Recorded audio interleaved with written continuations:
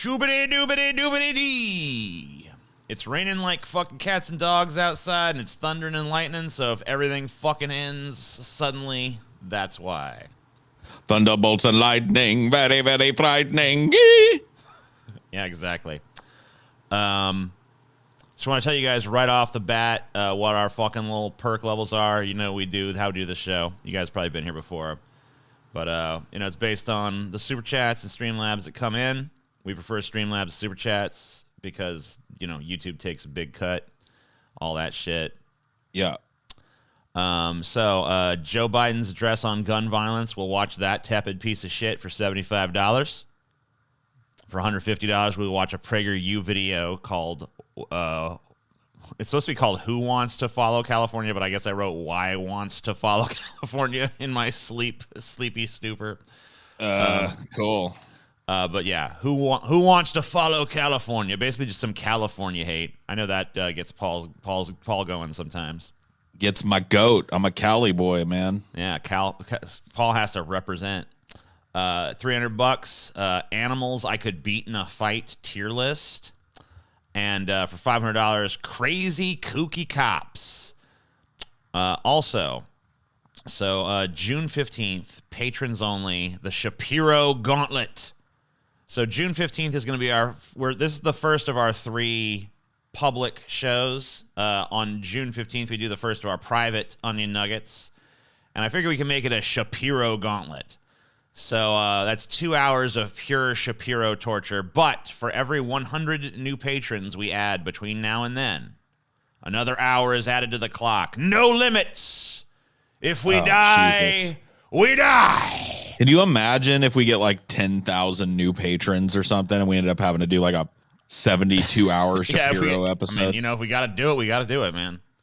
I mean, at least we'll have money, We'll probably die in the process, but we'll die rich. What good? You can't take it with you. Rich. That's just a myth. You can take it with you. All men die paupers, TJ. That's true. But maybe one of us will live. Who knows? And then they can just have it all. Well, the money's rolling in quick today. We've already got fucking $60, $70 in there. So, well, I mean, people love us, TJ. People love us. They know that we're correct about everything. They know that we're brilliant. And they are rewarding us for that brilliance. Thanks, guys. Appreciate you. It is so hard being a brilliant person who isn't rewarded monetarily for their brilliance. I know. So we're at 4,710 patrons right now. So whatever we add to this total by June 15th. Juneteenth? Yeah, Juneteenth. Will be for the Shapiro gauntlet. And I got to say, I don't know, for those of you who are patrons, you know this, but last time we did one of these shows, I threw a Shapiro video in there, and like usual, Paul's blood pressure shot up to astronomical levels. So yeah, and I don't know, you even said, Paul, like Dennis Prager or someone else could be saying the same shit, and you'd just be like, whatever. They could even be saying worse shit. Yeah, you just be like, meh. Like there's something about Ben Shapiro, and maybe I shouldn't talk too much about it here. We'll probably explore it in depth during this Shapiro gauntlet. But I have some psychological insights onto why Shapiro pisses me off particularly in myself. You think it's because he's a little bitch boy? I think that's why. It's because part of it is because I kind of want to stick him. Yeah, you know what I mean? know that because you kind of like the he's like Twink Piro to you, Yeah, he's twinkish. Yeah, so I mean, and he's got this smile that don't quit. So part of you is like, God damn, I want to fuck him, but the other part of me hates him. Yeah. I don't know where Scotty went, by the way. Maybe he's dead. He's having internet problems or something. Yeah. He hasn't texted yet, so I'm not sure. I mean, he was in here a second ago, then he just fucking dropped off. It's raining really bad here where I am. I don't think it's raining where he is, so I don't know what's going to happen if my fucking internet goes down, which it fucking very commonly does when it's raining like this, but hopefully, the gods will be in my favor today. Well, we'll see what we can do.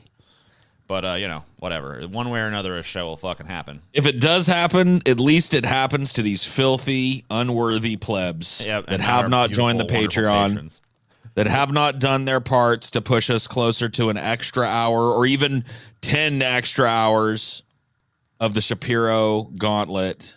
Trust me, you don't think there's 12 hours of Shapiro fucking bullshit out there? You give me a break, bro. There's way more than that. I mean, there's infinity hours. I could sum up endless shit. Yeah, like we'll just go. I'll literally just go to his channel and fucking like just start pulling shit. Anything that looks like it might trigger us, I'll just pull. Oh, and he's got tons of those fucking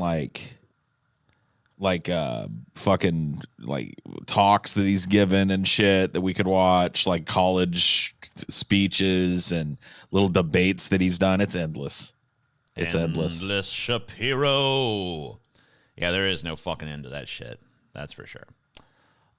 Anyway, so like I said, we got 4,710 of these motherfuckers right now. But whatever we have, every 100 we get on top of that, we will go ahead and add another hour onto the Shapiro gauntlet. So you guys, I mean, you could really fuck us if you wanted to. For as little as $7, you could fuck us up the ass. Wait a minute, what? What? Hey, Scotty. Yeah, my cat apparently disconnected the USB cable that connects to my board. Bad kitty. Bad naughty kitty. Naughty kitty. What are you doing, kitty cat? No! The board was on, the mic was registering. I'm like, okay, this is weird. Then I go back and see my kitten, or I guess she's not a kitten anymore, has decided to play with the back of the board. Yeah, cats suck, bro. So what fucking promotion are you getting me involved in? You don't know? Oh, yeah. You never did tell me what you thought about this. I just rolled with it. But so, Scotty, what we're doing is we're doing the Shapiro gauntlet on June 15th. Told me where? Told me where? In our text. On June 15th, Scotty, the Shapiro gauntlet. 2 hours of pure Shapiro torture. But for every 100 new patrons we add between now and then, another hour is added to the gauntlet. Dun, no dun, limits. Dun. If we die, we die. Oh my God, dude. I thought Steelmanville Road sounded awful. Oh, trust me, Steelmanville Road will be worse than the Shapiro gauntlet. Yes, it will. I don't know about when that. finally you walk the cobblestones of that old road. Unless I way underestimated the amount of people who are gonna do this, dude.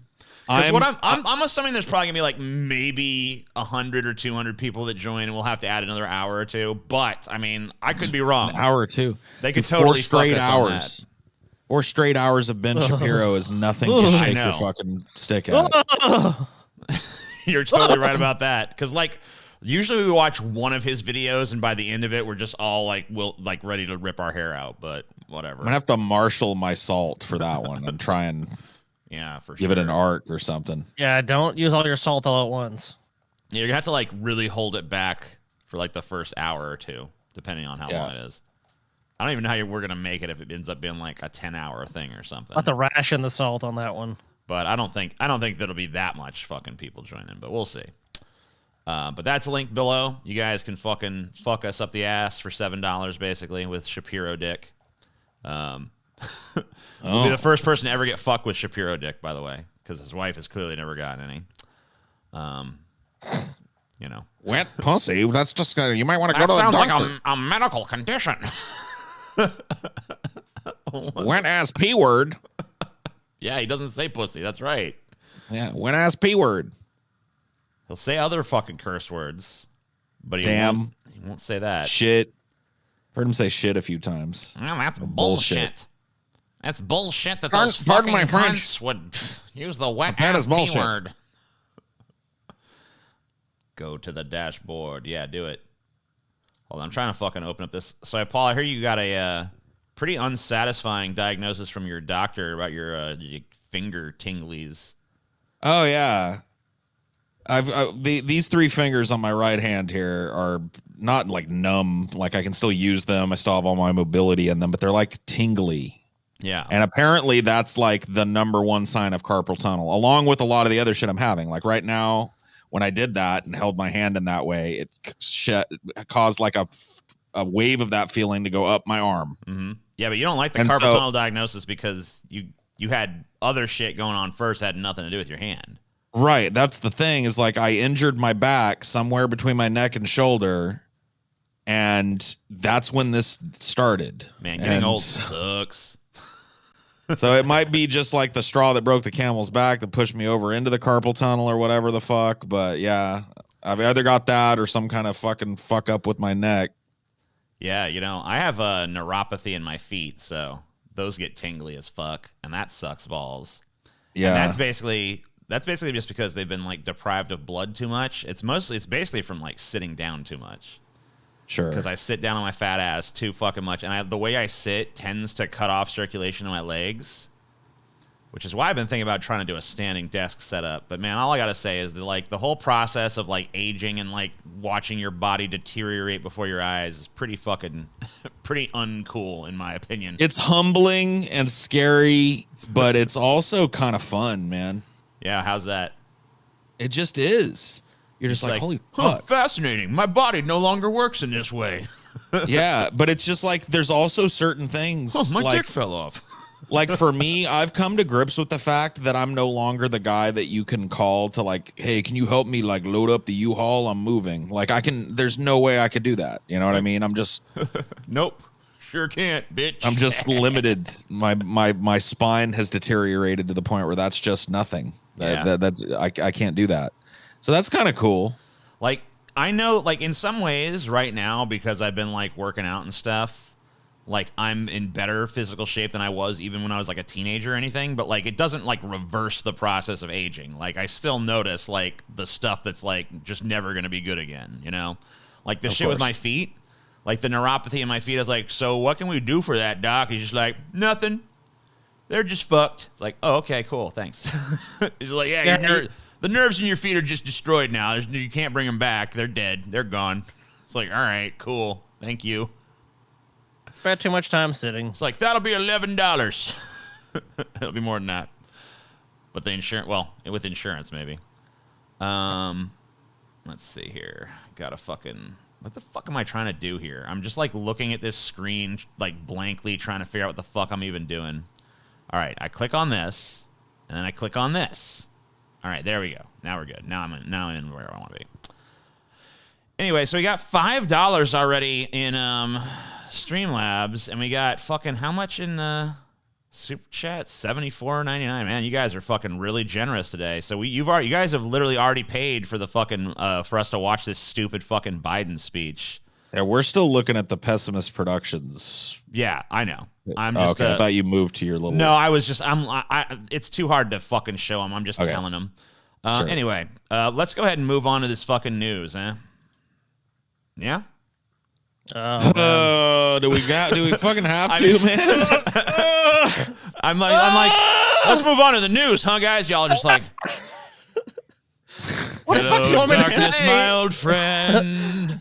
Like, I don't know, man. Moving on to the news, that's gonna be a depressed. Like, it used to be like a segment where it's like, all right, but now it's like, can we talk about Ninja Turtles and GI Joes and Super Mario's and shit? Sure. Teenage Mutant Ninja.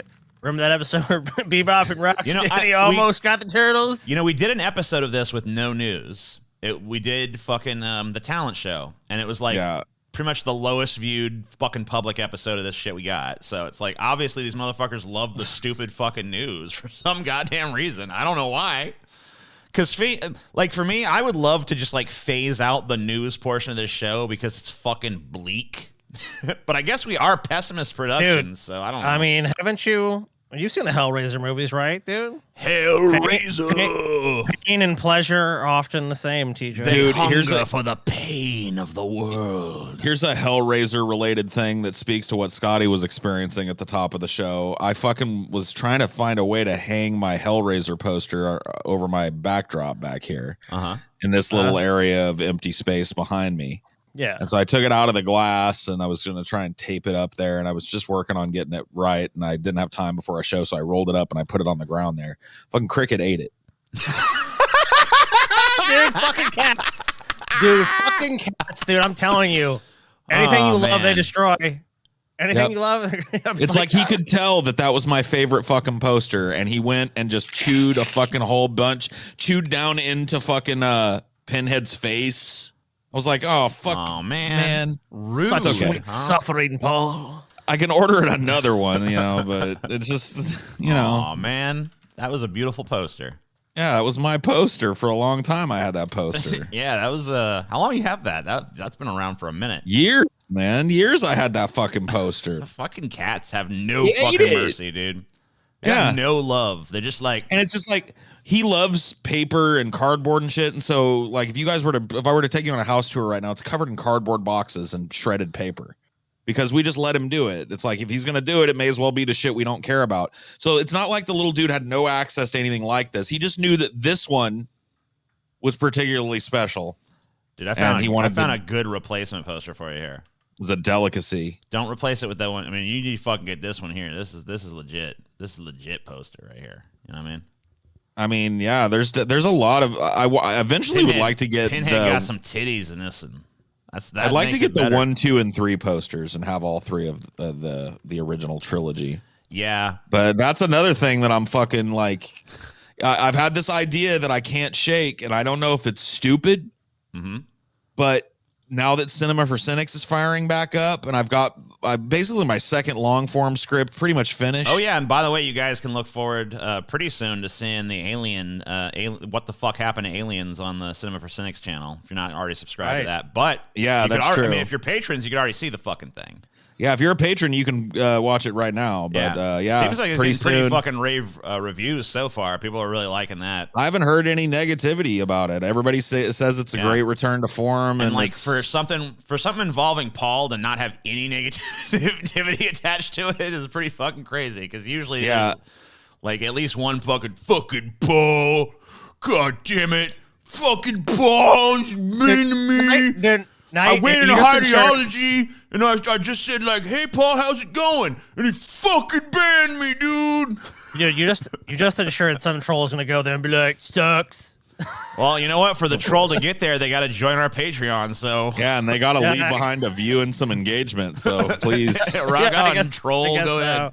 Yeah, that channel is capital M monetized. So please come by and tell me how much it fucking sucks and downvote it. Go tell Paul how bad he is. If it's monetized fully, it's like, yeah, come on. But yeah, no, like one of the things, like I'm just now finishing up my second big long form script that'll come out, and my brain is just like, what the fuck happened to Hellraiser again? What the fuck happened to Hellraiser again? And I'm like, dude, I don't want to fucking do it. And then deep inside of me, it's like, yes, you do. You want to feel the exquisite pain once more. And I'm like, no. But I'm like, it's winning, man. The fucking the lament configuration is winning in the battle of my psyche, and I feel like I'm just gonna have to do it again. Yeah, I think so. Paul, let me tell you something.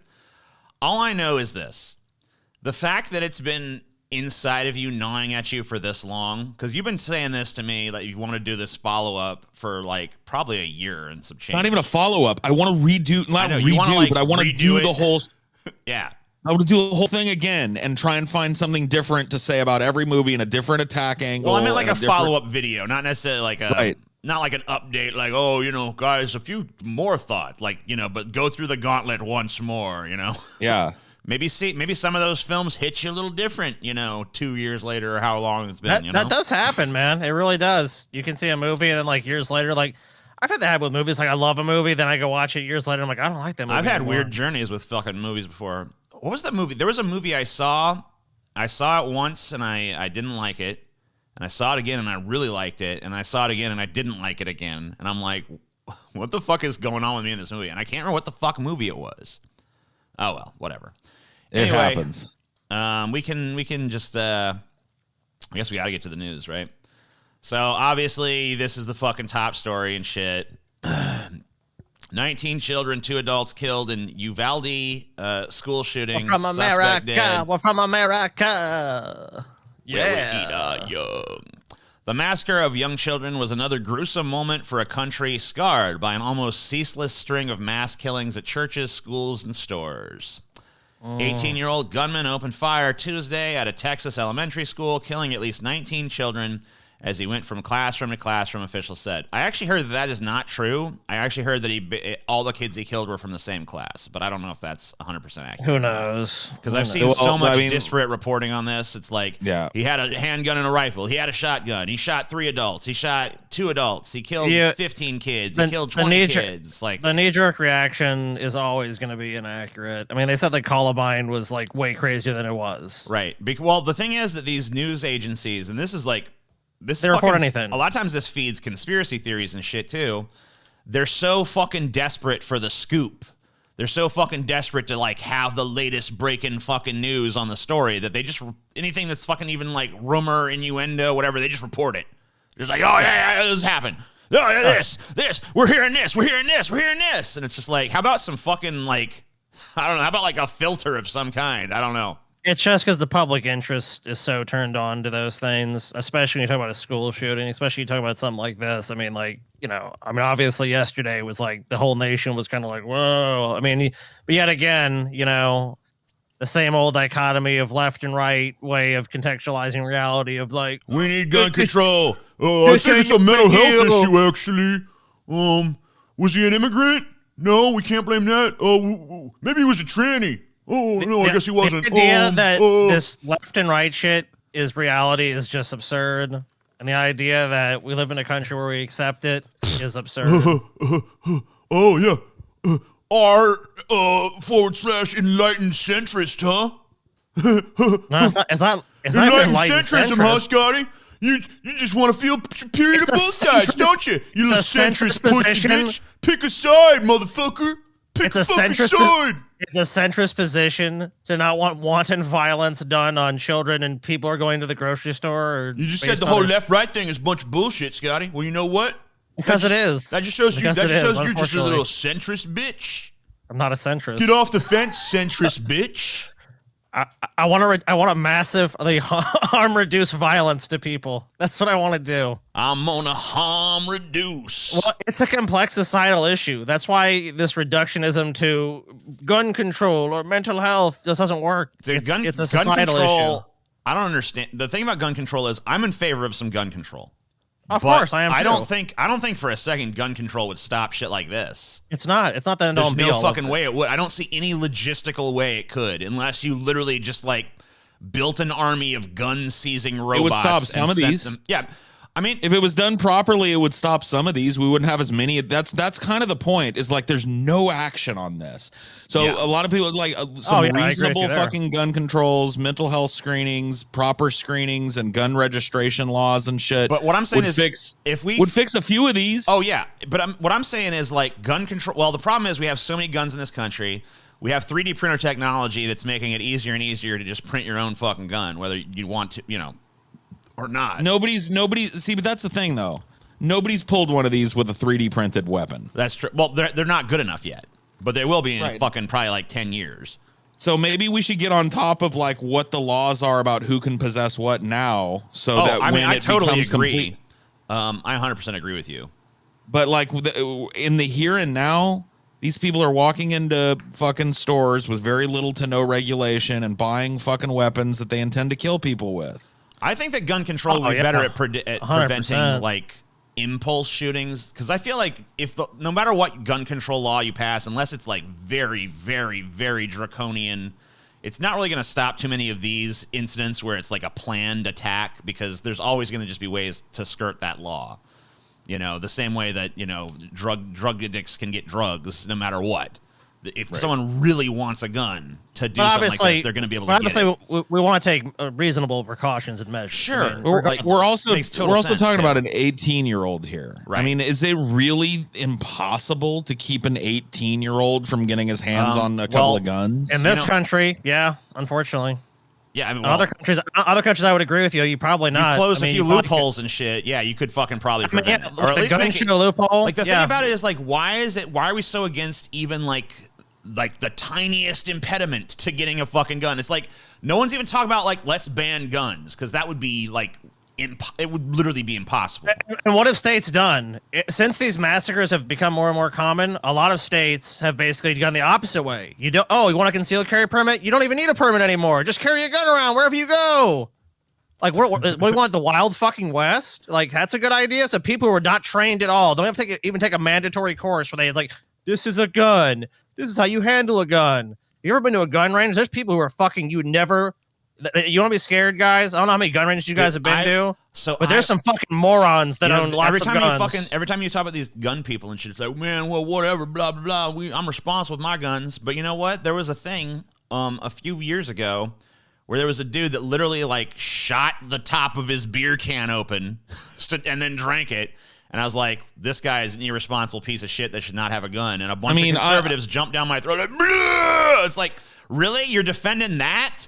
Like, I'm not even saying, like, take guns from everybody. I'm saying, like, a stupid motherfucker that, like, literally holds a can in his hands and shoots the can and then drinks the beer should not have a gun. And they still defend that. So there's no scenario.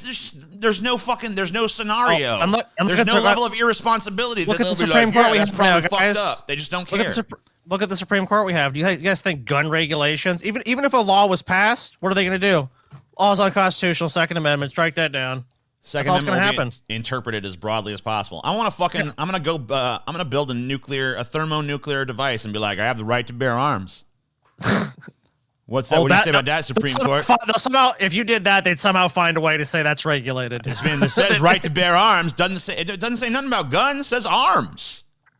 Yeah. I should be able to have a thermonuclear device. What about the militia part? Everyone forgets the militia part. Like, what is it? So you're supposed to have a militia? I mean, like, honestly, the fucking wording of the fucking amendment kind of sucks. Like, I don't know. It's like can be interpreted in multiple ways because it's not clear. There's a reason why laws now. Like, people complain about how thick these laws are, but, like, you literally have to do that to keep people from finding loopholes and shit. Like, it has to be fucking spelled out to the nth fucking degree. I think that the Second Amendment reads way more clearly than people give it credit for. The object of the sentence is a well-regulated militia. Right. A well-regulated militia being necessary to protect the freedom of a populace, the right to bear arms shall not be infringed. Right. So they clearly were not talking about every man, woman, and child in the country being able to buy these ever more deadly weapons and shit. The conservative interpretation of that is, though, well, what they're saying is because we have to have this militia, citizens have to have guns so they could fight the militia in case it goes bad. That's like their interpretation. It's supposed to be a protection from tyranny. That's a line. Look, when it comes against us, we all need guns. What they're saying here is that since we have to have a militia, obviously we have to have a military. But then, like, what are the citizens supposed to do? Power imbalance. So that means everyday citizens got to have guns too. So, ground flygun or whatever. Get a fucking name that doesn't have a bunch of numbers in it, weirdo. It's not fucking elite speed. What is it, 1998 again? Am I watching The Matrix? Civilians are militia by he's saying civilians are militia by default. Well, that's kind of the point because it doesn't just say a militia being necessary. It says a well-regulated militia. I don't think open fire sales under the tent where hillbillies are selling each other Mac 10s under the table with no paperwork has anything to do with being well-regulated or a militia. And so I'm not an anti-gun dude. A lot of people would paint me that way. I'm pro responsible people without violent prior histories and without fucking certain types of mental illness who can demonstrate that they don't have certain types of mental illness and are willing to jump through the same amount of hoops as, say, when you go to get a car registered. Or when you go to get a fucking driver's license or renew your license in a state. If you're not willing to jump through that level of hoop to ensure that gun is not going to... Because, like, once your name is attached to that gun, one of the most important things I think that needs to happen can happen. These guns can be traced to, like, why does this person not have this gun? We don't have any fucking notice of sale. They didn't put it through the system. So the owner of this gun just, got it robbed from them and didn't report it. Sold straw sold it to somebody, and they need to start prosecuting that. You want to possess a weapon, you should be licensed for that particular weapon. You should be willing to take that weapon down to the fucking gun equivalent of the DMV, show that you can properly handle that weapon, show that you have proper trigger discipline, show that you know how to check down the chamber if it's a rifle to make sure that it's unloaded, show that you know how to properly load a magazine, and show that you know how to fire it properly. And demonstrate via a quiz or something that you know and intend to store that fucking gun properly. If we're not willing to go that far, then, you know, what's the point of even fucking talking about it? Communist! Yeah, I don't know. What I heard is he wants to take our guns away, completely boys. Reasonable. That sounds completely you know reasonable. What, Paul Rieger? You can have my gun when you pry it from my cold, dead hands. I've had this conversation with pro-gun people, and I always go to the DMV and I say, do you think it's a good idea that you have to have a license to drive a car? Well, yeah. Why? Well, because, like, if they didn't, you know, if you didn't have to get a license to learn how to drive a car, there'd be idiots out there, even more idiots than there are now, more car wrecks, people getting killed. And I'm like, how do you not see the point? Yeah, but you know what? There ain't a constitutional right to cars in the fucking... Well, there is. There's a constitutional right to the freedom of travel. To uninhibited travel between free states. Movement. Yeah, free movement. Oh, yeah, that's right. Freedom Free of movement. yeah. Yeah. And cars are necessary to do that. So there is an arguable constitutional right to have a car. Sure. You can't go from fucking bullets first, boy. It's just about making to take sure my gun, I'll give you the bullets. It's just about making sure that people are responsible and they do the fucking right thing. And I mean, a few hoops to jump through is not that big of a fucking That's deal. it. But And I think that honestly, Scotty, that I'm not standing here telling you that would stop all of these massacres. Oh, but well, I bet of course. I bet there would be fewer of them. I bet there would be fucking fewer of them if this was the standard. Shut down gun shows that use the fucking loophole. Require people to register every firearm transfer and mandatory background checks and shit to make sure you're not selling to a fucking psychopath that's just got out on parole or some shit.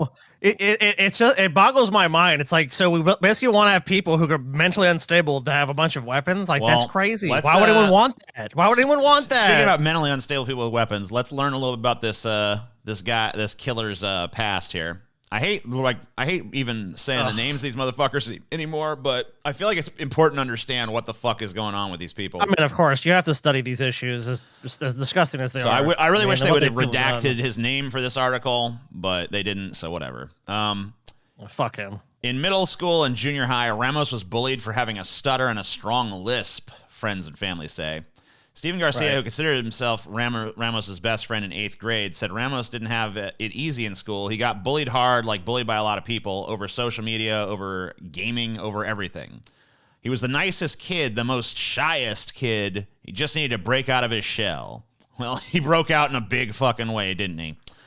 So anyway, at some point, he just started being a different person. He kept getting worse and worse. I don't even know. When Garcia left, Ramos dropped out of school, started wearing all black, large military boots, grew his hair out. There's a story in here about how he fucking like cut his face open and shit. Like I don't know, where is that in here? Oh yeah. One day Ramos pulled up to the park where he often played basketball, had cuts all over his face. He first said his cat had scratched his face. Then he told me the truth that he'd cut up his face with knives over and over, Valdez said. I was like, you're crazy, bro. Why would you do that? Ramos said he did it for fun, Valdez recalled. So, yeah, I mean, like, I don't know. It seems like there might have been some, like, warning signs and shit, maybe. Like, I mean, there always are. Dude, there always are. I'm going to cut my face open. It's like, But you know what? Wonder if this could be a desperate cry for attention of some kind. Well, we got to be honest about that shit. If your neighbor was acting squirrely, most times people don't want to get involved in that shit. 'Cause like, that guy's crazy, or I don't know. That kid's crazy over there. Cut his fucking face off.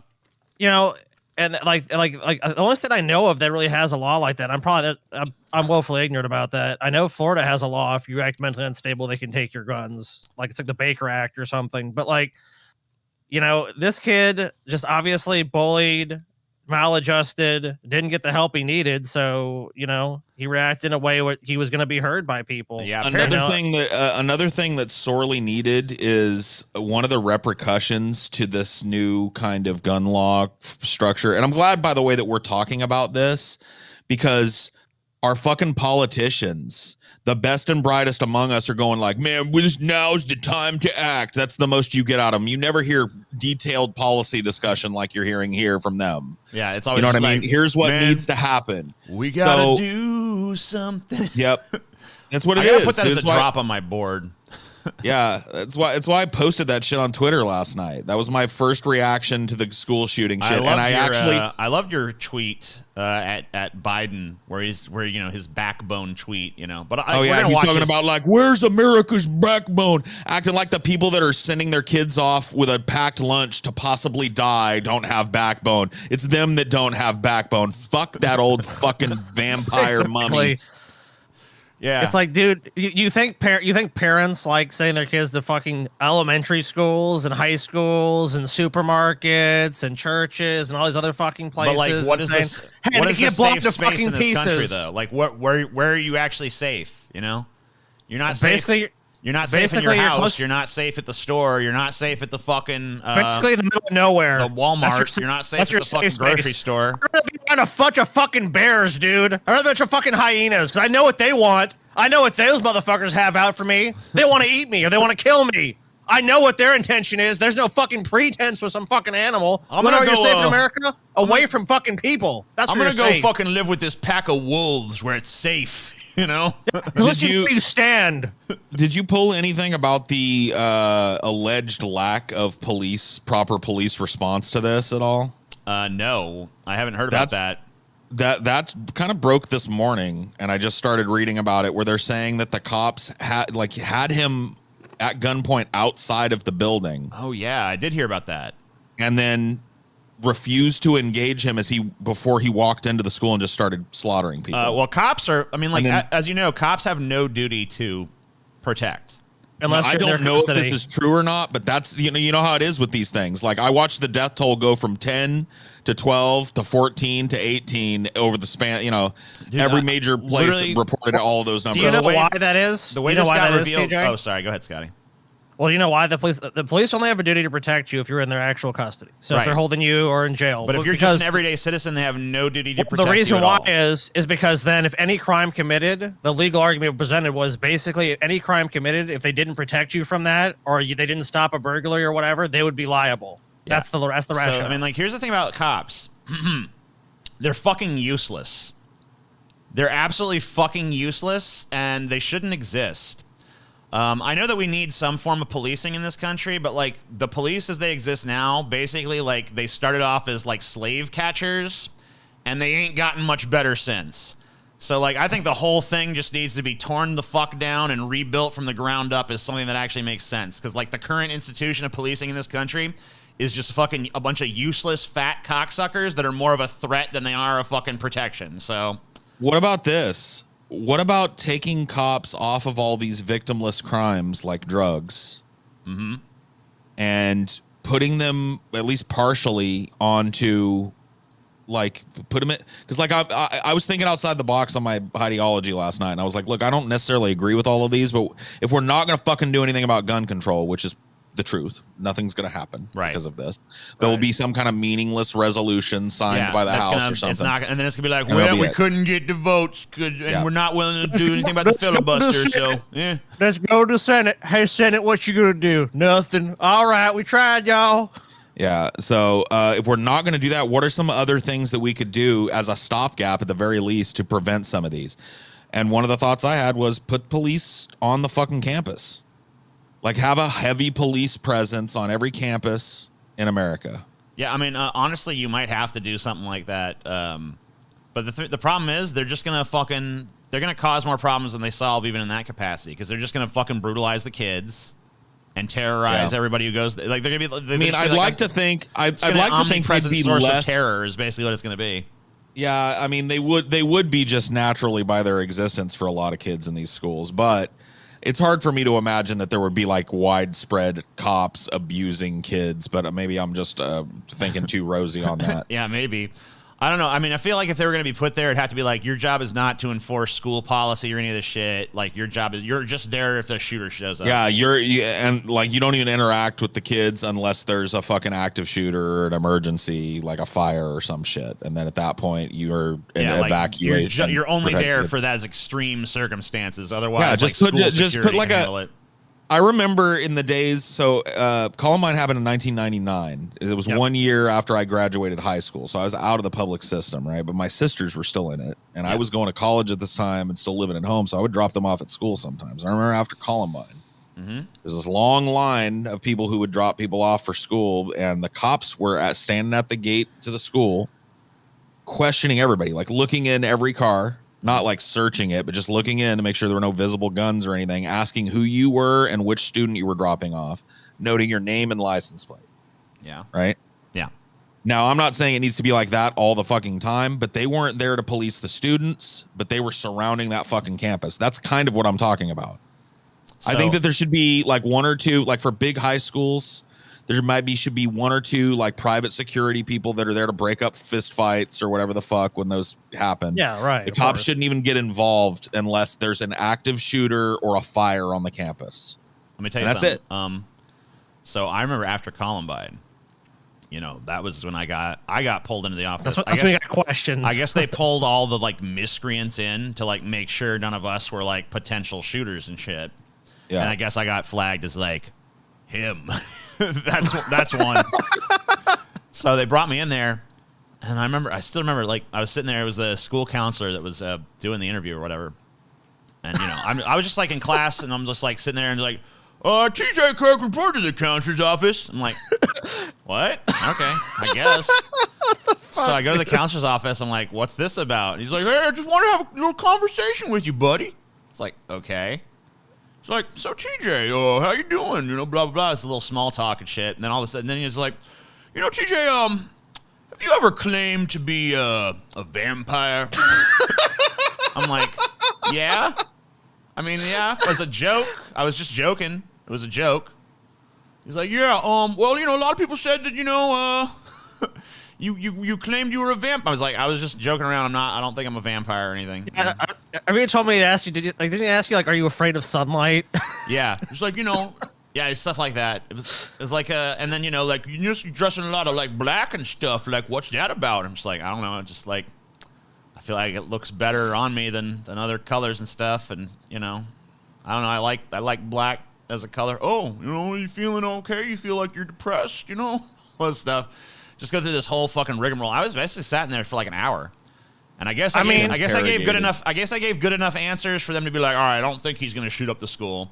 But little do they know, I was fantasizing about shooting that school up pretty much every fucking day. So jokes on them. I would have fucking totally done Satire.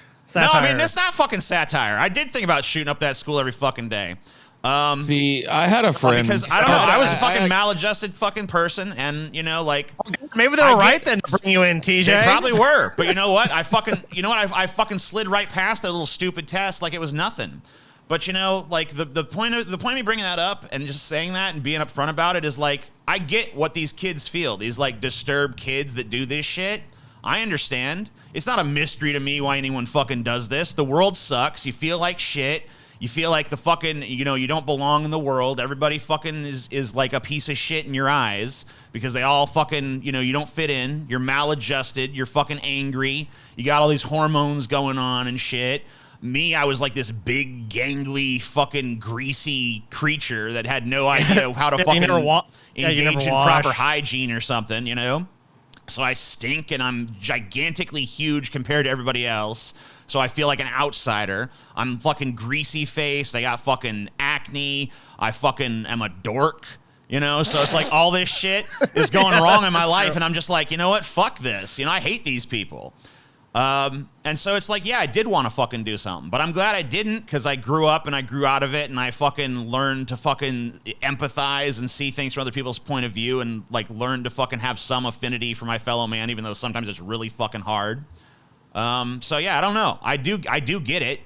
And I just wish there was some force that would intervene, you know, in these people's lives, especially someone who's like clearly like desperately crying out for help, like cutting their fucking face. It's like how blatant does it have to be? You know, like I am literally like disfiguring myself to fucking so someone will notice like what's going on with me.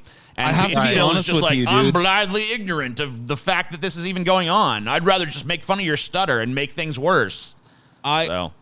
I'm not standing for making fun of a person's stutter and shit. But I was a dude. I had a lot of friends that were like kind of like outcasts and nerds. Right. And on the fringes of those friends, I knew a couple of people that were trench coat mafia-esque type of dudes.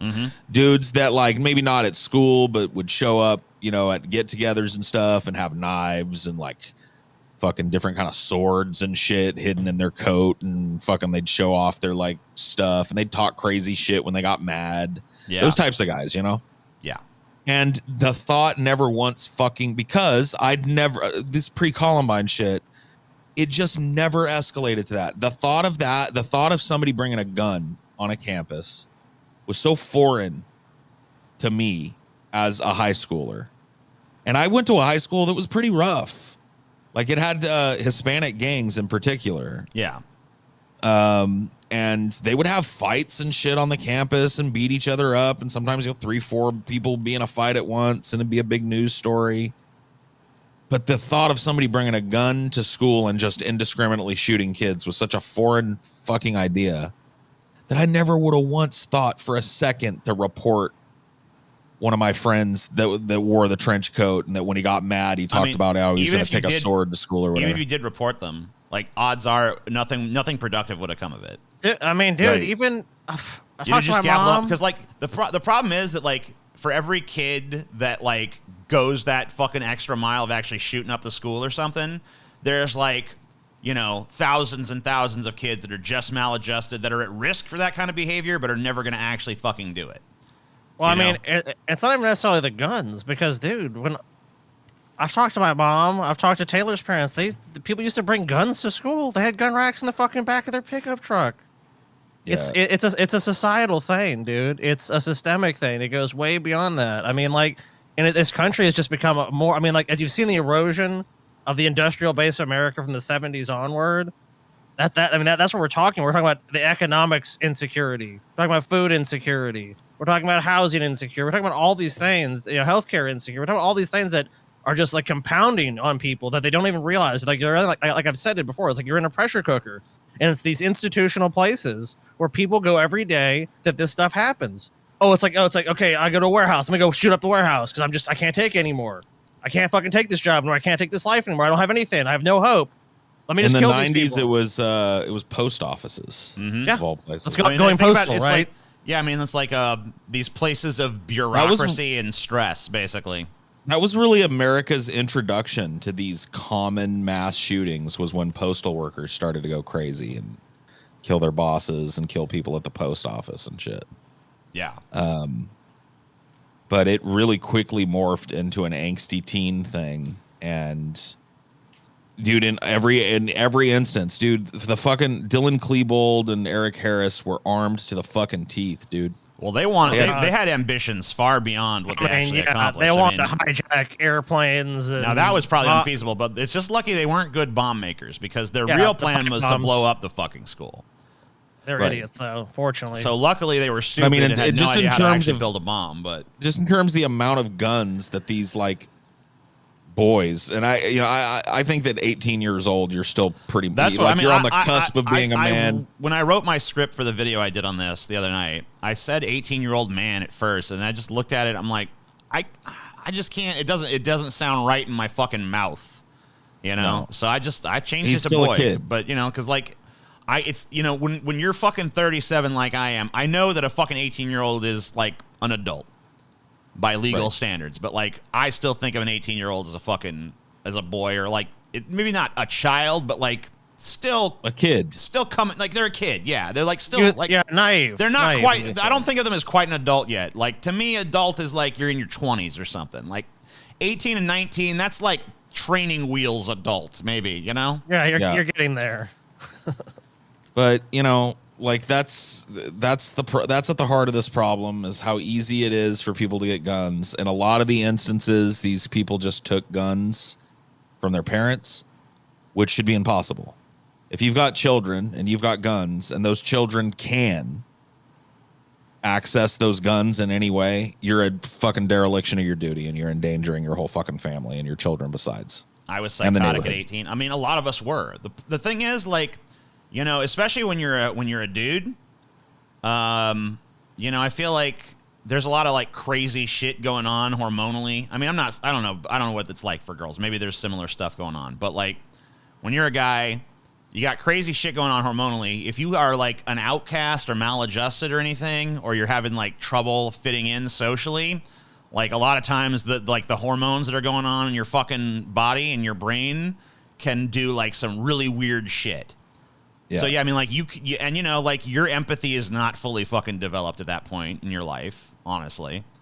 Like, you know, that's something that kind of comes later with like time and experience and shit, because like, you know, you've gone through like, and like I don't know, like the way that like our culture sort of like deals with and processes males is probably part of the problem as well.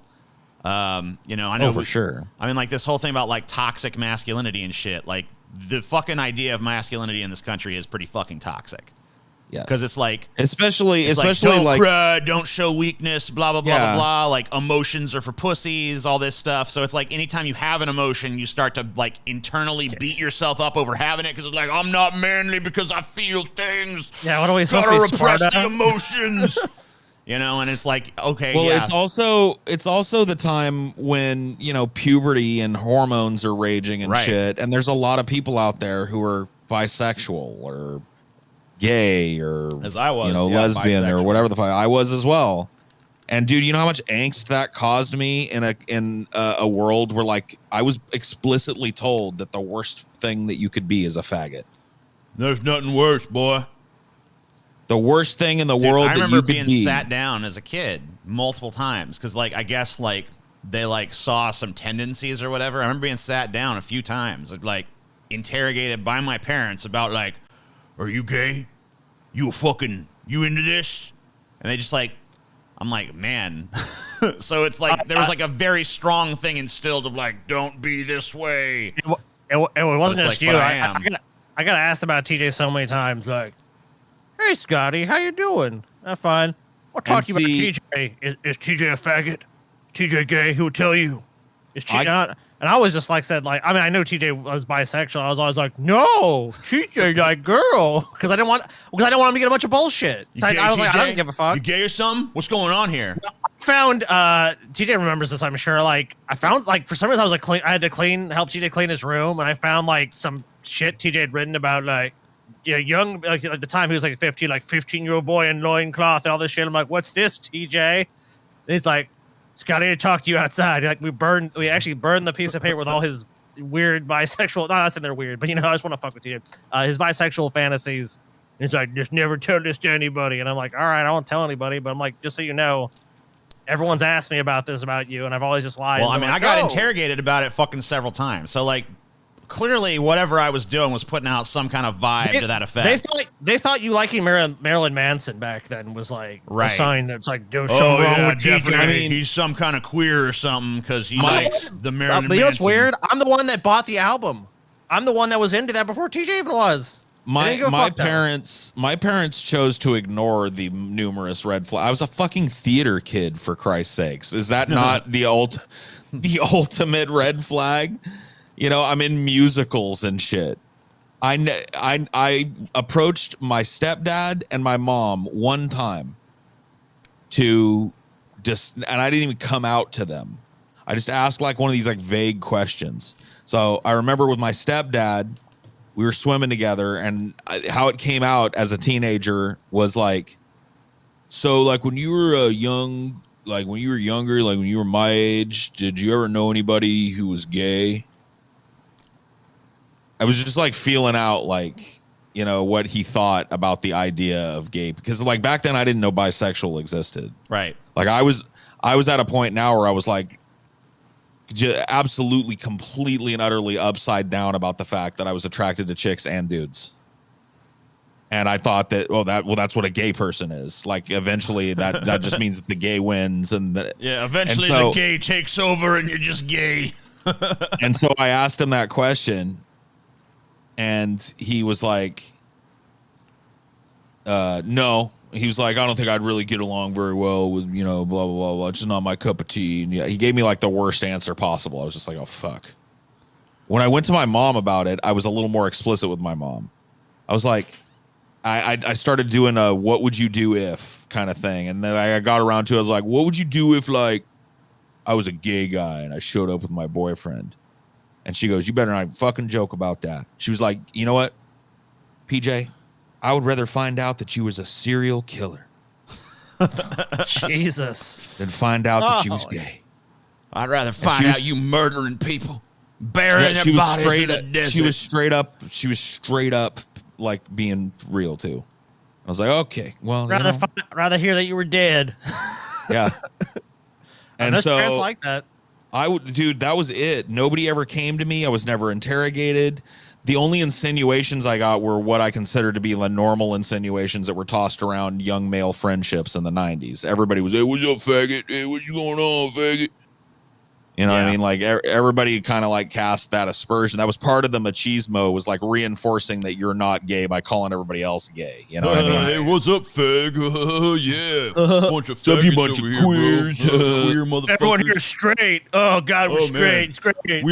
I'm really straight, you guys. I love pussy, personally. I don't know about you guys. I'm big into pussy over here. I hate that fucking fag shit. Being a straight dude, I don't know why that ever have to be reinforced at anybody. It's like, if you are, you are. If you're not, you're not. Who cares? It's like you don't have to go around like going like, "Well, this is what I am. I like women, bro." It's like, okay. Well, who cares is like, I don't know, a lot of people for some fucking reason. I mean, I'm saying I personally don't give a shit. I don't think anyone should. It's not their business. Yeah. What you want to do. I agree with like, period. It's like, that's not my life. The tragic twist for my mom is that I turned out to be both. Yeah. Killing and gaying. Yeah. Fucking bastard. Too bad. So I have not watched this footage, but it was the headline on Drudge Report, which is kind of weird that they would make this the headline. So I gotta get some. It's gonna get some clicks. But I guess maybe to like draw attention to it, because I know Beto O'Rourke is like big anti-gun guy or whatever. Right. But I guess that Beto O'Rourke confronted Greg Abbott on stage during press conference, and I guess he got pulled out of there. So I'm not sure exactly how that fucking went down. But is this the video? Because this does not look like the video. Maybe I need to refresh this page. Did Greg Abbott get triggered? Couldn't handle it. Couldn't handle the heat. Here is a video. I don't know if Beto looks good here or says anything worthwhile or what happens, but I guess we take a look at it. When Beta gets you, that's pretty bad. Yeah, I don't know. Let's see what happens. Excuse me. Excuse me. Excuse me. Sit down. You're out of line and an embarrassment. Hey, sit down. Shooting is right now, and you are doing nothing. No, he needs to get his ass out of here. This isn't the place to talk this over. This is totally predictable when you... Sir, you're out of line. Sir, you are out of line. Sir, you're out of line. You're out of line. You're out of line, sir. Fuck you, buddy. You're out of fucking line. What are you gonna fucking do? Offer your thoughts and prayers? Get the fuck out of here, you worthless sack of shit. No, I totally agree with him. I don't even like Beto, fucking dork. But no, fuck you. You're out of fucking... You're out of line. We're having a press conference. What are you gonna fucking do? Offer up some fucking prayers? Take him a shot up your ass, bitch. We don't want him. Thoughts and prayers, boy. So, like, basically, like, you guys are always saying you're gonna do stuff, but then, like, you don't do it, and that sucks. You know what I mean? It'd be really cool if, like, the next time you guys said, like, "Hey, we need to do something about guns," like, you did it. You know? I don't know why. What do we call this fucking guy? Butthead O'Dork. Butthead O'Dork or something. I don't know why, but I think he's running for governor, isn't he? So Probably. he'll be back, right? Yeah, he'll be back. He'll be back. Sir, you are out of line. Please leave this auditorium. Excuse me. Sir. Like, I think it's probably like you that's out of line or whatever.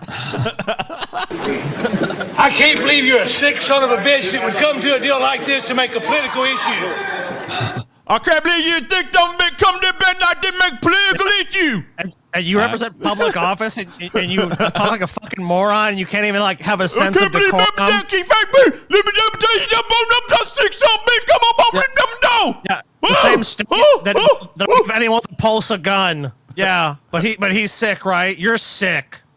You're fucking sick. If you think that's son okay. of a bitch. What kind of sick son of a bitch comes up here interrupts my press conference, boy? You're actually right though. I am a son of a bitch. My mom sucks. Yeah, you want me to come in? So we're following some developments here at this. Okay. I don't know. Let's see if we can glean more out of this. I mean, honestly, as for political acumen, I mean, it's a good PR move for him, and for people who are going to vote for him, it's like, yeah, I'm gonna go stand up to him. I'm gonna go yell at him. It's like Senator Ted Cruz, who ran against O'Rourke for the Senate in 2018, told him to sit down, seemingly in disgust. After O'Rourke left, the governor noted, "There's no words anybody shouting can come up here and do anything to heal those broken hearts." Oh, what a useless fucking state. Yeah, what a useless governor. Thoughts and prayers with you. Yeah, that's all you guys can offer. So nothing. Man, I'll tell you what, boy. Ain't nothing no one can say make this any better. Might as well just not say nothing except offer up some prayers to Jesus. Dear Jesus, please stop letting our kids be shot and stuff, The Jesus. fucking audacity of that statement as he politicizes it and fucking, I'm the governor, look what I've done, nothing, but I'm here to say I'm real sorry. Then someone else comes What I and don't makes another understand is political like point. this idea of like, we shouldn't politicize this. We should. Politicize this. It's like, what do you mean? It's a political issue inherently because whatever solution exists for this problem is going to be political. Like you can't you can't change society and it not be fucking political.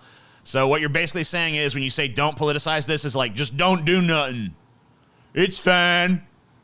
Just like hope it stops. You know, just keep doing what we're doing and hope it just stops happening. You know what I mean? See, I'd have had more respect for Beto if he just fucking pushed that cop aside and been like, fuck you, bitch. Arrest me. Yeah. Get taken off in handcuffs, you know? Go dump fucking worthless ass Greg Abbott out of his wheelchair. Hop up on that stage, smack Greg Abbott across his fucking face. Fucking worthless That's what I'd sack like of to shit. see. Then I'd vote for you. I'd agree vote with for you you. for president at that point. Yeah, me too. Hey, that's that dude that smacked the governor of Texas, ain't it? Yeah, he's my leader. This one time Beavis was playing with matches. Yeah. And he like set the side of the store on fire and we both went to jail and it sucked. That sounds like it would suck. So I don't want to go to jail, you know? I just wanted to tell him, I just want to like show up there and tell him like, cause like he's there talking about how like good he is. And I just want to be like, hey, you actually suck, you know? Yeah, I think that's a noble cause, man. You know, I think so. You did the right thing. Yeah, you suck and you're worthless. All right. So last thing we got on this until we watch the Biden speech later, because of course we have to do that fucking shit. But we're gonna take a little break from it for a minute.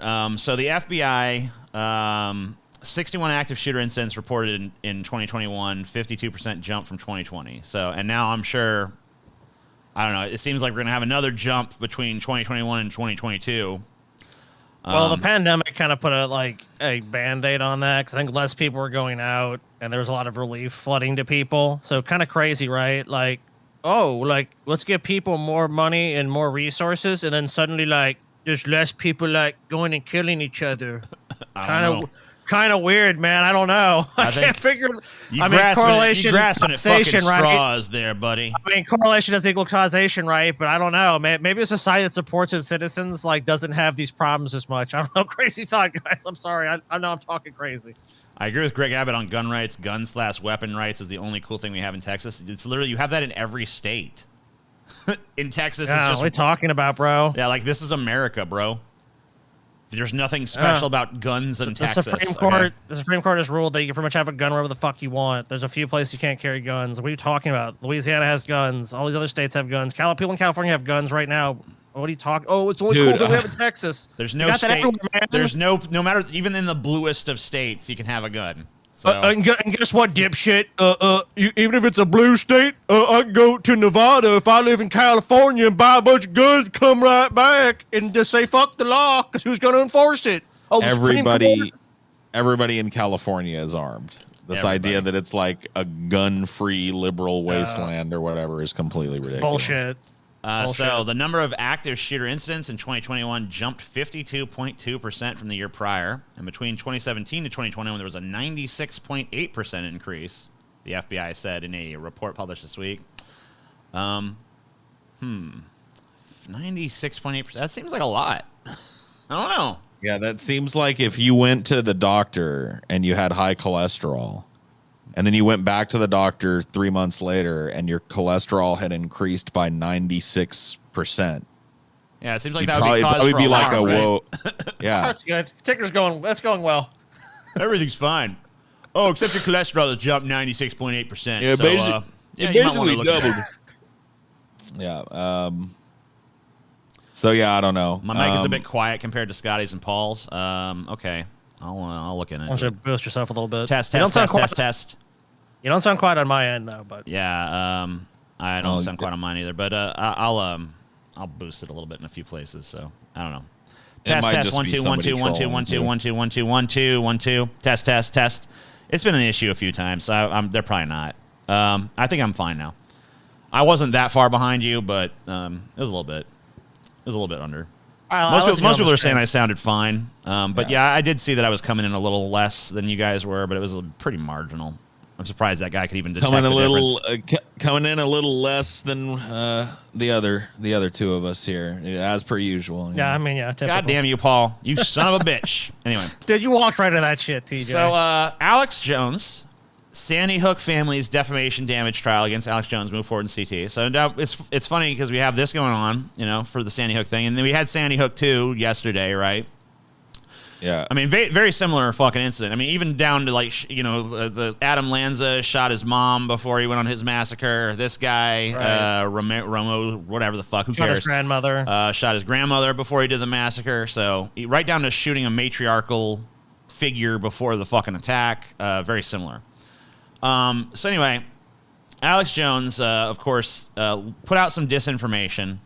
Said it was all a fucking hoax. Said it was all just, a fucking scam to deprive people of their precious fucking guns. And a federal judge has cleared the way for the Sandy Hook families to have the defamation lawsuit they won against Alex Jones released from bankruptcy protection and returned to state court, where a trial to determine the damages of Jones must pay have been set for August. So basically, Alex Jones, he lost the case, and but he's just like, bankruptcy, bro. I'm bankrupt now. And now the judge is basically like saying, like, no, fuck you. No, you're not. You're not bankrupt. You're gonna piece pay. Of shit. So after a brief status conference love it. on Tuesday, federal bankruptcy judge Julie Manning got commitments from both sides to submit an agreement for the families to drop 3 Jones-controlled entities currently in bankruptcy protection from the defamation lawsuit the families won last year. Once Manning sanctions the agreement, it will allow the families to prepare for a trial to determine how much money Jones will pay for calling the worst crime in Connecticut history staged, synthetic, manufactured, a giant hoax, and completely fake with actors. The Sandy Hook families will be free to pursue their damages because they will no longer be party to the 3 Jones-controlled businesses in bankruptcy. The family's target will be Jones himself and his parent company, Free Speech Systems, which technically were not part of the bankruptcy filing, but which benefited from the automatic stay the federal bankruptcy cases have over state courts. So basically, they've just Jones tried to do this bankruptcy shit to protect his money, but Alex it's not gonna. It's not gonna work. And you know what? You would think this motherfucker had learned his lesson, right? Oh, you would hope. Well, no, not at all. Not at all. Sorry to say, nope. Because here he is, once again, lying his fucking ass off like the piece of scum fuck shit he is. Sue him again. Sue him again. Fuck him, dude. Alex Fuck Jones this is guy. once again spreading harmful misinformation about a school shooting. The trans kid picture here was not the shooter and is still alive. So basically, I can't wait. This Sue this guy this into circulated oblivion. on the internet, right? There was all this shit, a bunch of right wingers because they wanted to try to figure out some way they could use this to further their fucking bullshit agendas. They first said, oh, he was an illegal immigrant. He wasn't. And so when that got found out, they're like, well, he's a tranny then. And they found some pictures of a trans girl that looked similar to the killer or whatever. And they're like, Doesn't even look similar, by the way. yeah, I mean, it was similar enough for their stupid asses to fucking buy it, I guess. And okay, whatever. You remember the picture they pulled of the bar. You remember the picture they pulled of the guy that was supposedly JFK Jr. Yeah. that fucking dorky nerd. it wasn't quite that far off, but yeah, it's not that close either. So check it out. Arizona. Mark in Arizona. Let's talk about Mike Adams. Go ahead. Yeah, Mike Adams just posted on naturalnews.com that the kid was a transsexual, and I think we should go we into have the that and photo. say We'll put them on screen. Put them on screen, yeah, Alex. He killed 7, 8, and 9-year-olds. Maybe that's where he went to elementary school, and he's just going back to where it all began. And so he was groomed there and then set up and transitioned through high school, and it drove him crazy, so he started. Yeah. This kid was trans. These people are fucking So I'm mental, guessing, dude. I guess they don't put the photos up in this bit of the segment, but they did put up some photos of this trans person that they decided they were just gonna like try to scapegoat and blame this whole thing on trans Where people. did they get this one? I'll miss where they got it from. I'm just pull it right on my fucking asshole. Here you go. We You want hate it? trannies, so It's probably some trans kids that got groomed. trans people or something.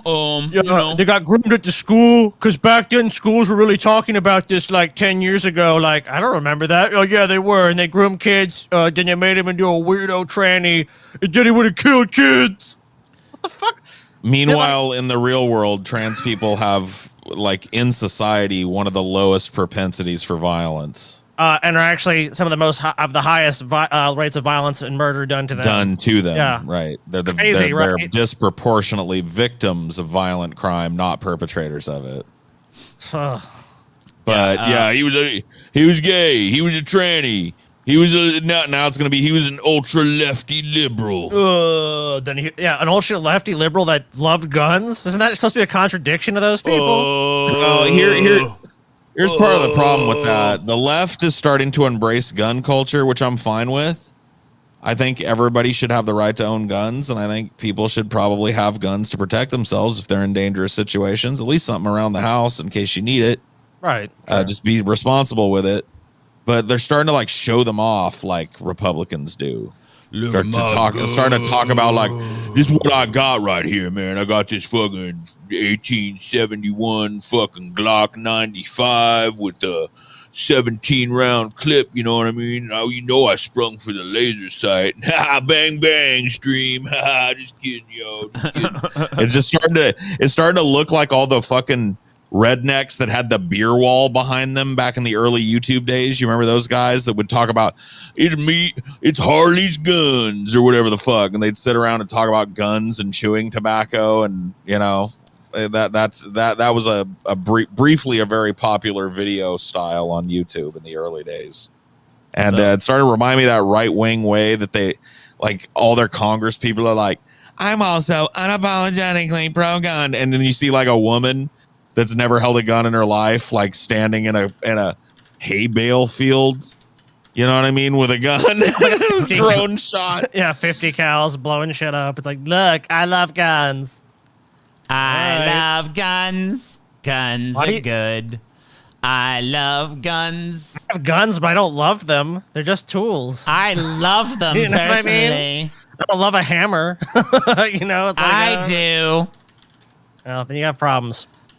Hold on. Why do you guys even open up about guns? What the fuck do you mean? What does that mean? Open up about guns? Huh? Open up about guns? He's probably one of these people that thinks that everything that we're saying is stupid because it doesn't include free and open trade of guns to anybody who wants them, and blaming some other fucking random factor on the fact that these happen once every couple of weeks. I don't even understand can they try again? I always ask people to try again, and then they never fucking do. So No, they never do. it's like, hey, what are you talking about, buddy? Can we fucking get some like semblance of sense in that sentence, please? Maybe. I don't know. Might be a good idea. That's asking too much. It's asking far too much. You got it. I'm sorry, guys. No, I don't believe in making sense. That's a liberal conspiracy. I just got into guns last month, and I'd like to show you my assault rifle, dude. Hell yeah. Talk about you guys don't know terminology or laws. Okay. Well, I'm going to show you my assault rifle. Yeah, well, Professor, why don't you make a fucking video and teach everyone about it? Fucking dipshit. I'm going to show you my assault rifle, my dude. And then we're going to talk about how based it is to continue to support the war in Ukraine. So we're going to talk to a based NATO ally from over there, an ex-NATO chief of security, and we're going to talk about how based he is. Based? So this is the sorry, I don't mean to interrupt your VDS or whatever, but my VDS, yeah, yes. dude. But this is the person they blamed for the attack, who looks very little like the actual shooter. But yeah, they are on Reddit. Basically, this is them. Ridiculous. This is them posting like, "It's not me. I don't even live in Texas." Basically. So you see here that's them. I guess the posts are vanishing quickly, too fast to even report them. They're trying to report these posts that are trying to make this claim. Honestly, I don't know if so. This is their Twitter or their Reddit handle here: apprehensive_ad_995. Reach out to them and encourage them to fucking sue these people. Because like Alex Jones already paying out the ass. No reason he shouldn't pay a little more. No reason that all these motherfuckers that pushed this story out shouldn't fucking pay for their fucking just like blatant fucking lies. But I don't know. That's up to them. Oh my God. You know what? In between these stories, can we take a quick moment to dunk on Johnny Laser, who said Paul sucks disliked? Paul sucks. So let me explain something to you, Johnny Laser. Yeah. The dislike button is what I like to call on the internet a monkey button. It's a button so that they can track how many times your chimp ass is willing to engage directly with it in one way or the other. They don't care if you don't like it. It doesn't hurt our channel if you don't like it. In fact, helps it in every single fucking possible way, because it shows you were here and you were engaged with the fucking content and you posted a bunch of times in the fucking chat. So there you go. Thanks, buddy. Please, if you're out there and you also hate my guts, dislike me, dude. If you don't like my VDS, dude, look, please the dislike VDS this video. shit. Yes. Here's the thing. Yeah. The VDS shit, can we talk about it for a second? Sure. I feel like on one hand, I'm supposed to ignore it, which I do. I don't watch Vosh. Yeah. But then it's brought into our subreddit constantly and put in my face on social media constantly. And then when I talk about it, I have VDS. Yeah. What am I supposed to say? So now I can't say what I actually think about Vosh and his output without being accused of having derangement syndrome. I guess not. See, I wouldn't even want to talk about this, but this is the type of shit that gets views. Inter-streamer drama, dude. This is the type of shit that gets views, Get right? him, Paul. Get him. Lay siege to the Vosh castle. No, because you know what, dude? I don't like doing it in this venue. Oh, okay. Because you agree with a lot of what I'm saying, but you hold back for political reasons. You're like, and then people go like, notice how TJ just sits there awkwardly when Paul talks about Vosh? It's like, dude, you agree. Yeah, I mean, I agree with some stuff you say.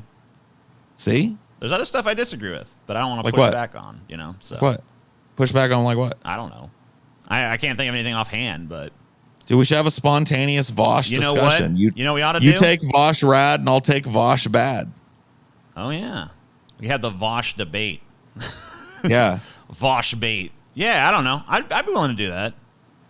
Dude, I challenge you to a fucking Vosh bad, Vosh rad debate. Okay. Yeah, let's do it. You take Vosh rad. A Vosh off. I take Vosh bad. Yeah, okay. I'll do that. Can I take All Vosh? I just don't give a fuck one way or the other. Yeah. Like, I just don't care. Sure. I mean, You can just be like Sky, you can be the who gives a fuck about Vosh person. And then, you know, Paul will be the anti-Vosh, and I'll be the pro-Vosh. And Vosh can moderate, yeah. Yeah, we'll get Vosh in there and be like, Vosh, you got to decide who won. Yeah, he's got to be the Vosh moderator. You got to decide if you suck, or if you're good, or if no one should give a shit about you. Those are the three positions. Yeah, but not today, because we got too much shit to do. But yeah, I don't know. Maybe next week. Fuck. I'll look into it. I mean, like, honestly, it is good for fucking SEO and shit, because plenty of people interested in Vosh.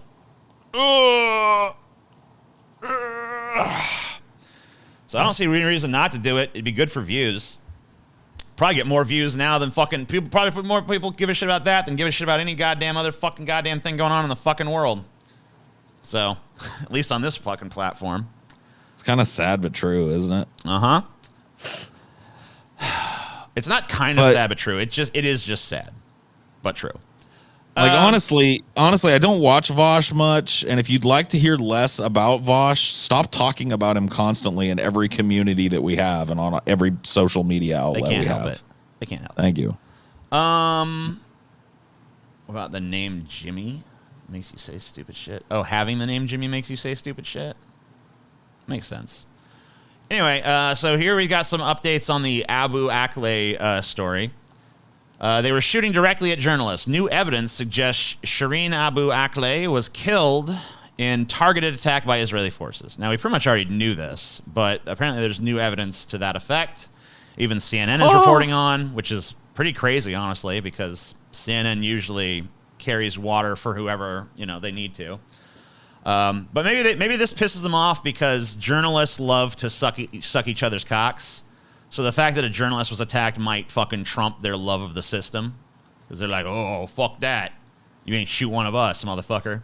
Several shots ring out in quick succession, cutting through a clear blue spring morning in Gannon in the West Bank. Crack, crack, crack, crack, crack, crack, crack, crack, crack, crack, crack, crack, crack. It's like, all right. Jimmy crack corn and I don't care.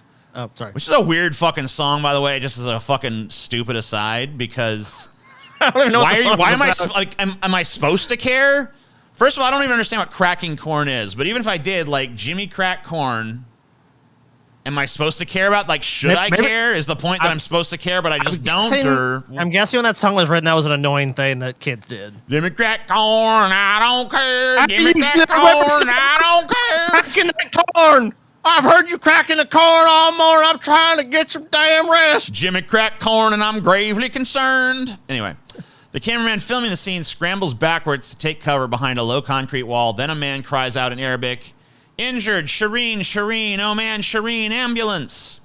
When the camera operator pans around the corner, Al Jazeera journalist Shireen Abu Akleh can be seen lying motionless, face down on the ground, as another Palestinian reporter, Shatha Hanaisha,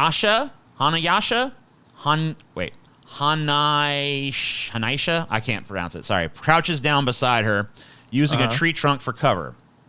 Hanaisha reaches out and tries to rouse her as gunshots continue. There's no response. Both women are wearing helmets and protective gear marked press.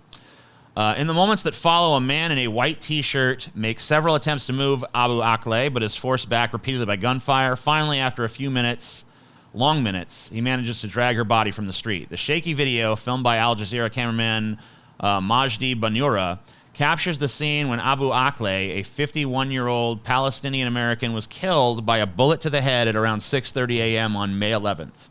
She had been standing with a group of journalists near the entrance of Jenin refugee camp, where they had come to cover an Israeli raid.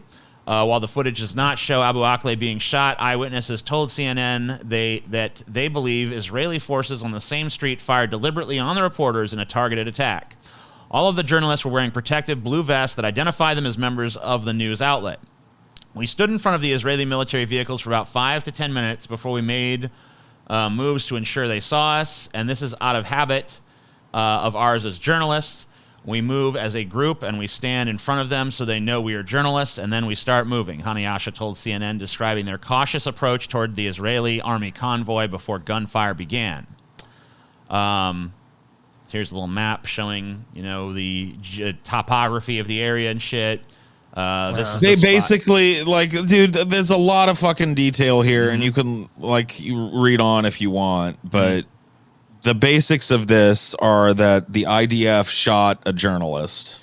Well, they shot. They just shot wantonly into a group of journalists. Right. I mean, they talk here about the precautions they take. It's we make sure they understand we're journalists. We fucking stick together, wearing our blue vest, making sure they see us. So they know, we are journalists. We are not combatants. We are not here to fight. We are here to cover the news.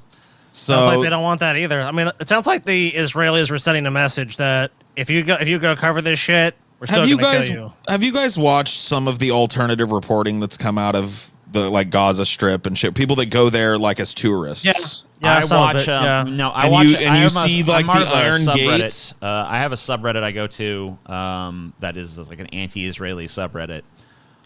That shows a lot of that kind of stuff, and you see. I don't go to that subreddit, but I've been inundated over the last fucking 20 years of my life of shit that's just it almost seems like schoolyard bully shit is a lot of the stuff that you see. Oh yeah, it's horrible. You know what I mean? They do.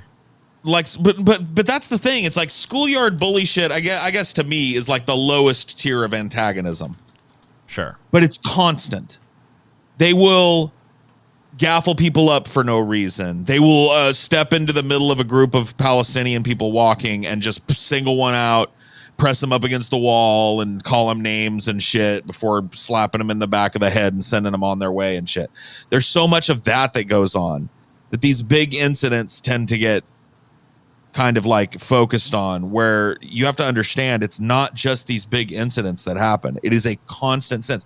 Dude, there are places where Palestinian parents have to wait behind an iron gate every day so that their children can be walked under armed guard from the IDF from the school that they go to. Here's a unarmed Palestinian being, severely beaten in front of their children.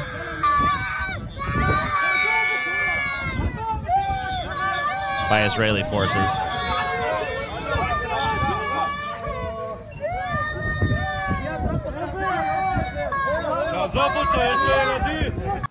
And you see, there's there's 100 of these videos every week, Oh, but you know what the coverage you honestly see in mainstream American and Western press is look at the Iron Dome, look at all these rockets they're firing at Israel. It's gee, I wonder why they want to do that.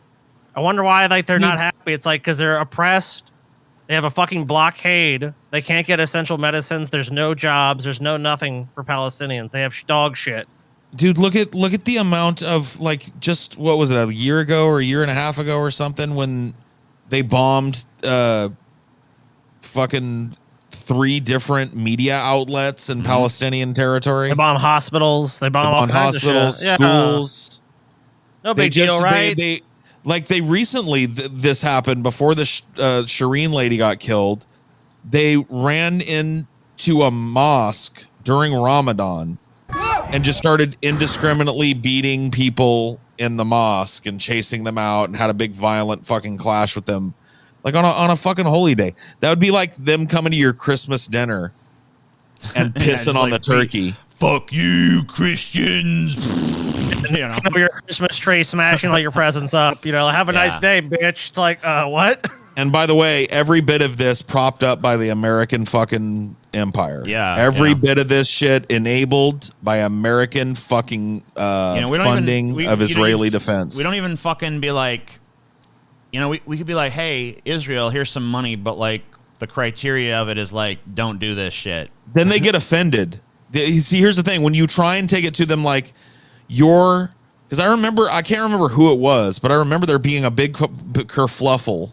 Maybe it was Obama who tried to put some stipulations on Israeli funding or something at some point, where it was just We need to see a reduction in violence in the Gaza Strip as a result. I've never seen such blatant anti-Semitism from an American president. And immediately the fucking JDL is all over fucking the case, and fucking Israeli news is all over it, talking about how like they're trying to insinuate that the violence comes from the Israelis and they're not just defending. This is fucking crazy. You know how much the United States has given in foreign aid to Israel to date? It's got to be like hundreds of billions of dollars. $150 billion at least. Somewhere around there. $150 billion fucking dollars. That's mind-boggling. They're a small state, but they have a military that could go toe-to-toe with any military in the region. They have jets. They have nukes. And that's another thing, by the way, that like nuke advocates love to conveniently ignore, is that Israel, if you look at nuclear armed nations on a lot of the lists, it's not there because they just don't admit that they have them. But everybody knows that the United States has placed nuclear silos in Iran. Nobody knows exactly how many of them are there. I believe I've heard like 125, but maybe I'm mistaken on that. Well, the numbers are always fucking changing, is my point. You never, who knows is the question. Who knows is the real answer. How many fucking nukes are in Israel? American tanks, American weapons, American military training, American military bases. Like all of this shit is so intertwined with America. And what it is doing is brutally oppressing an ethnic minority in the region. Not even really an ethnic minority, just like another ethnic group that has historically shared that land with the Jews.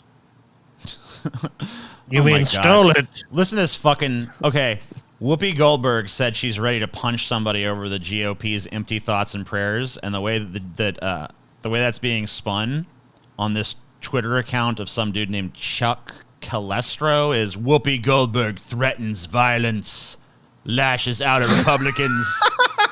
Whoopi's old fat ass. Yeah. They're worried about her. Oh, no. Whoopi, you know who the real threat is, guys? Whoopi Goldberg's ancient ass coming to punch me. M16s, TJ. It's Whoopi's guns, dude. Give me a fucking break, you little bitch motherfuckers. No wonder you guys need guns. You're so bitch made. Fucking pussies. Yeah. My God. Very true. Fucking scared of a fucking 900-year-old black woman. Fucking dipshits. Tesla loses bid to move sexual harassment lawsuit to arbitration.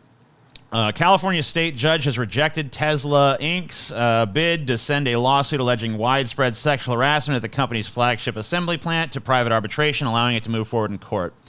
California Superior Court Judge Stephen Kaus in Oakland denied Tesla's motion to compel arbitration in a brief order on Monday. In a written opinion released Tuesday, Kaus said Tesla had improperly pressured the plaintiff, Jessica Barraza, to sign an arbitration agreement after she had already quit her job previously. Basically, Barraza was ambushed, the judge wrote.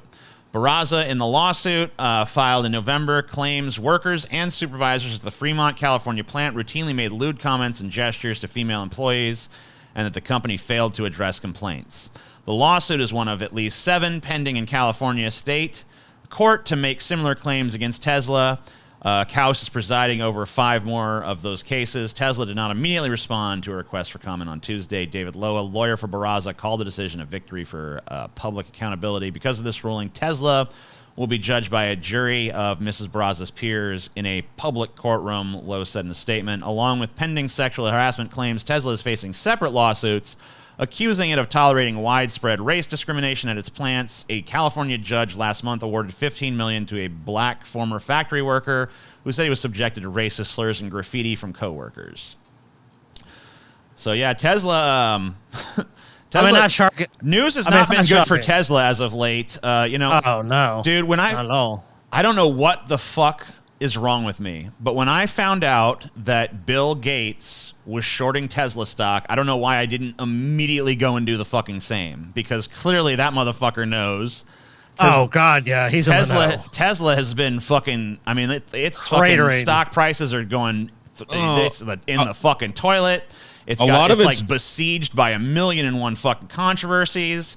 There have been recalls. biggest of its one are product. the- It's fucking autopilot systems are fucking not doing It's well. catching on fire. Like that's the biggest thing that's hurt them. motherfucking shit where the Oh, it's guy crazy. was the fucking his Tesla caught fire and then the fucking like doors locked. They had to break the window to get him out. And then all the Tesla fanboys are like, actually, there's like a little string or something you could pull in this weird place that would open the door. It's like, yeah, but who the fuck knows that? It was, well, you should read the Especially- manual, bro. Well, It's especially like, if you're panicking. But furthermore, for consumer reliability, Tesla's at the bottom of the fucking pile. Tesla's a shit company. I always knew this. Tesla, man. I told you. That's why I invested in Lucid, because I feel like Tesla, just because they fucking were the first big EV manufacturer, they're not good. That doesn't make them good at it. I don't know, man. You know what I saw, TJ? What? I saw a Rivian truck. Really? Yeah, I did. I'll send you a picture. I actually took a picture of That's it. I was pretty like, what fucking the cool. Yeah, I I was think surprised the some shit- of these other fucking EV companies that are coming up are honestly going to fucking kick Tesla's fucking ass. I'm not going to give Elon Musk or Tesla a cent. I don't know. They're a I shit think- company. I think They're a Elon shit Musk is going to be company. fucking begging for nickels on the street corner and sucking dick in an alleyway in a few years. I don't know. I mean, I think that's wishful thinking. Maybe. I don't know, dude. These cars clearly have problems. I'm not going to make apologetics for that, but I think that ignoring what Elon Musk did and in favor of painting him as just a piece of shit, like, yeah, are there going to be people that come along and perfect this design and make it safer and stuff? Yes. Was Elon Musk the dude that proliferated charging stations across this country to even make something like this possible? Yeah. Yes. Yeah. I feel like in their criticism of Elon Musk, a lot of people ignore the fact that there would be no fucking Rivian if there was no Tesla. Yes, the original light bulb lasted like 15 hours or some shit, and it was a huge fire hazard and shit. Yeah. And a bunch of companies came along and made way better, long last. Now you got these fucking eco-friendly light bulbs that you can burn for fucking thousands of hours, and they'll just stay on forever. LEDs and shit. So, like, look, yes, does fucking Tesla suck? Yes. Does Elon Musk suck on a lot of things? Yes. But would there be a Rivian? Would there be a Lucid without Tesla? No. And without the infrastructure that Tesla installed all over the fucking country and all over Europe and shit? No. None of these cars would be able to fucking be going full EV without that type of investment. I mean, Lucid. I mean, I even can't said- deny it, but I still don't fucking like the son of a bitch, and I still think Tesla is a fucking shitball company. I don't know why it was the one that fucking broke through the fucking barrier. I'm glad it did, but now it's time for it to fucking wither on the vine and let fucking superior companies take over. It did because of Elon Musk's cult of personality. Because there was That's true. finally some. Because you know what? Like, no matter what you fucking say about Elon Musk, he has like the ability to generate fucking like interest. Interest and the love of like a doddering fucking clique of fanboys. And it is pronounced clique, by the way. I know you fucking dude. There was a guy. You want some Vosh derangement syndrome? I'll give you one. There was a dude that came on Vosh's show and kept saying clique, which is the proper pronunciation of the fucking word. It's not. There's click, actually like, I don't want to argue with you, but it's actually proper both fucking ways. It's one of those words. It's one of those. Well, it's one of those words that so many people used wrong that eventually the dictionary just threw its hands up. And You said, can "All look right, at it fine," but the you proper can look at it that pronunciation- way. You can the look at it proper that way, or you pronunciation can is just clique, motherfucker. Nope. I mean, whatever. The pronunciation of a lot of shit that you say used to be something like Staffordshire Winston or some shit. Like, it's just like language evolves, and you call it a mispronunciation if you want. The entire English language is a mispronunciation. But the point is, even if you fucking say click is a acceptable alternative or whatever the fuck.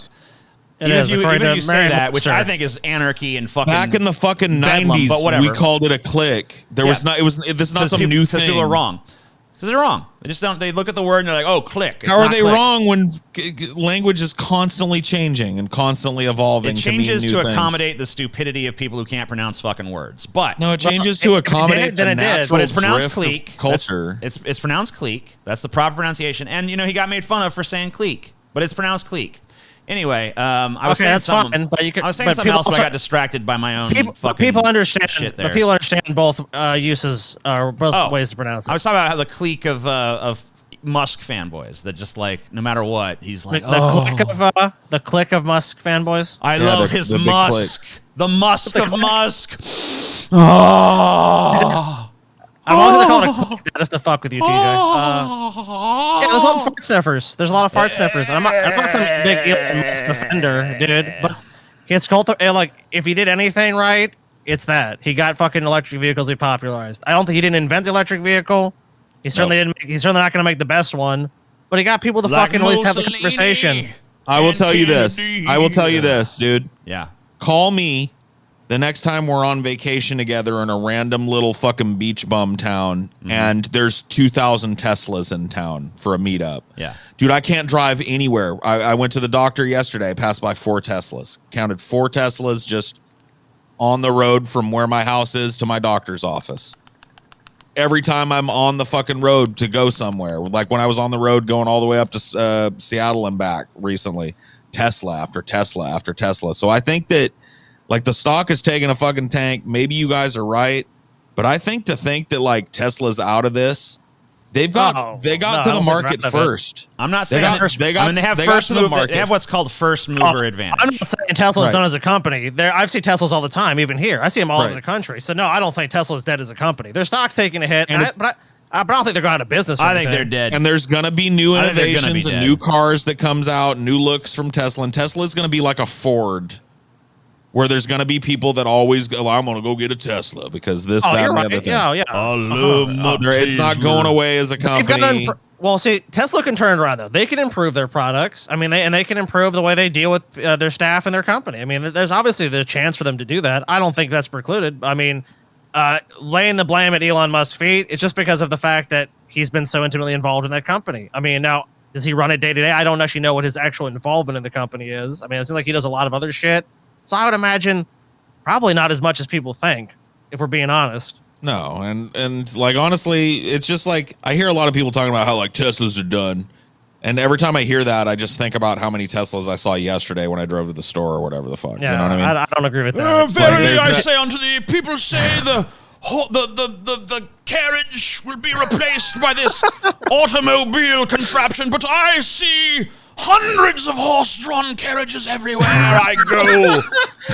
Okay, but Tesla's not an anachronism. Read the writing on the fucking wall. That's a false equivalency. No, Tesla's not an anachronism. It's not an anachronism. It is. It basically is. When you see the fucking technology these other companies are putting out compared to Tesla's bullshit. The supercharger's not an anachronism yet, TJ. It's not. As much as you want to be. Oh, it's such an anachronism. I'll fucking do a whole video on it. I'll do a whole video on it. I'll do a whole video. I'll do a whole ass video on how it's antiquated. It might as well be a fucking... And guess what Tesla's doing, TJ? They're actually going to make their network compatible with all these other cars, all these other manufacturers, so they're going to still be making money on the charging shit. They've already started doing it. They've already made these... No, come on, TJ. You're being disingenuous now. They've already decided to allow these... I've done my research. I know what's going on. Okay. I know what's going on. I'll wait to see the video. I'll wait to see the video. Dude, Scotty is 100% fucking right. They've already allowed these third-party adapters and have taken no... legal action against them, and cars that aren't Teslas can pull up to Tesla chargers, hook up an intermediary little thing to the Tesla charging port and then to their little fucking charging hose and use a Tesla charging point. Well, Musk has even said they're going to add support for all those other vehicles like the Mach-E, which is the Ford one, the Rivian, the Lucid. Probably because they know that their fucking days as an auto manufacturer are fucking done. Well, it's smart. Even if that's true, isn't it still smart? They're like, maybe we can fucking salvage this transition to some charging station bullshit. Like, no. Okay, what are Tesla's sales right now, TJ? Let's just go look. They're probably fine for now, but you know what? Scotty, 5 years, 10 years from now, they ain't gonna be shit. Do you know like a Tesla like DeLorean or something? It's gonna be like, remember DeLoreans? You remember Teslas? That was crazy. Scotty, you know those few years where people bought Teslas? You know what what TJ was? Dupes. You know what TJ's like right now? What? He's like the dude that just saw the first Thor movie, going like, Marvel movies are fucking done, bro. It's over. Just put a fucking fork in it. This shit was boring. It was fucking lame. It was lackluster. I actually liked the first Thor movie. Look, TJ, I'm literally looking right now. The Model S, which is the expensive Tesla, all dual motor, all-wheel drive. If I want to order one today, right now, let's say Scotty wants to buy one. Order it now, yeah. $91,000. Don't bother. I'm looking. It's a piece of shit. Estimated delivery is between November 2022 and February 2023. All right. There's a weight, TJ. Yeah, of course there's a weight. Because for now, they're the only ones that are fucking cranking EVs out at a fucking high enough production rate. But Joe Rogan is on his show. GM's doing it. When better Volkswagen's shit, doing it. That's not true, TJ. No, but Joe Rogan on his show. Those legacy auto manufacturers are not going to be the fucking ones that are the game changers in this fucking industry. Volkswagen's the biggest auto manufacturer in the world. Rivian, oh my god, Rivian and Lucid are going to be the ones that fucking do it. What? I want to slap you upside your head. On Joe Rogan's show, every chance he gets, he's given a free fucking commercial for his Tesla Plaid Special Edition, talking about how powerful it is. That's what I'm saying. For now, it's a status symbol. But people are going to look back at that shit 10, 20 years from now and be like, oh, man, that's going to look like fucking... Right. I don't know, but here's, you know what happens to cars? You know what happens to cars that are considered status symbols? A lot of them don't go away. They just become blue-collar cars. They become the car that like, oh, I'm just going to get a Tesla, like a Ford. Mm-hmm. Like Fords used to be looked at as a status symbol. If you had a fucking Ford Model T or whatever, you were really joining the future and shit. And you really had a lot of money because they were expensive as fuck. Mm-hmm. And now a Ford is like, oh, I got a Ford Probe or a fucking Ford Fiesta because I can't get around, you know? Yeah. Like that's what Tesla's sitting. Yeah, that's what it's first to the post or whatever. Hold on. That's what it's first to the post advantage gives it. It has a market share now. It's trendy as fuck for rich and well-to-do people to have a fucking Tesla. And we just talked about this too in the fucking Grease Trap, did we not? Where we talked about how like people envy the people. So what's going to happen? Tesla's going to start making cheaper fucking cars. You're going to get the Tesla Fiesta and the Tesla Probe and the Tesla Taurus that are more affordable for average people. And they're going to go like, oh, look, I got a Tesla now. And Tesla's going to become the Kia of fucking cars. They're going to sell a bunch of units. They're going to do really well. They're not going to crash, dude. Unit. And even if they don't, I mean, it's like Apple. Like Apple's a niche company, and it's even more expensive products. Like, yeah, dude, you'll get so much criticism from Apple products. The iPhone sucks. Oh, the MacBook Pro is overpriced. It's the specs on it are garbage. You could buy a way better. Yeah. Meanwhile, everybody's buying fanboys. But there's a bunch of fanboys, so it's they're never gonna go away. There's always people that are like dedicated to these products like that. There's certain companies that have these advantages. I just don't see Tesla just poofing overnight. Oh, they were first to the fucking market. Mark my fucking words. Mark them what's your bet? What's your bet? How long until it goes down, TJ? How long until Tesla ain't shit? Yeah, you should short it now. I mean, I should have shorted it before. It was. I mean, well, you should short it. If it's really going down, and dude, it's only lost like what 8%. You should short it now if it's going down the toilet. Tesla. I mean, it went down like I think it went down like 30% in the last like 3 months. I mean, the whole market is down, dude. The whole 20%, market is down. Yeah. 30% in the last month. So that's pretty bad. Yeah. A lot of stocks are down, dude. I own Ford stock. That's in the fucking toilet too. Yeah, I know. I'm just saying, but Tesla's down a lot more than other fucking shit. Like in my portfolio, there's not much that's down 30% like that. It's also sky fucking high too, so it's a little different. Yeah. See, I mean, it was way over. I don't even like. Here's the thing. I feel like TJ represents a little bit. He's not as bad as a lot of the people that I deal with, but there's this like group of people that want to go like everything Elon Musk ever did and everything his name is attached to is total fucking you worthless garbage, blah blah blah blah, and that's just not true. Now, I'm not a big fan of his fucking politics. Not a big fan of his public life or his statements or his crypto bro bullshit. I got a lot of problems with Elon Musk. I think he's pretty fucking stupid. I think his claims that he's self-made when he grew up with fucking slave mined African emeralds in his pockets, handing them out to people and shit is fucking pretty ridiculous. So I don't like the guy. But to deny the fact that he, managed to be the first person to actually popularize full EV. And make it possible, because part of the problem with full EV was you had to have a big charging station, and that was in your garage hooked up to your main power, and the hotel didn't have that, so you couldn't really take the fucking EV to the hotel, too far away. Elon Musk was the dude that put fucking supercharger stations all up and down the coasts and started doing it all up and down the highways and making it possible for people to take these cars from one end of the country to the next. So he popularized the electric vehicle. You can't take that from him. And it wasn't even really him. You can't take that from his company. You know what? It wasn't like he designed the whole thing. You know what? I'm going to take it from him. He didn't even do that. Didn't even happen. Oh, okay. Yeah, I'm taking it from him. It's gone. I took it. So I want to remind you guys, $75. I think we were already there. Joe Biden's address on gun violence. We have to watch that shit. $150. PragerU video. Who wants to follow California? Forgive the typo. It says why in my fucking thing there, but it's who. $300. Animals I could beat in a fight tier list. And for $500, crazy kooky cops. Also, June 15th, patrons only, the Shapiro gauntlet. It's we do, as you guys know, with Onion Nuggets, we do 3 public, 2 private. Might be changing that system in the future, but we're not going to change it in June. So June 15th is going to be a patrons only show. It's going to be the Shapiro gauntlet. We're going to do 2 hours of pure, unadulterated Shapiro. But for every 100 new patrons we add between now and then, another hour is added to that gauntlet. There's no limit.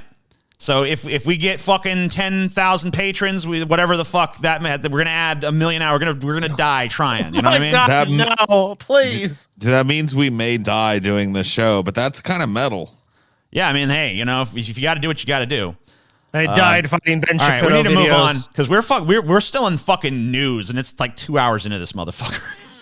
We'll skip some of this fucking news. All right, hold on. Well, let's just fucking, let's see. What do we got that's fucking important? I mean, we got a gigantic amount of news left we're supposed to do.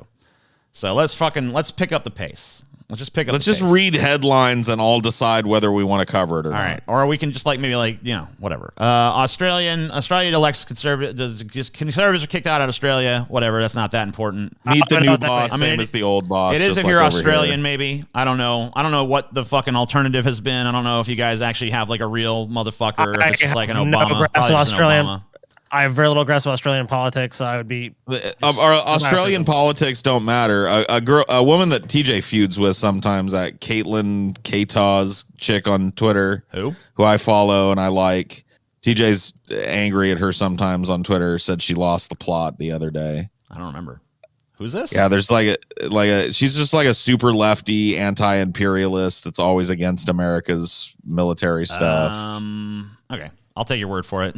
I don't remember. But anyway, she posted about how the fact that like people will criticize her because she's technically an Australian citizen, lives in Australia or whatever, but she's always criticizing the U.S. government. People ask her like, "Why don't you criticize the Australian government?" And she's like, "Because I realized that I don't have an Australian government. I have a United States government, and the quicker more countries realize that they have the same thing, the quicker we can start." Really addressing the problem. Just listen to the Rammstein song, right? Yeah. We're all living in America. Living in America. Entire main town forced to shut down after its only clerk quits over denied vacation. Guess you shouldn't have denied that fucking vacation, huh? I don't know. Yeah. This is a big problem in America, too. It's like, we have no mandated paid vacation. We need it. And this town is a perfect example why. Because a lot of these places have 1 or 2 people doing critical fucking things for the town.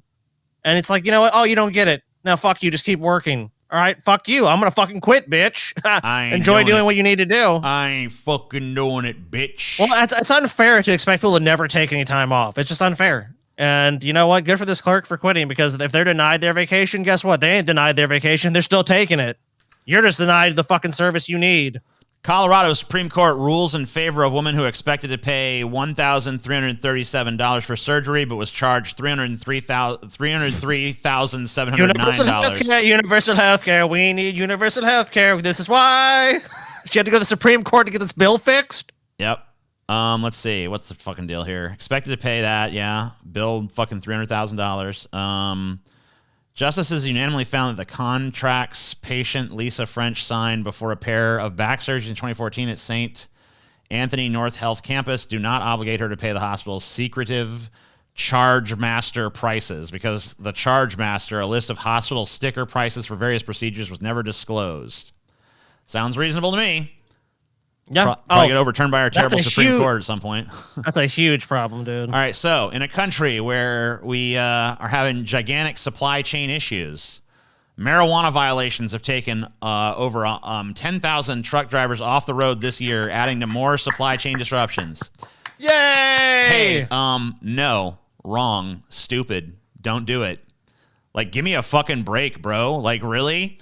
You're going to fucking cause this much of 10,000 truck drivers off the road, not delivering fucking goods, So This is it just like Because someone was they smoking a smoked little pot? fucking weed. Fuck that. Well, what is it? yeah, somebody pissed dirty. Yeah, That's reinstate it? these motherfuckers immediately. They smoked a little pot, dude? I mean, they could have Yes. smoked the pot off the clock. You know what I mean? It wasn't like they're doing speed or something. Delayed packages, bare grocery store shelves, inflated price have become the norm for American consumers over the past 2 years. While the COVID-19 pandemic has been the catalyst, there are other challenges to supply chain issues, causing supply chain issues, including a lack of truck drivers to transport goods from one place to another. In late 2021, the American Trucking Association reported that the driver shortage had risen to an all-time high of 80,000, partly due to an aging population and shrinking wages. In response, the Biden administration vowed in December to get more truck drivers on the road by boosting recruitment efforts and expediting the issues of commercial licenses. However, that won't have an effect on another hurdle, disparate marijuana laws across the U.S. that are contributing to an increase in violations. In 2022, a growing number of truckers are being taken off the job, which could soon worsen the already suffering supply chain. As many states I mean, this is just stupid. This is just fucking retardedly stupid. Like, give me a fucking break. It just goes to show that this is all a work. This whole like, oh, the fucking inflation is due to the supply chain shit. Like, they're causing the supply chain shit on purpose. So, like, what happens? Think about an old west town, right? Where there ain't no laws and regulation, aka the paleo conservative fucking wet dream, right? Right. Just all restrictions are gone. And all of a sudden, like, there's no wheat. There's been like a whole crop failure or something, and no wheat come through. So there's no bread to make for the winter. And then all of a sudden, from way on down, like up in Nebraska, somebody pulls in and they just so happen to be looking to sell some wheat. And the local grocer gets a hold of that wheat. How much you think that wheat is going to fucking cost, knowing the problem? Knowing that it's probably going to be the last wheat of the season, the last bread that anybody eats until the fucking sun rises. I would assume that the wheat will be reasonably priced and not at all gougy. Right. The wheat is going to be like, it's going to be like you're buying fine silk imported from fucking France or whatever was, expensive at the day. It's going to be the fucking most expensive wheat that you ever bought. And that's just the principle that you see here.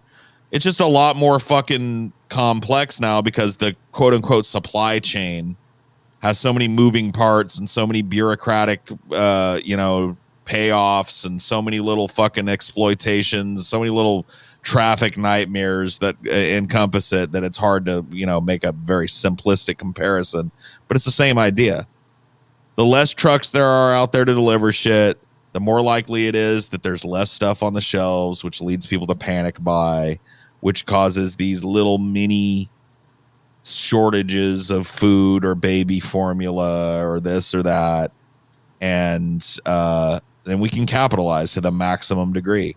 Like one of the things, like you remember before the shooting, one of the things old Flappy Gums Joe was crowing about on Twitter was like, the baby formula from Korea has landed and will soon be given to the people that need it, or whatever the fuck, you know what I mean? Or it was the UK that they brought it from, or wherever it was. Mm-hmm. And no mention of how much it was going to cost once it got to the retailers. You know what I mean? Fucking $18 a fucking can or whatever the fuck. Who cares? Like they, you know that fucking shit ain't going to be like just handed out to needy mothers, right? That shit's going to fucking like Walgreens and fucking Walmart, so that they can slap whatever sticker price on it that they want and gouge these mothers for the fucking food for their babies. So that's never mentioned in the tweet,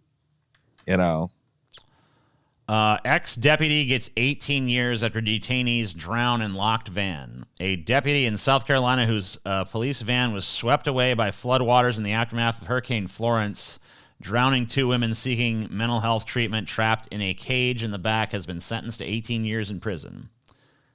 A deputy in South Carolina whose police van was swept away by floodwaters, blah, blah, blah, blah. Judges ordered Wendy Newton, 45, and Nicolette Green, 43, to be involuntarily committed the day they died in September 2018, but their families said they were nonviolent. Newton was only seeking medicine for fear and anxiety, and Green's family said she was committed to a mental facility by a regular mental health appointment by a counselor she had never seen before. Flood, 69, was sentenced about 30 minutes after the verdict, And after several relatives of the women said his decision to press forward with the shortest route left an impossible to fix hole in their lives. Dude, the guy's name is his Flood. name is Flood. Oh, what an unfortunate fucking name. This was a deliberate act set in motion by a pompous, stubborn man. Green sister Danella Green Johnson told the judge he abused the trust my sister Nikki, Wendy, and the state of South Carolina entrusted him with, and for what? To save time. So basically, they're alleging there was no reason for them to be like pinned up in the back of this thing and handcuffed and shit. And not only that, but like this dude took a fucking stupid, dangerous route because he's like, yeah, I think we can. I think I can make it. Yeah, you especially if you're transporting people, like you're gonna fucking drive through running water. This guy's an idiot. No consideration for the people that are fucking like literally trapped in the back of the van. Probably bailed out himself and just like left them to die. Of course. And also remember, that is when he actually, as a deputy or whatever his capacity was, he had a duty to take care of those people. So he deserves the 18 years, and he's 69 years old, right? So he's probably going to die in prison. Fucking moron. I ask that you resist the urge to try to give justice to these two ladies by giving injustice to this good man, defense attorney Jarrett Bouchette said. Get the fuck out of here. They want to make him a scapegoat for this accident. It's not an accident. He made the decision. He looked at this. I mean, look at this shit. He looked at this and is like, I can get through. Like, so yeah, he's a moron. Can't. No, you fucking can't, idiot. You don't fucking, like, no, if you don't know the depth of that water, you turn the fuck around and you go back. Shell consultant quits, says company causes extreme harm to planet. Liberal. Probably some communist liberal wants you to pay $18 a gallon gas price, TJ. When I first took this job at Shell Oil Company, I thought, like, come on. I mean, yeah, I'm glad that they quit, I guess, but like, huh? Like, they're going to be immediately replaced by another sociopath that doesn't care that Shell Oil. Shell is doing everything in its power to help the environment and responsibly power our future. We're making investments in wind and solar technology, Paul. We're trying to make a Shell company, a company of the future. Shell. Are you guys destroying the planet? Oh, I mean, let's just not quibble now.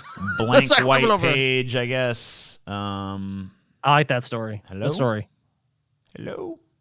Let's move on. We've covered a bunch of shit anyways. All right. Yeah, here's a bunch of scientists saying the Earth is not going to survive another 80 years. That's cool. Here's a little meme about it. CNN, Harvard and Yale scientists are proposing that we tackle climate change by dimming the sun. It sounds crazy, but according to their research, it could actually cut the rate of global warming in half. This person responds, lol, we will fight the sun before we take on capitalism. Yeah. I'd give it a heart if I could. New York now has more Airbnb listings than apartments for rent. Okay. Yeah, here's a problem. So you have these buildings that are built, right? Apartment buildings. Yes. And they're meant to house people and families in small, self-contained little housing units. Mm-hmm. And then this bank comes along and buys up about half of the housing units and starts renting them out to people instead.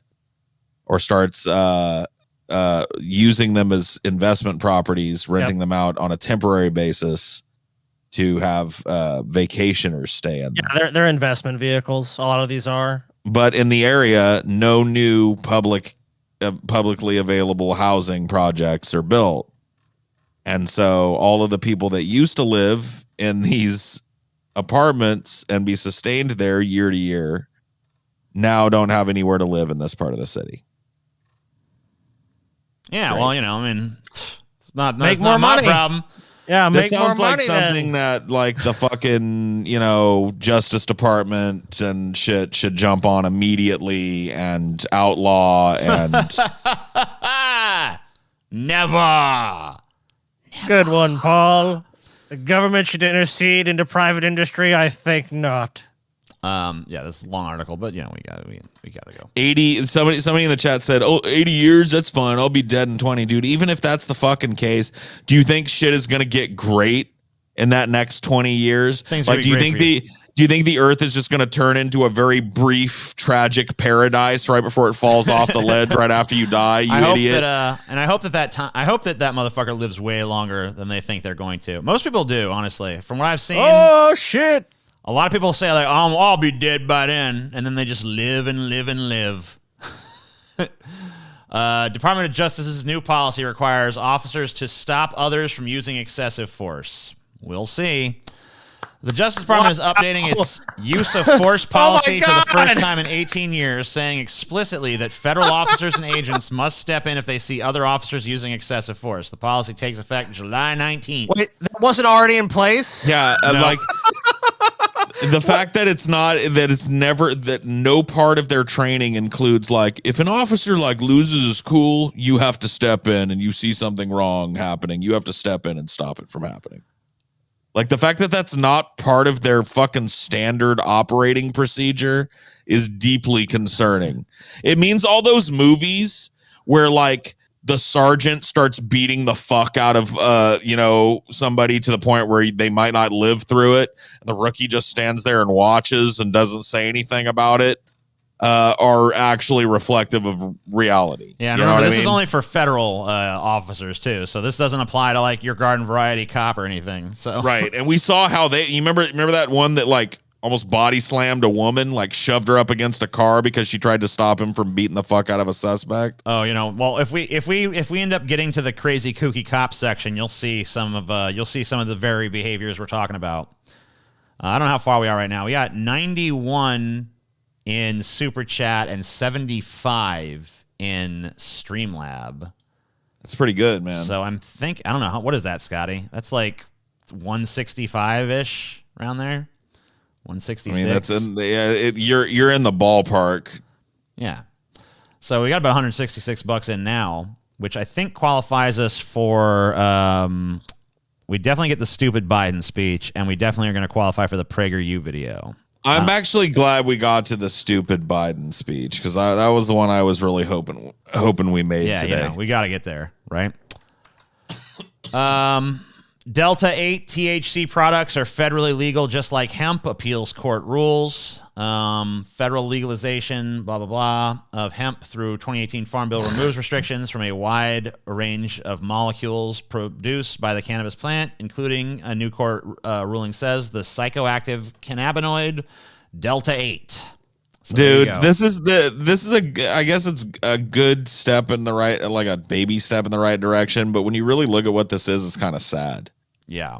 It is the right for people who live in these woe-begotten prohibition states to smoke the latest kind of weed, but not really weed that's available. You know what I mean? Like, you get to smoke something that's like maybe 1/10 what it would be if you were smoking some actual good weed oil in that fucking vape. But yeah, there you go. If only President Joe Biden could do something about this. There you go, champ. Rudy Giuliani calls heckler a brainwashed a-hole at Israeli Day Parade or Israel Day Parade. Rudy. I saw this one like on my little news app on my phone, and I almost made a Twitter post about it, just saying like Giuliani episode delayed yet again. You know what I mean? Because he's not done.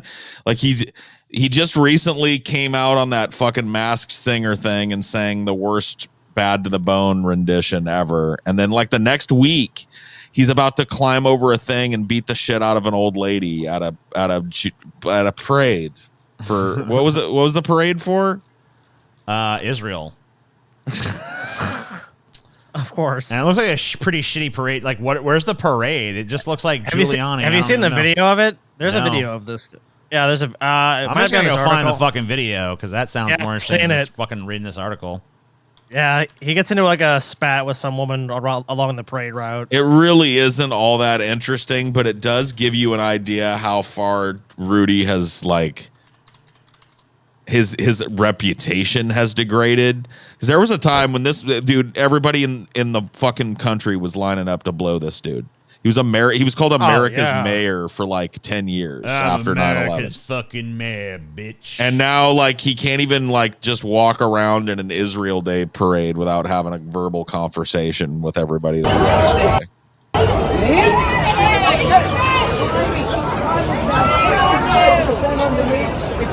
It's really hard to hear what he's saying. jackass. You're the best. Why am I the best? You are a brainwashed asshole. And you're probably I am a class act. And you're probably as demented as Biden. I love how I put Joe there, like we wouldn't know who he's talking about otherwise. To be fair, he might have been talking about the other Biden. Dude, you gotta be jealous. I've always forgot about the other Biden. Rudy's got some serious. I am glad that they put some captions on that so that I could actually understand what the fuck was happening.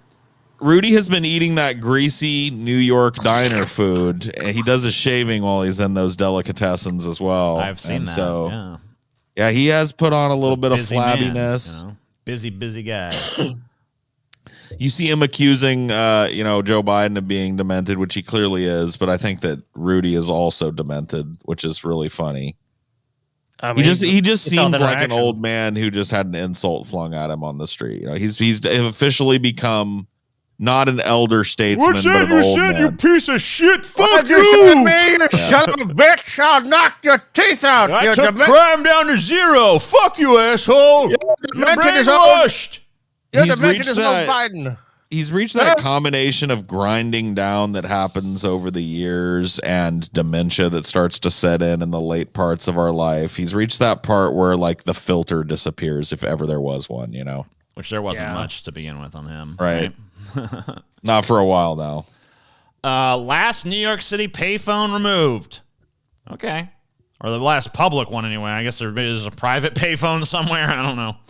A private payphone for you, sir? Yeah, so that's the last one. Goodbye, final payphone. No one needs it's really it funny. I'm watching The Wire for the first time. Yeah. It's 20-something. It's over 20 years old now. Right. The show. And in that show, it's really built around pagers and payphones. And Amelia's sitting there one night and going like, why doesn't he just answer him on the pager? And I was just like, holy fuck, dude. Pagers are so old that, 20-somethings don't even really understand how they worked. I was like, you couldn't really answer on a pager. All a pager could do was receive a phone number or a code. And then you had to go find a payphone and call somebody. You know what I mean? And the fact that because it feels like such a modern show, but with those weird anachronisms in it, it makes it a totally different show. Yeah, that's pretty weird. Yeah, pagers. No one even has that anymore. I mean, I think doctors it's all for a while kind of had them, but I don't even think doctors have them anymore. Dude, GPS is like this technology that you can't get unless the FBI lets you use it and shit. And that's how it used to be. Like, you can get a fucking GPS unit. And so it's just like this weird fucking show where like all of the interactions and it still feels fresh in terms of what it's covering, but it's weird like watching an old Victorian movie in some ways, you know what I mean? Where it's just like these dudes will have a totally like organic feeling drug conversation in the middle of a big projects area where they're dealing drugs, and then one of them will go like, oh shit, man, my mom is paging me 911. I got to go find a payphone. I'll get up out of here. You're just like, huh? Like what? Wait. Oh yeah, there's pagers and payphones around.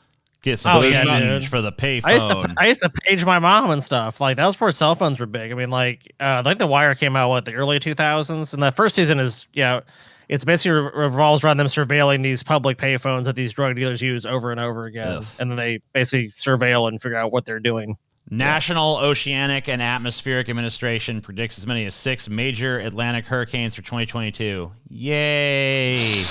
Dude, that's not a fucking shocker. The year I left, which was what, 2020? Yeah, I think it's the year I left. There were we, and when I say we, all of us that were living there down in the fucking boot. Damn, we were in the stinky old boot. We were somewhere in the path of 6 major hurricanes that year. One of them chased me out of the state. I shit you not. The day I left, by the time I was leaving, I think it was Zeta or something, was making landfall. Yeah.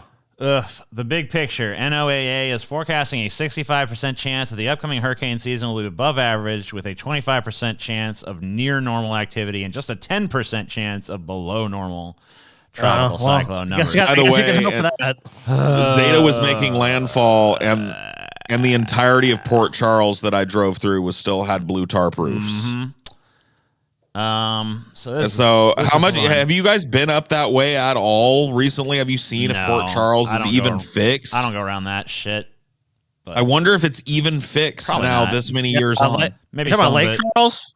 Lake Charles. Oh, okay. Oh, dude. I mean, it depends. It's hit or miss, dude. After Katrina hit, it took years. I mean, there's still a few, and New Orleans are still properties that they're never going to be rebuilt. Where we lived on the North Shore, I mean, most of that damage is fixed, but then you have another hurricane roll through, and it's, it doesn't matter. I gotta go. You can fix the old shit. I gotta get out. I gotta go. Gotta go. Gotta leave. Can't be here. Gotta go. Let's go a little bit further north, TJ, like I did. Yeah, I don't know. I gotta fucking. I can't. I'm not ready for my big move yet, but I got to at least fucking move a little north from where I'm at. Because go to where people evacuate at least. I can't. Let's get to there. I'm too fucking. I can't be here. It's too fucking. It's too shitty. It's no joke. Depressed, angry Bubba. I literally got run out on a rail out of the state by a hurricane. Then the day after, like when I got to Amarillo, Texas, and like, as I went from fucking Louisiana to Amarillo, Texas, that first leg of the drive. And when by the time I was laying my head on the pillow in Amarillo, Zeta was making landfall. So it fucked. Fuck this shit. I don't want it. Over it. Get out of here. 2 arrested in Louisiana for illegally transporting house, abandoning it in road. Man, why would you go, bro? Just like fuck. Why would you go so far as to like load up and transport a house only to just like leave it in the middle of the road? Let's find out. Police in Iberia Parish, Louisiana, recently arrested 2 men in connection with an illegal heavy hauling that resulted in property damage and power outage.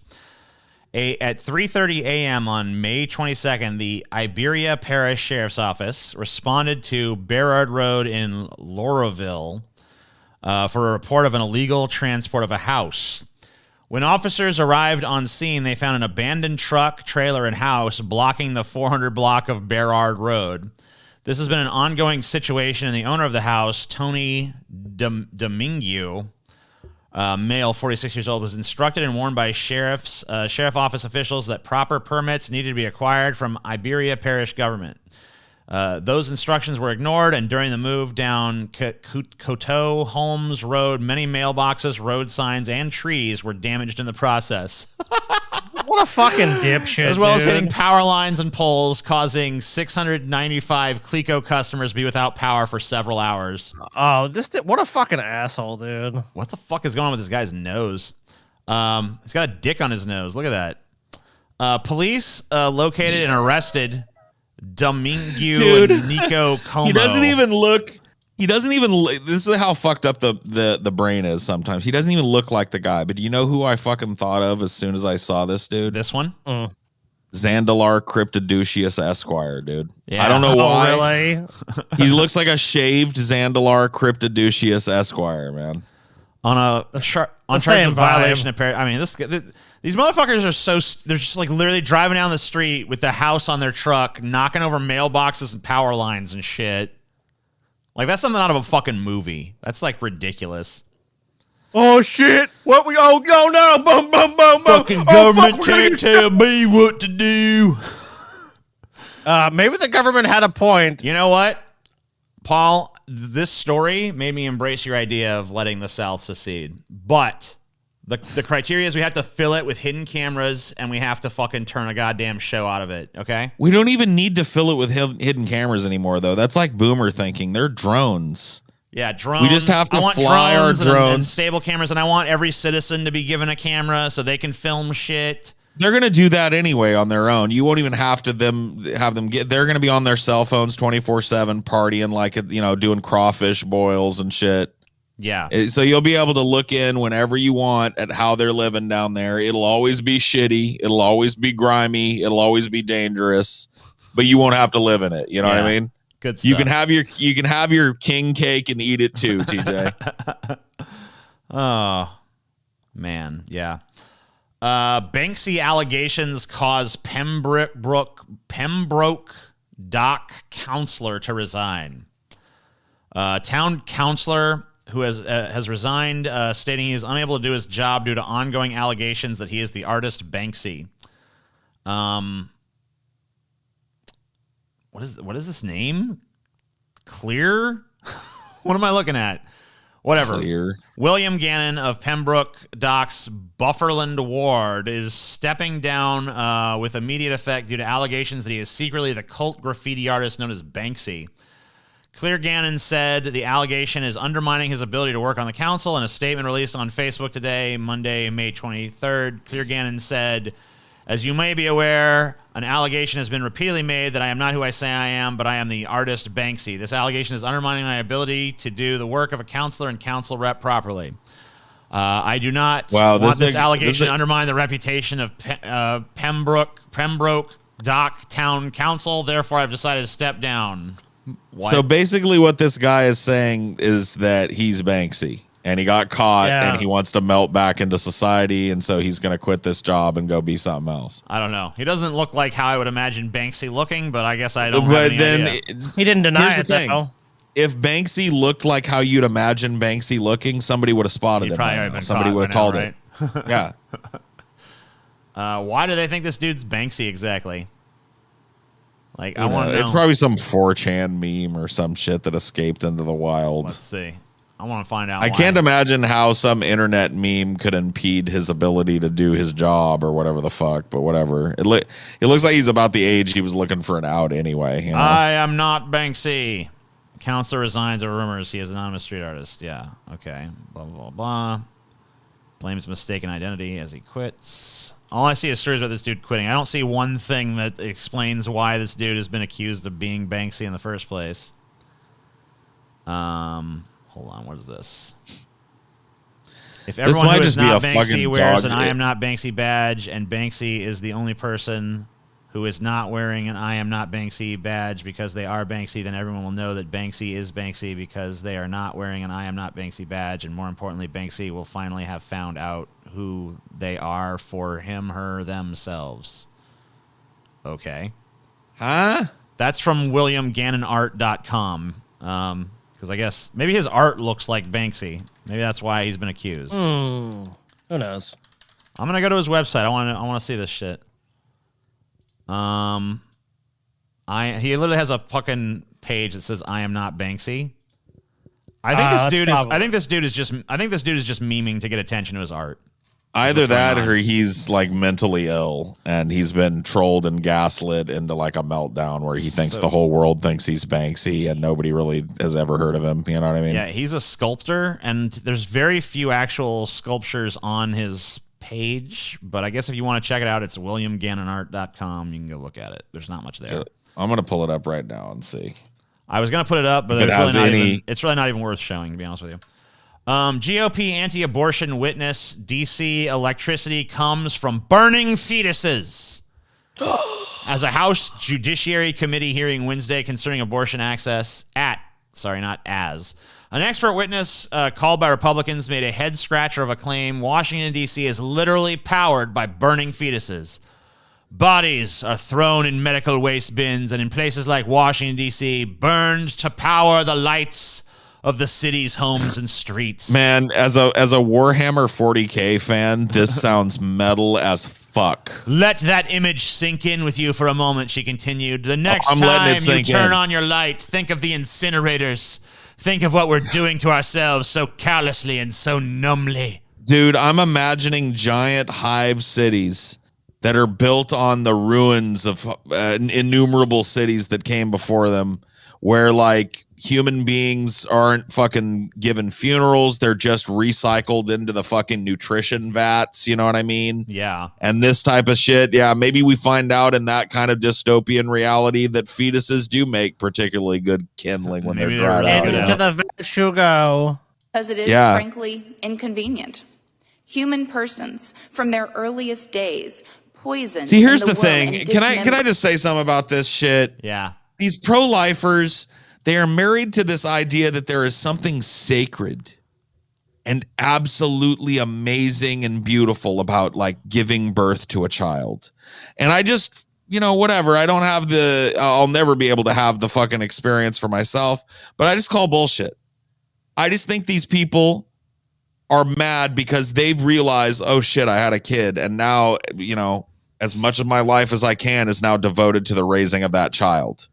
And they want the rest of us to look at the act with the same reverence that they do. Because they've literally like fucking like monks, like hermit monks, like dedicated themselves to the cause of raising a little fucking curtain climber. You know what I mean? And I really feel like all of this fucking weepy type of testimony and shit, it all goes back to that. It's breeders going like, wait a minute, there are people out there that are living without having a bunch of fucking kids climbing their ass and they actually have money to spend in their middle age and shit. What the fuck, man? That's fucked up, man. They're against my kids, man. You can know abortion, man. The sanctity of life, man. They want to convince you that their sleepless nights and their time changing shitty diapers and rebuying shit that those fucking little curtain climbers are fucking breaking. They want to pretend like whatever. If that's your chosen lifestyle, I'm not shitting on it. I'm just saying, don't come to me with the sob stories of it. You know what I mean? Because I'm not moved. I'm not moved by the sacrifice it takes to be a parent. Well, I mean, this is so far beyond that. This bitch is literally saying, by the way, under oath, that like they're burning fetuses for fuel, which would that even be a good fucking fuel source? Probably not. It's getting cold. Throw a couple more fetuses in the furnace. If you dried them out, maybe like a dried out husk of a fetus, maybe. The machines in the Matrix figured it out. You don't destroy the fetus. You use them as a battery. Anyway, I want to hear this woman say this. Hold on. Torn limb from limb.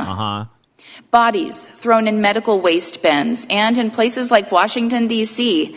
burned Where should they to be power thrown? the lights. Are you gonna open up to power the lights, man?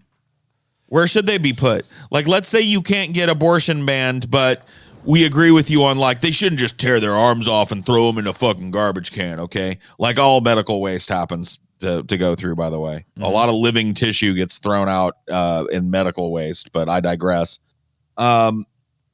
Let's say that like you get your fucking like you don't get your way on an abortion ban, but we agree we have to clean it up. What should be done with an aborted fetus? Smoothie. Should we have like let's say a fetus is aborted in the very early parts of the pregnancy? Should there be a little microscopic coffin? Yeah. For the failed zygote, that it's immediately and reverently like a priest comes in and goes, "In omni patris et Filii et Spiritus Sancti, amen." Yeah. And then like somebody gets a pair of golden tweezers and grabs the blastocyst and opens up that like everybody can see it. It's all magnified through the microscope and projected on the wall. And the microscope opens this tiny little ornate coffin and puts it in there. And then like the pallbearers all carry it on fish line. You know what I mean? There's 4 fish lines tied to it and they carry it in the middle. Like, what do they want? Like, what are we supposed to do? Pig feed. That's what adoption's for. I mean, we already got it. We already got a solution right here. We got to fucking burn them for the lights. The lights of the city's homes and streets. True. Let that image sink in with you for a moment. Sure. The next time you turn on the light, think of the incinerators. Think of what we're doing to ourselves so callously and so numbly. Next time you drive your giant empty SUV down the fucking road, think about the wildlife you destroyed. Think about the pollutants you're putting into the atmosphere. But like more important, but like this isn't happening. Like that's the more important thing here is that's literally not happening at all. So I mean, I don't know. Well, no, these people don't care about reality. I know. We already know that. I mean, they're divorced from reality. Christ. But not to mention, even if you say, okay, let's ban abortion. You go ask these people, how many these kids are you going to adopt? Well, I mean, me personally, I'm not going to none. Like I can't afford that. Like, wait a minute, so all these kids are going to be bored now because of these policies that you support. You're not going to adopt them. What about a total what about families? We're going to support families, right? We're going to have like not beyond tax cuts. We're going to have like money for them. We're going to have health care for them. We're going to provide child care for them. If you know what, if you couldn't afford them, shouldn't have had them. It's like, well, what? So you just want people to have kids, and then you say adoption is the next option. I don't want them to have kids if they can't afford them. Can't afford kids, you don't have kids. That's know. What if they have them? But if they're gonna have them anyways, like because they can't get an abortion. Well, I mean, no abortion, but you couldn't have any kids. You're gonna have to figure pull something themselves out. Up by their bootstraps. Yeah, I guess so, right? That's about all you get. It's like, so the minute you're born, we don't care if you get childless school. We don't care what happens to you after that, but make sure they're born. How many of these fuckers going to adopt? How many is she going to adopt personally? I mean, does she adopt these children? None of them. Oh, no one wanted this kid. Oh, well, I'll go ahead and adopt it. Yeah, I'm going to do my part. Get the fuck out of here. You don't give a fuck. You want a grandstand. Octopuses torture and eat themselves after mating, and scientists finally know why. Sounds like this is what you should have been, TJ. Because it's fun. Maybe he is part octopus. That explains a lot. Nature is made up of amazing, intriguing creatures. Perhaps the most intriguing is the octopus. Some even believe they could be aliens. One mystery that has long evaded scientists is the octopus's self-destruction after mating. For years, scientists have wondered why octopuses torture themselves after mating. Now, after all this time, they finally have the answer. We've long known that mother octopuses torture themselves and sometimes even eat themselves after their eggs are close to hatching. While they aren't the only creatures in the wild that die after mating, they do have one of the more gruesome approaches to the process. For years, scientists have tried to discover why octopuses act this way after mating. Now, a new study published in the journal Current Biology could provide the answers we've all been looking for. Researchers say that mother octopuses torture themselves after mating due to chemical changes that occur around the time the mother lays her eggs. A study in 1977 found that a set of glands near the octopus's eyes are responsible for the mechanism that causes the self-destruction. The researchers found that these glands produce steroid hormones in the octopus, and when the mother has laid her eggs, the glands go into overdrive. It is these steroids that are believed to push the octopus to torture themselves. Altogether, the researchers found 3 separate chemical shifts that occur at the same time the mother octopus lays her eggs. First, there's a rise in pregnenolone and progesterone. These 2 hormones are usually associated with reproduction in a host creature, so it isn't surprising to see them here. Next, they saw a second shift as the octopus began producing higher levels of 7-dehydrocholesterol, or 7-DHC. This is the building block of cholesterol, blah, blah, blah, blah. So, wait. I feel like just describing what chemicals are released in the octopus doesn't really answer the question why. Like, it doesn't explain why that happens. It just fucking explains the mechanisms whereby it happens, which is not the same fucking thing. Why and how, not the same fucking answer. So that's not really... This article is clickbait. Or at least it's deceptive. Fuck you. Aww. And finally, a story that I don't really know how to cover, honestly. ISIS plotting to assassinate George W. Bush in Dallas. 2 confidential informants and surveillance of the alleged plotters' WhatsApp accounts reveal plans to smuggle assassins into the U.S. to murder the former president, according to a search warrant application discovered by Forbes. An Iraqi man in the U.S. accused of being linked to ISIS operatives was plotting to kill George W. Bush, going so far as to travel to Dallas in November to take video around the former president's home and recruiting a team of compatriots he hoped to smuggle into the country over the Mexican border, according to the FBI search warrant application filed March 23rd and unsealed this week in the Southern District of Ohio. The FBI said it uncovered the scheme through the work of 2 confidential informants and surveillance of the alleged plotter's account on the Meta-owned WhatsApp messaging platform. The suspect, Shihab Ahmed Shihab, a lot of Shihabs in that, based in Columbus, Ohio, said he wanted to assassinate Bush because he felt the former president was responsible for killing many Iraqis and breaking apart the country after the 2003 U.S. military invasion, according to a warrant.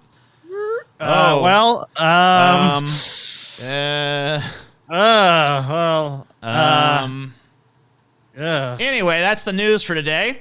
Yeah. So let's go ahead and move on to some of this other stuff. Got some more shit here. You guys got to vamp for a minute because I got to piss.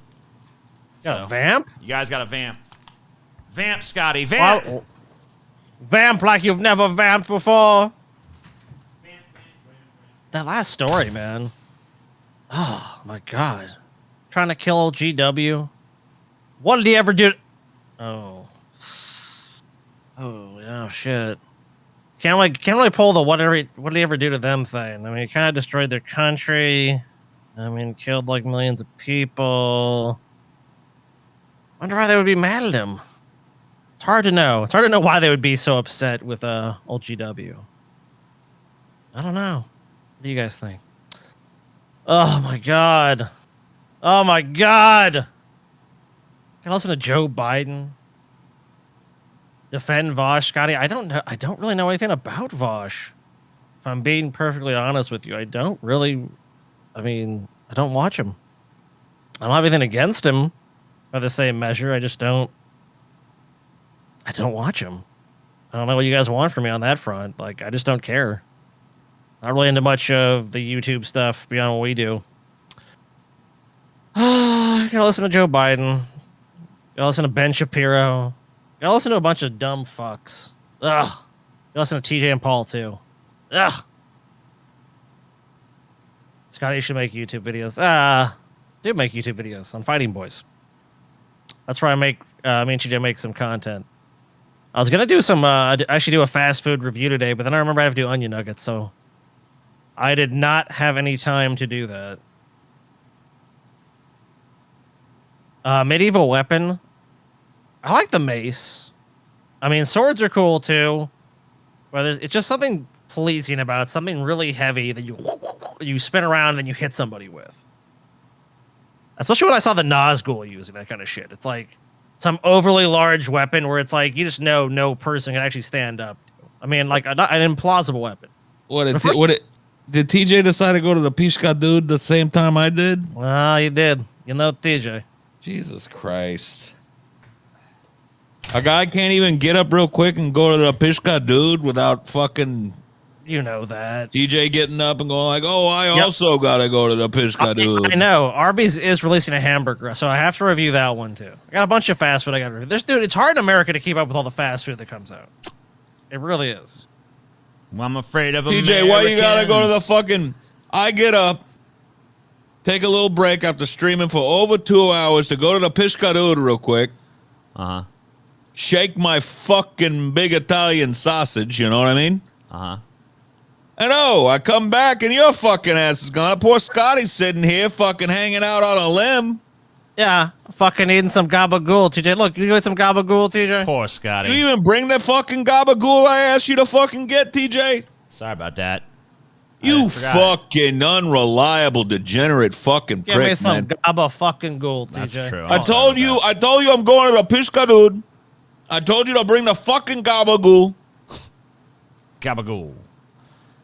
So right now we're doing we're starting our stuff that is for behind the little mini paywalls in these episodes. So what are we at right now? So we are at 93.33 super chat. We're at 105 Streamlabs. So how far away from our other goals? Let's see. Right now we've let's take a look at our goals again, TJ. Well, they're up on the screen right now for our patrons. Oh, okay. 75 Joe Biden address on gun violence, which you have ready to go here. It's already been paid for. PragerU video, who wants to follow California? That's already paid for. We're about $100 away from animals I could beat in a fight tier list. And we're about $300 away from crazy kooky cops, all kinds of little cop videos there.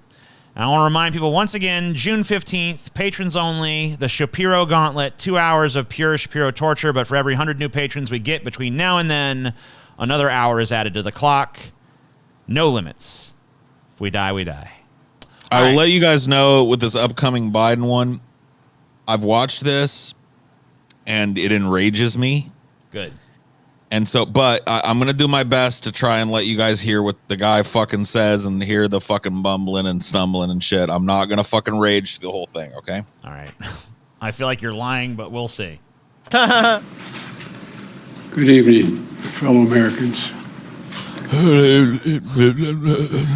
Like, right out of the gate, already just kind of like, okay. Doesn't inspire a whole lot of confidence there. Good evening, American.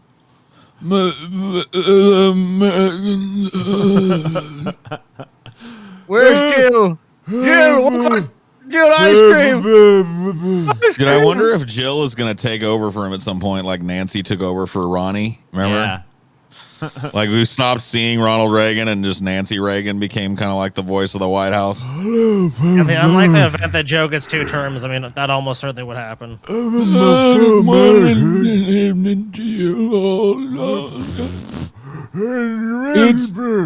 Shooting a lot of kids shot. Ladies and gentlemen, boys and girls, it's the Howdy Doody Show. I'd hoped when I became president, I would not have to do this. Really? Well, you can hope in one hand and shit in the other, old timer, and see which one fills up first. If only you had some kind of position of power, like local barrister or, you know, a city court judge or something, you can make us think about this, you know. But, like, your hope, as you've been president for about a fucking year, has basically paid off in spades. Look at this. Look at... Who fucking cares if you hoped against hope you wouldn't have to do this? You got your finger on some of the buttons that could have prevented this, you all. Well, not only that, fucking but vampire like, piece of shit. I mean, like, you're in America, and like, just like the trends, kind of like no one fucking. If you took the presidency hoping not to do this, then you're just like hopelessly naive at that point. You of course knew you're gonna have to fucking do this, dipshit. Like, how many fucking this happened? Like, there's mass shootings like constantly in this fucking country. We can't fucking seem to stop them. I hope not that we actually try, but you know, hey. Just the very fact that I got elected and did nothing would be enough to stop this ongoing violence. I thought that when they saw that I was president, they'd be like, you know what? Based. I won't shoot those people. Again. Another massacre. Uvalde, Texas. Another massacre. He's just so mush mouthed. He sounds like he's got a mouthful of fucking, like, you know, you ever take like and unwrap like 10 Starbursts and then put them all in your mouth at once? Yeah. No. Have you, like, dude, think about, imagine that. Well, TJ knows, dude. Imagine that and then trying to talk with that sensation. Yeah. Again, it's another massacre. No, I'm not. I wish I hadn't had to do it, but I'm on my massacre. Man, it was like, I never thought I'd have to do something like this. But, you know, I guess I'm gonna have to. So, Another massacre. This is another massacre. And, one kid fucking got killed. And, British dead too. Anyway, you know, it sucks, guys. And thoughts and prayers. Goodbye. Thank you for those words of comfort. Why is it so? He sounds overdriven. Is it just because I've boosted his volume too much? Let me see where this is hitting. Probably. I think he's fine. Nobody's complained about it. In elementary school. No, his mics just Beautiful. suck. Okay. Innocent. Yeah. Second, third, fourth graders. Beautiful. And how many scores of little... I think of all the kids I could have sniffed if that guy hadn't shot him, you know? children I may yet go to their funerals and sniff them as they lay in their little coffins. Dark. who witnessed what happened? Boomer Paul with his star. Wait, what? Are Starbursts like out of vogue? News to me. Dude, What? they're still all over the candy aisle and shit, and people still buy them as fuck. Dude, whatever. Anybody that hates Starburst can eat a big, fat, stinky, rotten buffalo dick. I agree. That's from Starburst. See their friends die as if they're on a battlefield, for God's sake.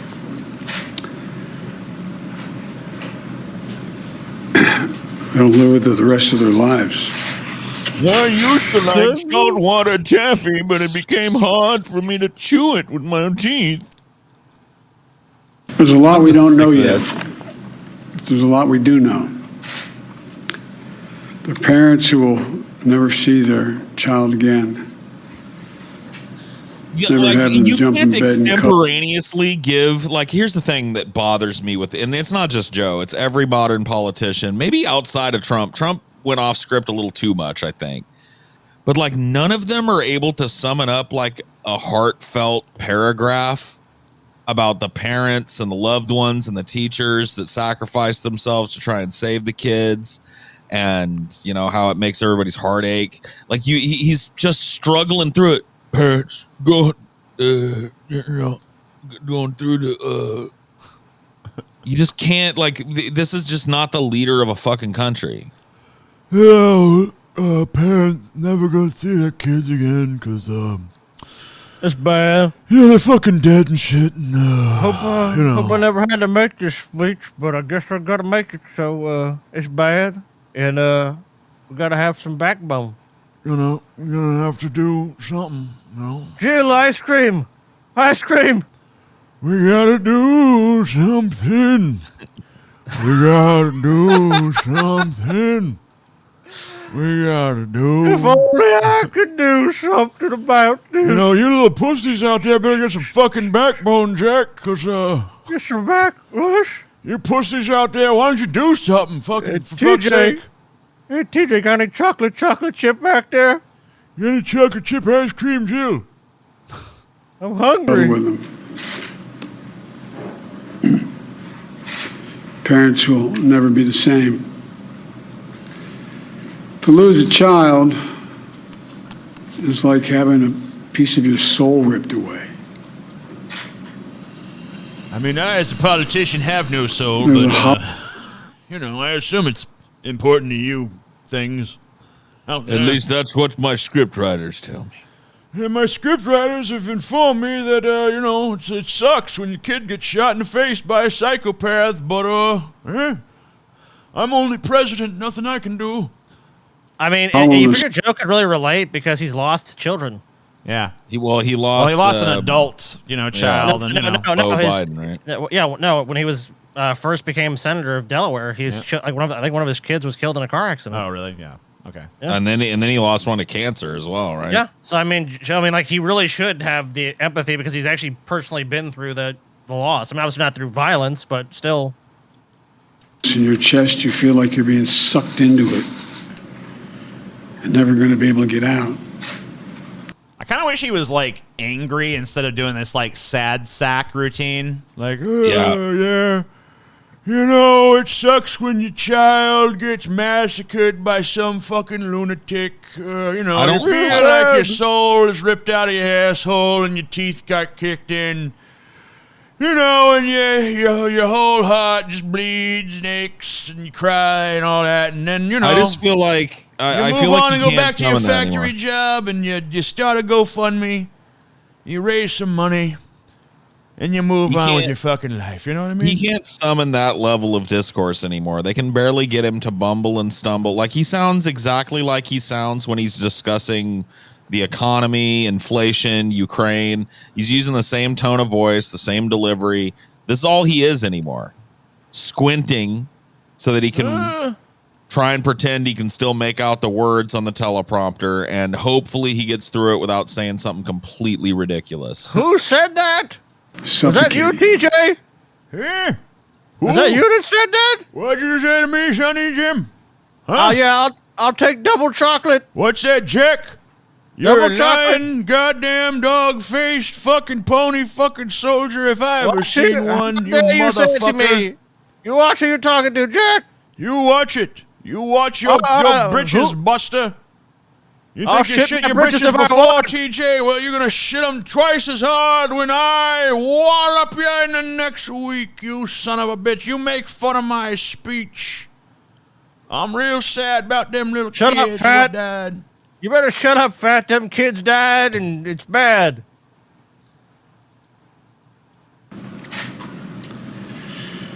It's never quite the same. Was that one of those, like... That was a belch. Like, yeah, that was like a verp. He regurgitated some of his fucking food. He swallowed some of the Starburst. Dude, can you rewind it back? I want to hear that again because that had fucking girth to it. Girth. I just want to hear that again. Get out. Suffocating. It's never quite the same. Yeah. It's a feeling shared by that the was one of them deep burps. It happens to you sometimes when you're talking to somebody and you're just like, and another thing I'd like to tell you. Oh shit. Happens to me all the time, honestly. I bet it reeked too. Yeah, I bet the people in the front row of this fucking press conference fucking were smelling that one. Yeah, they had to throw those microphones away afterwards. Like, Mike fucking stinks now.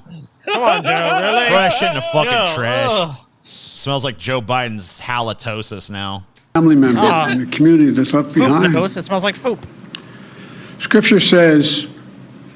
Who cares what Scripture says? The Bible is filled with fucking violence, genocide, rape, degradation, human suffering, and the celebration thereof. Happy shall he be that taketh and dasheth thy little ones against the stones. Yeah, I don't need a terribly flawed book. Oh, fuck. Never mind. Not that one. Hold on. Remember, Scripture said too, TJ, God got really mad, so he killed everybody and flooded the earth. But you know what? He left a rainbow and promised not to do it again. And that was a good thing. Oh, I found the passage I was looking for. Go ye then into the city and kill all that ye find, but keep the young females for thyself. Prudent advice. That's the one I was looking for, Jack. The wisdom of the Bible never fails. It's in different context, another context. The Lord is near to the brokenhearted. Oh, never mind. I found the right one now.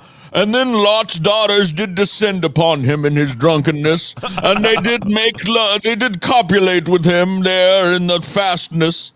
Yeah. There's a little fucking daddy-daughter porn for you. Get the fuck out of here, dude. The fact that we got grown men with straight faces sitting up and quoting this old Bronze Age mythology bullshit, I just can't even imagine. Can you imagine it? I can't even imagine that in 2022, this is still something that we have to sit through. The leader of our country quoting a Bible that fucking justifies systematic rape, systematic genocide, celebrates violence, bloodshed, and fucking every kind of adultery that you can fucking imagine, celebrates slavery, the worst parts of humanity, and we have to sit and listen to this motherfucker read a cherry-picked verse out of it because he claims to be a Catholic. Did you guys spill your seed on the ground there? Lord, didn't impregnate your brother's wife? When I'm going to have to smite heart hurts, God is with you, you fucking piece of shit. Look, I didn't realize... I didn't dip my fingers in the holy water and cross myself. I didn't realize I was going to a fucking mass today. Yeah, you are. To listen to a lapsed Catholic fucking finger-banging rapist racist spout an empty, boring, listlessly read fucking Bible verse at me after I just learned that 18 children were gunned down in the middle of a school day. Yeah, you know. And saves the crushed in spirit. So many crushed spirits. Was there a crushed spirit over there? Did he say the crushed spirit? The crusted spirit? Crush. He No, said, go back. It's I the heard pizza crust, TJ. It's crusted spirit. Look, it's All like right. you get the pizza and you you go. have the good part and the other crust. It's just his mush mouth. Saves the crushed in spirit.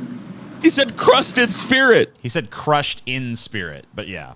It sounds like it sounds like crusted spirit to me. It does sound like crusted spirit. So many crushed spirits. Crusted spirits. So tonight, So many crusty spirits I see out there. So crusty. The crusty old spirit. I'm a crusty spirit. I ask the nation to pray for them. Got a crusty thing in my pants. Give the parents and siblings the strength. All right. I tell you what. You ask the nation to pray for them? All right. The nation asks you to take some fucking action and to act like the president and whip the Congress into shape and get some actual gun legislation passed that may intercede with this. Or at the very least, a stopgap, putting fucking soldiers outside of schools, making that a part of kids' day. You know what? I would rather kids grow up having to go through a checkpoint before they go to school than being shot up willy-nilly. Why don't you do something, you crusty old crab? I did something, Sonny. I said pray. God damn it. I said I'd have to. No, he didn't do something. He asked us to pray. Yeah. I prayed myself. I told you to pray. God's the only one that can solve about? this shit. I'm only the president. He's God. Quiet, fat. Buck stops Don't you with tell him, me- Sonny Jim. I'm the president, fat. You better In the listen to me. darkness they feel right now. As a nation, we have to ask, when in God's name Are we going to stand up to the gun lobby? No, there is no we. As a nation, we have to ask, when in God's name are you and the pathetic Democratic Party, who now controls the fucking presidency, the House, and the Senate, going to get off their fucking asses and do one goddamn motherfucking thing about any of the major fucking fires that are going on in this country, whether it's fucking climate change, crime, fucking poverty, inflation, gas prices, whatever you want to tell. When are you going to do a fucking thing? You know, it's like, I see, you know, this is so common about in the language of the fucking, the Democrats in particular, really, where it's like, the onus is on you guys, you know? There's like, we got it. They act like they're among us and shit. Like, we got to come together. We all got to do something, It's high time we find a solution to this. You an elected fuck? Didn't we give you power? Do something. You're the one who's supposed to do something, motherfucker. We did our part. We either elected or didn't elect you, but we participated or didn't participate in the vote. We did our part. Your part is to fucking get shit done, bitch. Yeah, so it's like all this we shit. Okay, fine. You know what? I'm more than happy to be part of the solution, but like leadership isn't just saying like, man, we ought to fucking stand up. Like, you stand up and I'll fucking follow, TJ, all right? Like, TJ, that's leadership, right? You're supposed TJ, to do something. That's the point. You're the fucking president. Look, quiet, fat. Look, we tried it. TJ Joe Manchin, he said no. So, I mean, I've tried. That's it. What do you, what? Yeah, I done talked to, what's his name? The guy from Tennessee or wherever he's from, and he said no. So, look, I told Joe Manchin, hey, Joe Manchin, you knock it off. And he said, nah. And I mean, what more can I do? What more can I fucking do? Come on, do it for Uncle Joe. And he said no. He said, the lobbyists pay me more. And I went, oh, that's a good point. All right. Well, fair enough, Sonny Jim. We went on his boat, and we had some fun. Sorry to bother you, Joe. What, Joe, that's me. In God's name, we do what we all know in our gut needs to be done. You do it. Why is this? What's this we shit? You are the fucking president, bitch. Yeah, what can I do personally? All right, I declare guns null and void. There you go. Wait, no one listened? You're talking to somebody that's like been like a 40+ year politician here. Yeah. You know what I mean? Saying this, which makes it even fucking worse. He's like, when are we going to do it? You have had fucking opportunity after opportunity after opportunity to be on the right side of this.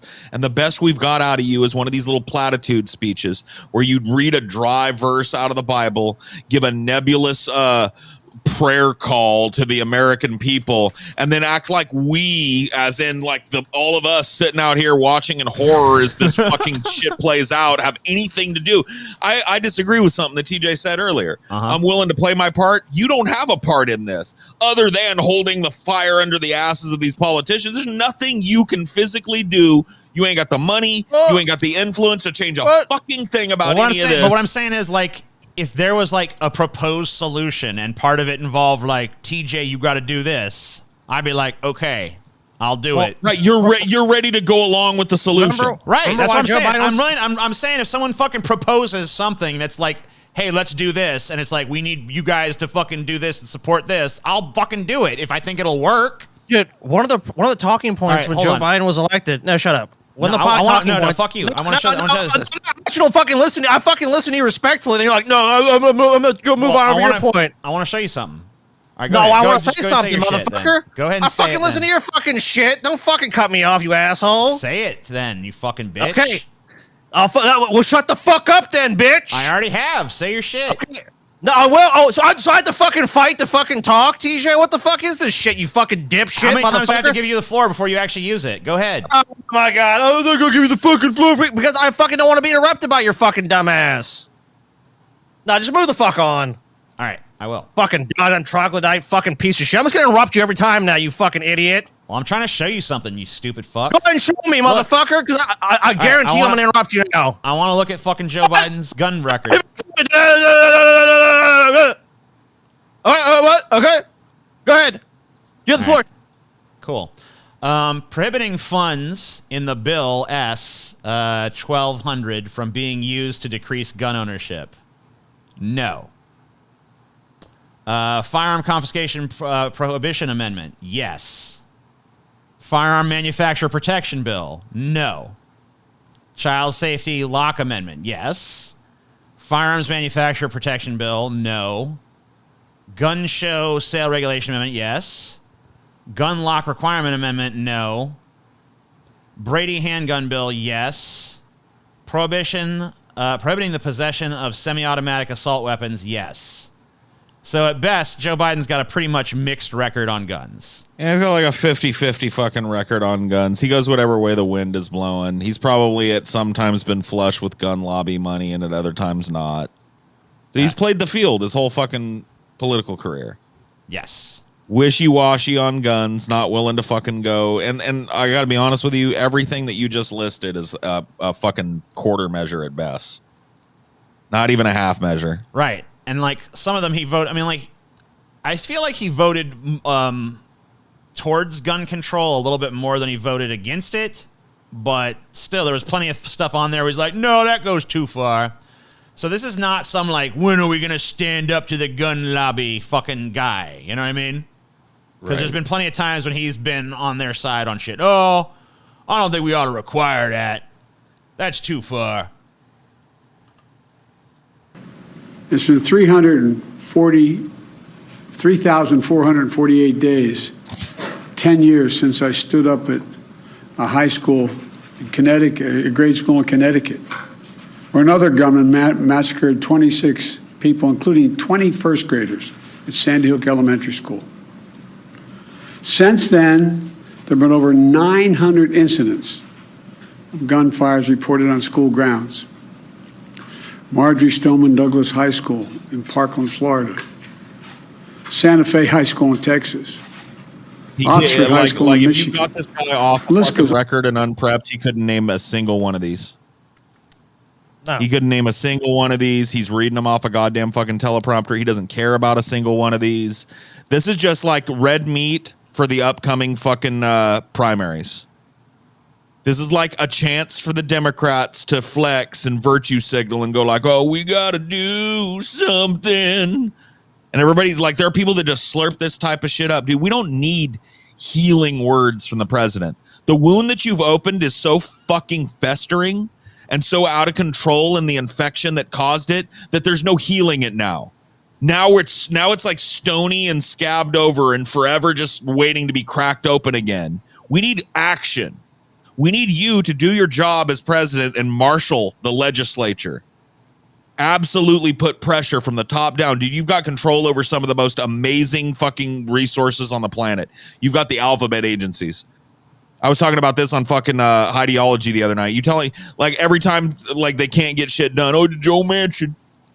You telling me Joe Manchin's the only squeaky clean millionaire in America?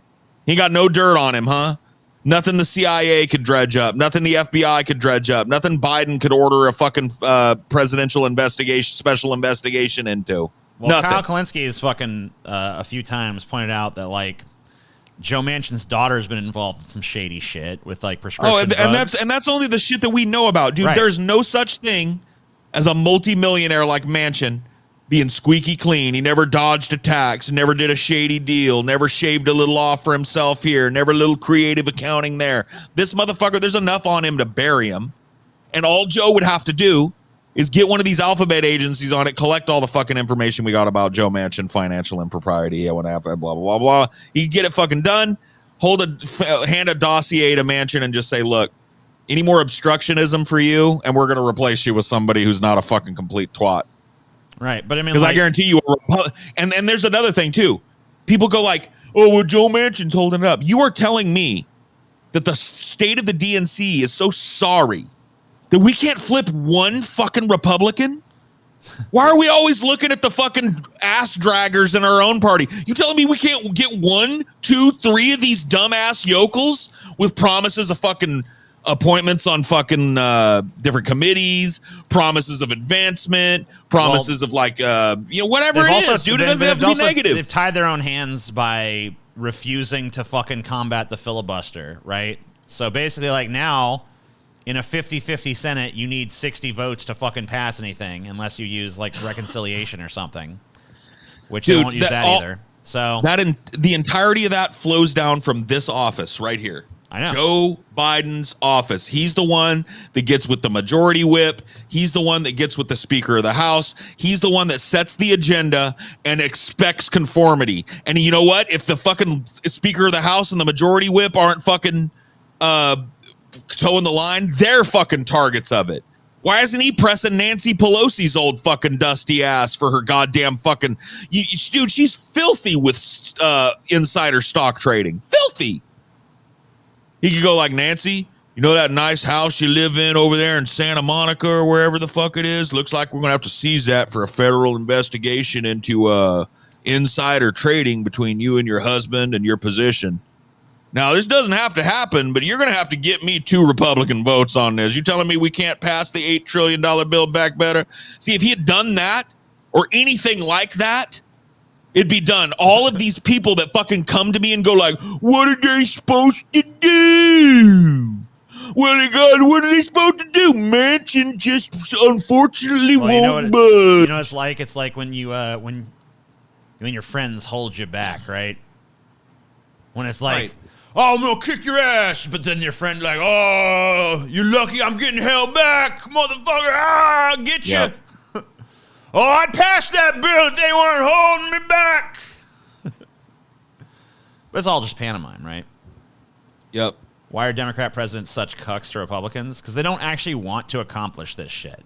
Well, they have the same fucking goals as the Republicans do. They're not cucks to the Republicans. They're bar buddies with the Republicans. They put on this face in public, and then after hours, they're sitting in the same exclusive little fucking aged whiskey bar that you can't get into, fucking clinking glasses over this shit and counting their money and flexing their new purchases and shit. Dude, it's all, that's why. They're not cucks. They just want the same things. They pretend not to. That's the difference between them and Republicans. Republicans will straight out tell you what they want. Basically like a fucking racist white nationalist state. And the Democrats like to paint a rainbow flag on their fucking bombs and pretend like they're against it. But they just do the same thing. They just keep the oven hot for the fucking Republicans next time they cycle around. Yeah, well, another thing, too, is that, you know, like, you look at the funding for these parties, and, I mean, like, a lot of people fund both sides, and a lot of fucking politicians are in the fucking pockets of one industry or another. Like, AIPAC, you know, they fucking support politicians on both sides of the aisle, and they'll use money to fucking thwart people that they don't like, that are like, oh, I'm critical of Israel, so, oh, a bunch of money gets spent against you, so. Like, there was that chick in, what's her name? Something Lee. I can't remember her full name, but she's running, and she said some things critical of Israel, and AIPAC poured like millions and millions of dollars into advertising against her, trying to get some centrist corporate guy in there instead, right?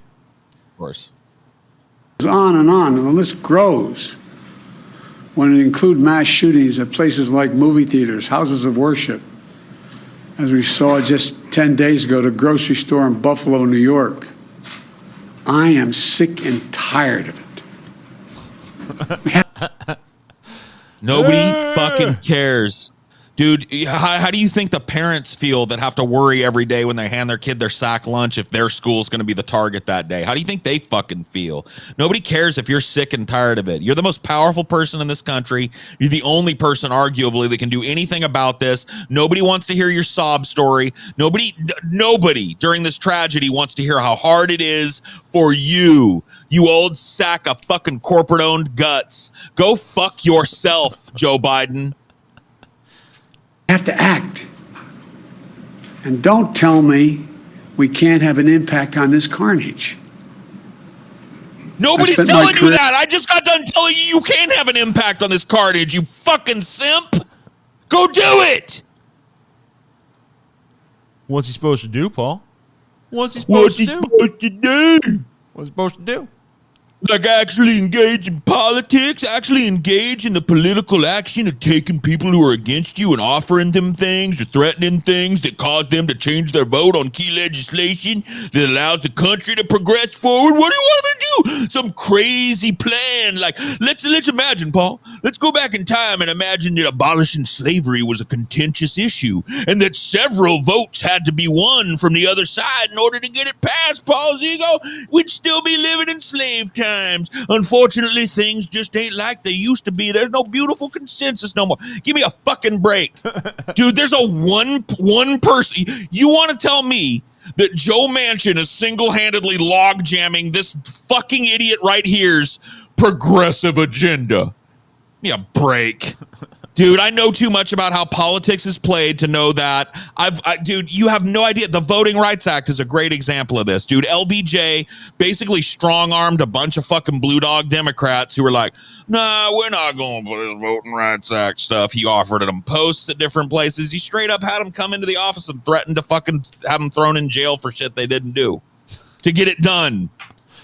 Yeah, I mean, like, people are like, oh, you don't, Paul don't know how ignorance of the political process. It's like you're ignorant of the political process. Yeah, basically, you know what's been happening. You know what's happened to you is like there's been like this like defeatist strain that's just been planted in your brain where you just buy the Democrat bullshit line that like, man, we're being obstructed, nothing we can do. It's like the oldest fucking trick in the book. Oh man, we really want to help, but circumstances just won't allow it to occur. It's like they're not like, it's not like there's 20 Democrats in the fucking Senate or something. It's not like there's 30. Yeah. There's 50. They're half of the fucking Senate. You want to believe this idea that there's just no power. They just have the presidency and control the House and Senate. What are they supposed to do? Ignorant of the political process. What process is that, dummy? The process by which nothing ever fundamentally fucking changes. That's a Joe Biden quote, by the way. The process by which Democrats, who are supposedly our alternative to the fascist fucking neo-Nazi conservatives, just kind of keep the fires hot for them in between fucking Republican presidencies. Well, that system, you're right. I am fucking purposefully ignorant of that system because I think that's a zero-sum game. With fucking totalitarianism at this point. Red light, green light, red light.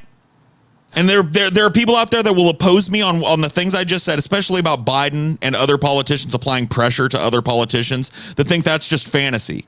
When it's literally the history of American government, it's going all the way back to the fucking beginning. Before the fucking Congress was even established, it was all about pressuring enough people to get on your side to even establish the institution in the first place and agree on the fucking norms of it. It's the story of American politics is one politician who's more shrewd than another, finding that politician's weak point and getting that vote that they need, or getting that block of 10 votes off the Republicans that they need. And the idea that we're now suddenly in a different era where that's impossible is just fucking stupid. Political pressure? Stupid. What? That's not even possible, though. It can't be done. And you know what happens? Simply cannot be done. People give high praise and huge retweets. Dude, Joe Biden's been on a mission since this shooting happened. Dude, his Twitter is lit up with, we got to do something. Fucking AOC's Twitter lit up with, we got to do something. We got to do something. Motherfucker, why don't you get off of Twitter and get an emergency fucking meeting and talk about what your new tactics are to push through legislation in the goddamn country and start fixing some of this shit? Why are you on Twitter carefully crafting your little fucking virtue signal instead of sitting in a room with a bunch of other serious people talking about how you're about to go steamroll and use your fucking trifecta in the American government to get some shit done? Fuck these people, man, and fuck the excuse makers for them too. Fuck you motherfuckers that are on the left that go after other fucking leftists that try to light a fire under these corporate suits in hopes that they get something out of them. Go fuck yourself, you little capitulators. You want to know why you get weak sauce, tartar sauce like fucking Joe Biden? It's because your bitch ass does nothing but simp for them during electoral season and then fucking defend them all the way till the next one. Go eat a fat bowl of dicks, you fucking bitch. And, you know, like, I don't think I've ever seen a president in my lifetime anyway that's accomplished less in their first 100 days than Biden. Because usually the first 100 days of a presidency is like when a lot of shit happens, when a lot of bold new changes take form and take shape in the country. But like Joe Biden's presidency, there was fucking none of that. There was the COVID relief package, which was like pretty bipartisan, was going to happen whether it was him or Trump. It didn't even fucking matter.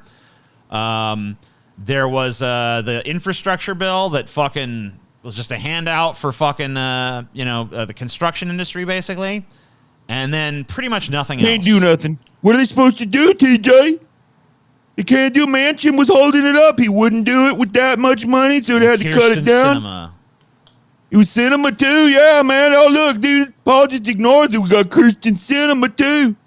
You think that fucking... Dude, you really think that wad of well-used silly putty couldn't be molded into whatever you wanted with the right kind of pressure? What do you think Kristen Cinema is? Some kind of fucking Bond villain level super genius or some shit? Yeah, they're just like, I cannot be persuaded. I cannot be bought. I cannot be cajoled. I cannot be bribed. Yeah, it's like, give me a break. There's a million and one ways you can twist that bitch's arm, but they don't even try. They don't even want to. It's just like, we're being blocked. Our friends this kind of shit, and Joe are holding us back, you guys. We can't do it. It falls worse than flat, this. It's like actively, openly, entirely fucking insulting.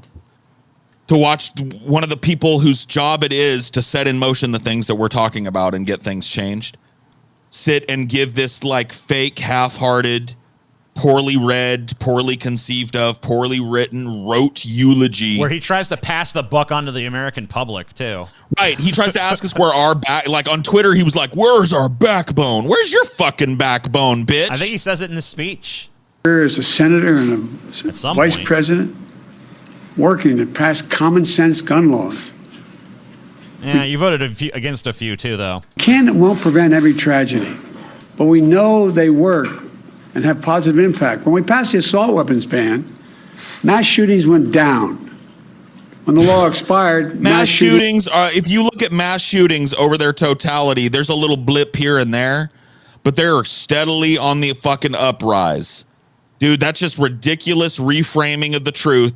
Overall, from the Columbine era to now, mass shootings are massively up, and school shootings in particular are massively up over the trend as well. So go fuck yourself. And all these little assault weapons bans, they didn't go far enough. Because most of these people are pulling these off with handguns. Handguns aren't considered assault weapons, yet they're just as deadly in a lot of fucking cases. Hold fucking 16 in the clip. I don't know how much they hold. I know an extended clip is like 16. One of the whole 17 bullets in some cases on handguns before you have to reload. I mean, come on. I'm trying to look at some charts about mass shootings, but everyone has a different definition of what a mass shooting is, too. So that's kind of... It's just beyond insulting, man. It's beyond insulting. And what really galls me is not necessarily these people doing it, because they've been doing it my whole fucking life. I've been being sold this bottle of lukewarm, thin gruel my entire fucking long, languid fucking life, dude. I've been hearing the same corporate fucking, back pats and the little virtue signals my whole fucking life. It is the fact that the people are still watching this get worse and worse. Not just this, but everything get worse and worse. And still jumping in to fucking defend this. Defend this empty suit. Defend his little acolytes in the Congress. Defend his little acolytes in the judiciary. Defend his little fucking defenders in the media. You know what I mean? And the fact that I get argued against because my desire, if I could do it, if I was somehow a fucking Titan in Greek mythology, I would love to just go where Joe Biden is and light a literal fire under him that's burning upwards. And it says, look, this is moving towards you. It'll eventually scorch your fucking ass to dust. You've got 24 hours, as far as I can tell, to get some shit done. Something. And I'll see you tomorrow. Front. He's tripled. The idea that an 18-year-old kid can walk into a gun store and buy 2 assault weapons is just wrong. What in God's name do you need an assault weapon for except to kill someone? There aren't.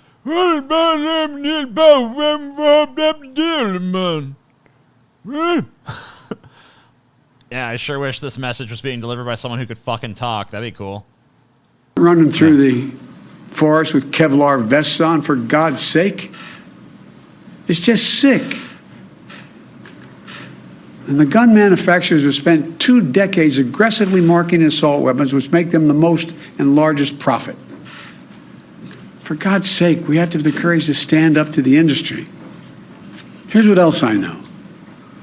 Most Americans support common sense laws, common sense gun laws. I just got off a trip from Asia, meeting with Asian leaders. And I learned of this while... I forget who. Asian leaders. Look at him. He's just like, I can't read it. I don't know They what was their names. Asian because they had like them slanty eyes and such, and I went over there and I talked to them Asians, and they ain't got this problem. I was on the aircraft. And what struck me on that 17-hour flight, what struck me was these kinds of mass shootings rarely happen anywhere else in the world. Why? They have mental health problems. They have domestic disputes in other countries. They have people who are lost. Oh, okay. Super swag 1111. You need guns to protect kids. Sorry, Paul. You need guns to protect kids from the guns, from the kids to the guns to the kids to protect from the guns and from the guns and the kids. You need more guns and then kids are protected from the guns. That you fucking sick. Like, dude, is there a little fucking like hamster on a wheel in your head just going? One brain cell bullshit. I hope that was trolling, dude. I hope you pull out of it and go like, oh, that's a troll. Hey, I was just pretending to be retarded. Gotcha. But these kinds of mass shootings never happen with the kind of frequency they happen in America. Why? Why are we willing to live with this carnage? Why do we keep letting this happen? Where in God's name is our backbone to have the courage to deal with it and stand up to the lobbies? It's time to turn this pain into action for every parent, for every citizen in this country.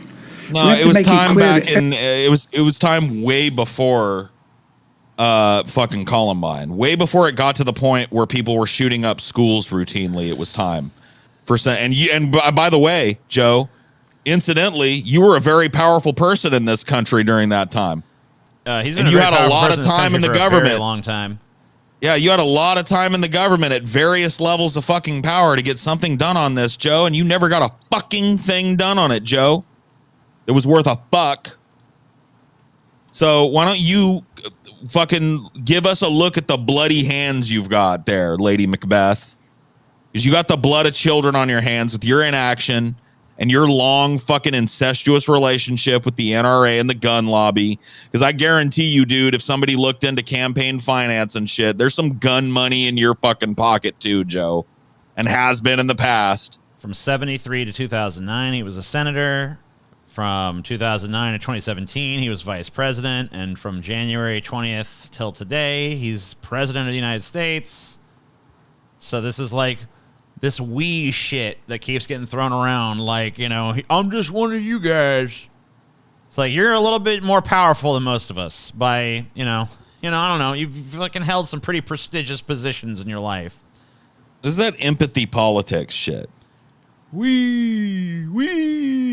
empathy politics, where it's just like, we are their leaders and oligarchs, but every time we talk to them about a tragedy or problems at the pump or a high price hike or bad jobs, we're going to talk about how we're suffering. And I got to tell you, in too, America, we're suffering. I got to tell you, too, this fucking idea that, you know, the reason that we have more gun violence here is just because we have laxer gun laws. Totally not true. It's more of just like the sense that like this is the country with one of the weakest social safety nets ever. Like as far as like a developed nation goes, like we have we have less of a social safety net than like Mexico and shit. You know what I mean? Like this is like we're absolutely pathetic on that front. All right? We have people going to Mexico. Country, you know, Mexico's fucking overrun with violence, drug violence, and just basic violence against tourists and shit. We have people electing to go to Mexico because Mexico's better at covering fucking life-changing and life-affirming surgeries and shit. So a lot of trans people end up in Mexico in clinics and shit. So they don't have to jump through the hoops in their shitty southern state to get their surgeries and stuff. A lot of fat people go down there to get bariatric surgery because it's apparently like a really easy fucking thing that, because in America, everything has a giant price tag on it, is hugely inflated here. And in Mexico, you can get the same fucking surgery basically for fucking a tenth the price. So why, like, we're worse off than Mexico. We're way worse off than our neighbor to the north, Canada. Like, nobody in their right mind, no Canadian citizen that has full fucking healthcare coverage would come down here, experience American health. They might say that they want American healthcare coverage now, but it's only because they misunderstand it. If they had the opportunity to live 6 months of their life or a year of their life under the American way, there's no way that those Canadians would stay and not go back to their fucking National Health Service. We already have a fucking, we pretty much know that because they offer private insurance coverage in Canada, and pretty much no one buys it. Well, there's no need for it for most people. Yeah, I mean, it's like you can buy this supplementally or whatever, but no one fucking gets it. Even rich people don't get it because it's fucking useless. If you have universal health coverage, you don't fucking go and buy insurance. It's just a waste of fucking money. And like, it's not just healthcare though. I mean, it's like mental health, which I guess is part of healthcare too. It's, just like any safety net to protect you from poverty or job loss, or to like, have vacation time. Like, most fucking developed countries don't treat their citizens like cogs in a fucking machine. In America, you're a cog in a fucking machine. And that's why people fucking lash out. I mean, I don't know that I necessarily agree. I think most countries treat their citizens like they're cogs in a machine. I just think most other countries other than America. I guess it's a subjective thing, but like. Well, here's what I think. There's definitely way more fucking like. Like most countries, like child care provided. They for. grease the wheels. Vacation. Like they're cogs in a machine, but we're cogs that never get greased or maintained, never get any maintenance, and they're cogs in the machine that get ample grease and ample fucking maintenance. If one of their spokes breaks, they get repaired and put back into the fucking machine. That's the difference. And it's way better to be a well taken care of cog than it is a cog that's just thrown slapdash into the machine. When it breaks, it's just replaced with another fresh cog. You know what I mean? You're just thrown away into the broken cogs pile. You're fucked. Yeah, I mean, like, so like the fact that there's just like no, like, you're fucking, if you're in America, you're just like, you're flying with that, you're fucking on a trapeze without a fucking net.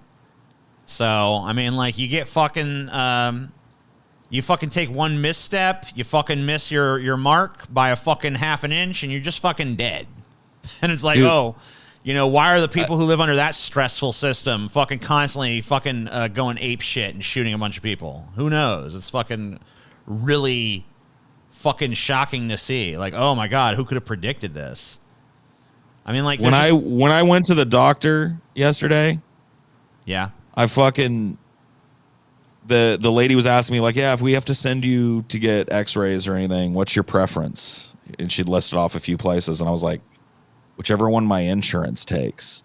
And she looked at me like, there's no way I can know that. And I'm like, there's no way I can know that either. You know what I mean? Like, I'll go wherever I don't have to pay fucking $900 for an X-ray. How's that? So I'm just gonna. So here's some stuff in Sweden: subsidized doctor care, free public hospital treatment, subsidized dental care, free for children, subsidized prescription drugs, free abortions and sterilizations, free maternity clinics for prenatal care, cash benefits to compensate for loss or most wages lost by sick. If you get sick and you lose money because of it, the government compensates you. Tax-free monthly payment to parents for each child. Single parents receive an additional payment for each child. Parents have a right to take a total of 12 months paid leave from work at near full wages to care for each child for up to the first year in school. Subsidized child care at home or in a government daycare center. 1 year at a subsidized nursery school. Unemployment insurance pays about 80% of previous income. As far as pensions go, most retired persons receive 3 different kinds of old age pensions paid for by taxes and employer contributions.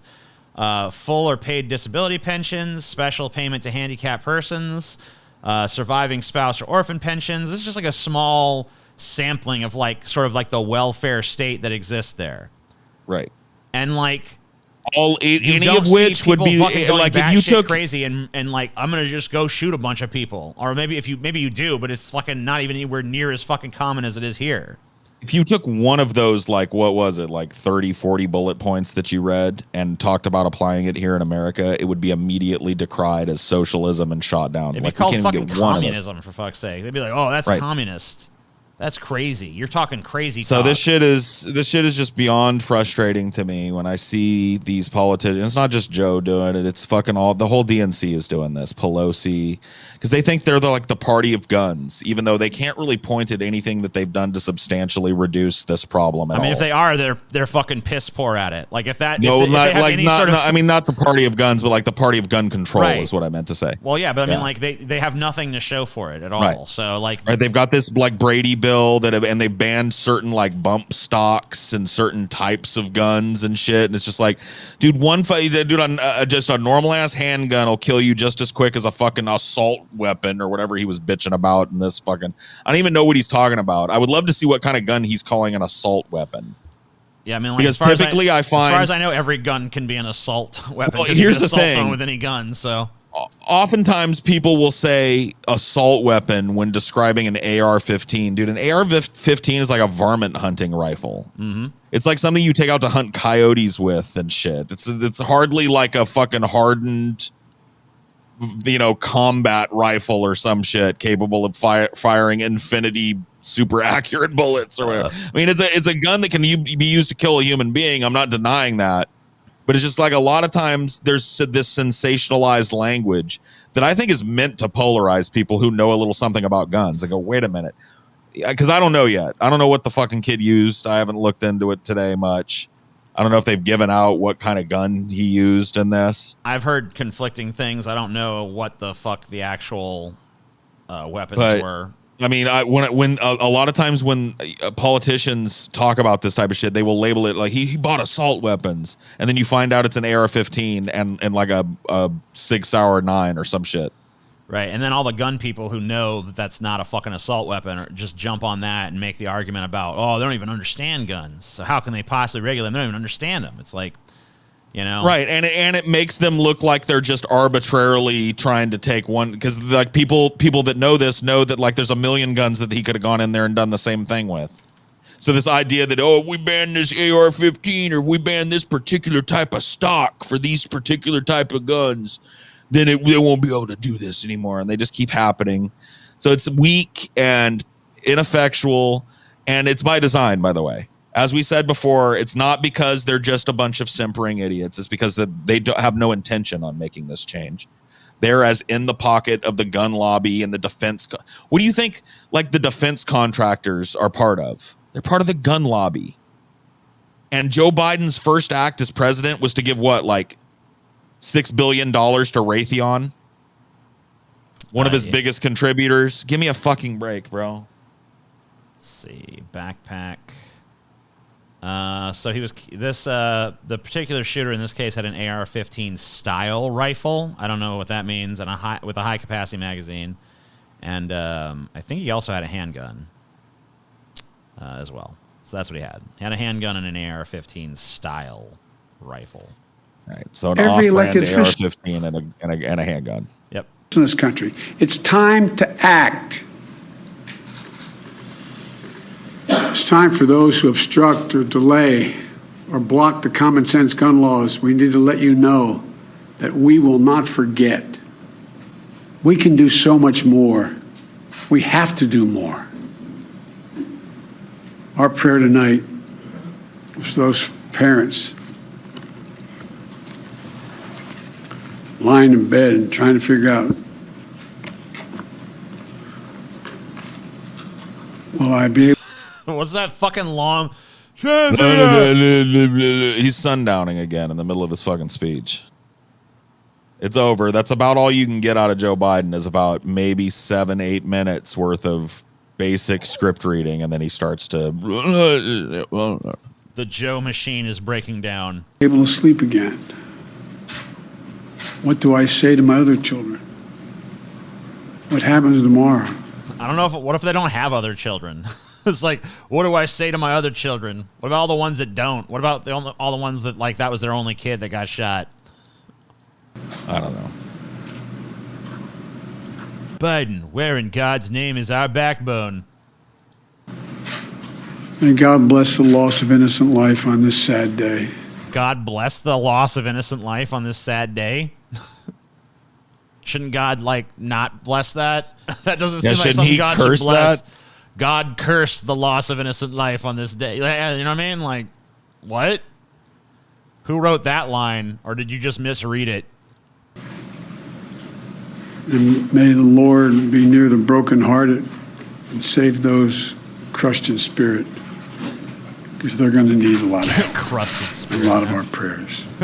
Crusted spirit. God love you. There's a lot of God bothering this speech. Oh, it's me, the crusty spirit. All this shit about God all up in there, too. God, God, God, God, God. Hope there was no atheist parents at this fucking school. Dude, when you're hearing a fucking big, wide-reaching platitude, God's name being invoked is not far. Mm-hmm. Dude, you're gonna hear those things to come together a whole fucking lot, man. Is this the White House or a church? Yeah, I felt like I fucking just heard a goddamn sermon from the fucking president just now. You know what's fucking thing is, it's like, who does he impress with that shit? Because, like... Nobody. Democrats really traditionally don't eat up that religious bullshit too much, and Republicans aren't going to be impressed by it, so... Like, why all this God shit? Like, okay, you're a man of faith. Fucking, you could bring up God a couple times maybe, but, like, that was just, like, ridiculous amounts of, like, God being poured over this, like, hot sauce. God and God, and Jesus said, and the Bible said, and God, God, God, Jesus, God, God, God, God. And God bless the children, and God bless America, and God bless us all. All right, Joe. You and your crusty spirit. So, next up we have a PragerU video. This is about... fucking joy of all joys. Yeah, man. You know, out of the frying pan into the fire. And this will be your host, Paul. You like this guy? I don't really recognize. I know I've seen him, but he's not one of my most hated Prager. I don't even know. I don't even know who he is. I've seen his face and I've heard his name before, but I don't really know who the fuck he is. I expected you would just be like, you know, this. I don't know who the fuck that is. So I guess you. No, I have actually seen and heard of him. Yeah. All right. Well, let's find out. See what's going on. Conventional wisdom has long held that as goes California, so goes the nation. Once, this was a glowing compliment. Now, it's a cautionary tale. Yeah. Well, it's also a vast oversimplification. So it implies a reciprocal relationship, which I absolutely agree with. As so goes California, or as goes California, so goes the nation. But when the nation is unified in suffering, as goes the nation, so goes California to a certain extent, because California is part of the union. Like, if California was free from the debt and attachment and manipulation and shit of America and was its own little fucking country, it would be way less overrun, way less fucking, like, problematic. It would probably do just fine. It would be the 5th largest economy on the planet, just on what it produces. So it's kind of a simplification to just say it one way. Like the United States is not, or like California is not at all subject to any kind of misery anywhere else in the United States. We're not all interconnected at all. If America goes California, it's in big trouble. Mm-hmm. This is a strange thing to say because California is as close to paradise as you can get to on this earth. Isn't. No, it isn't. See, this is like one of the problems with California. And I've said this before, and people have actually scoffed when I've said this, but like most people think California is just a tropical beach. Like California has some nice beaches on it, but it's also desert, fucking inhospitable mountain ranges, endless fucking smog. Yeah. Like the pollution in California is horrible, unfortunately. It's astounding. Like, especially near the huge population centers. Like, there's also a lot of California's forests. Bakersfield, LA. Yeah, those places are just swimming in smog. I mean, California is large enough that there is like a huge, like a bunch of different ecosystems. It's diverse. It's a very diverse biome, really. So them showing this just goes to show that there's going to be some ignorance already. Because that's not. It's moderate temperate climate. Oh, sorry. No, it's not. It's coastal areas have a moderate temperate climate. climate is almost unrivaled. It's home to 2 of the world's best natural harbors. If outdoor recreation is your thing, you can ski or surf, scuba dive or sail, hike in the redwoods or climb Half Dome, all within a couple hours drive. Yeah, this is all true, and this is something that you've heard me say about California before. Like, it's not necessarily that every place here is beautiful. It's just that if there's anything that you like to do outdoorsy wise, you can find it in California.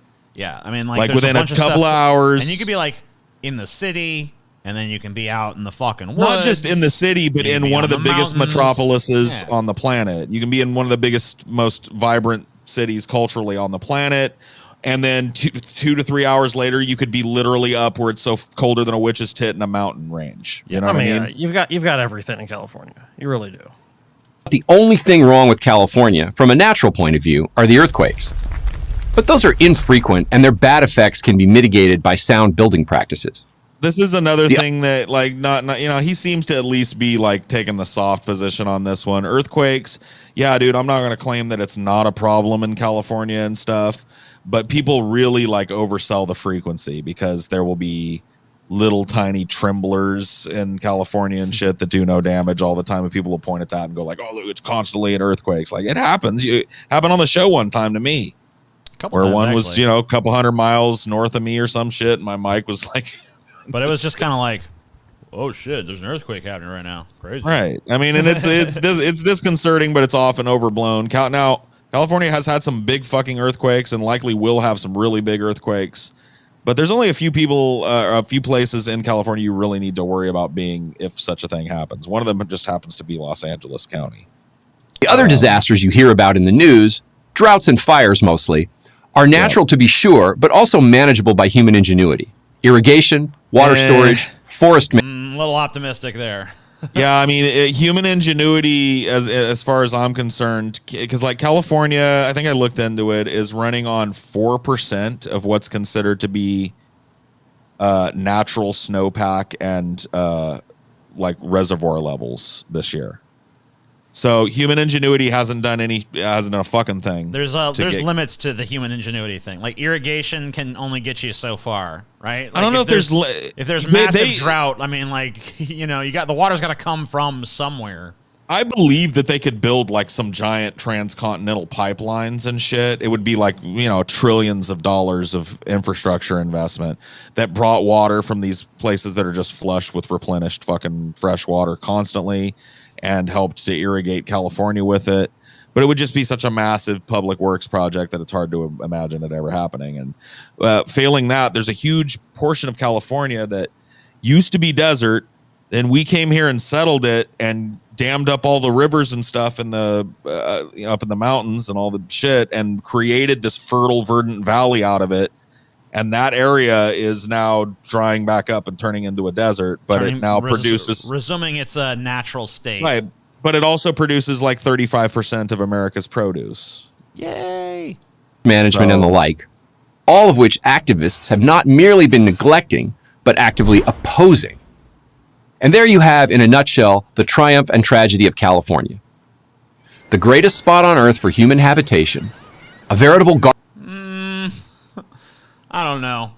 That's that's a little generous, maybe, but I mean, it's not bad. It depends. It's a good state, but it depends on what you value, right? Like if you are the type of person that loves the outdoors and loves taking trips to places that are very different from one another in terms of climate, then I could see somebody taking this position. But there's a lot of fucking rat shit in California too. Not only that, but like there's a lot of places. I mean, there's like a lot of it, like you said, is desert. Like it's not necessarily meant for the that has its own beauty sizes that it. Yeah, but like it's not meant to sustain the number of people that it is now. Is I guess the point I'm trying to make with it. It's definitely not a Garden of Eden where there's just like an abundance of all things at all times. Garden of Eden is in danger of becoming a garbage dump, thanks to Californians. The decline did not happen overnight. For a century or more, those who settled there, not just from other parts of America, but from all over the world, built the state into an economic, cultural, and technological powerhouse and middle-class paradise. But for the last generation... Well, it's still a couple of those things. I don't know if it's a middle-class paradise anymore, but... it's as far as economic and technological hub, I mean, it's definitely still those. They've been busily screwing it up. Okay.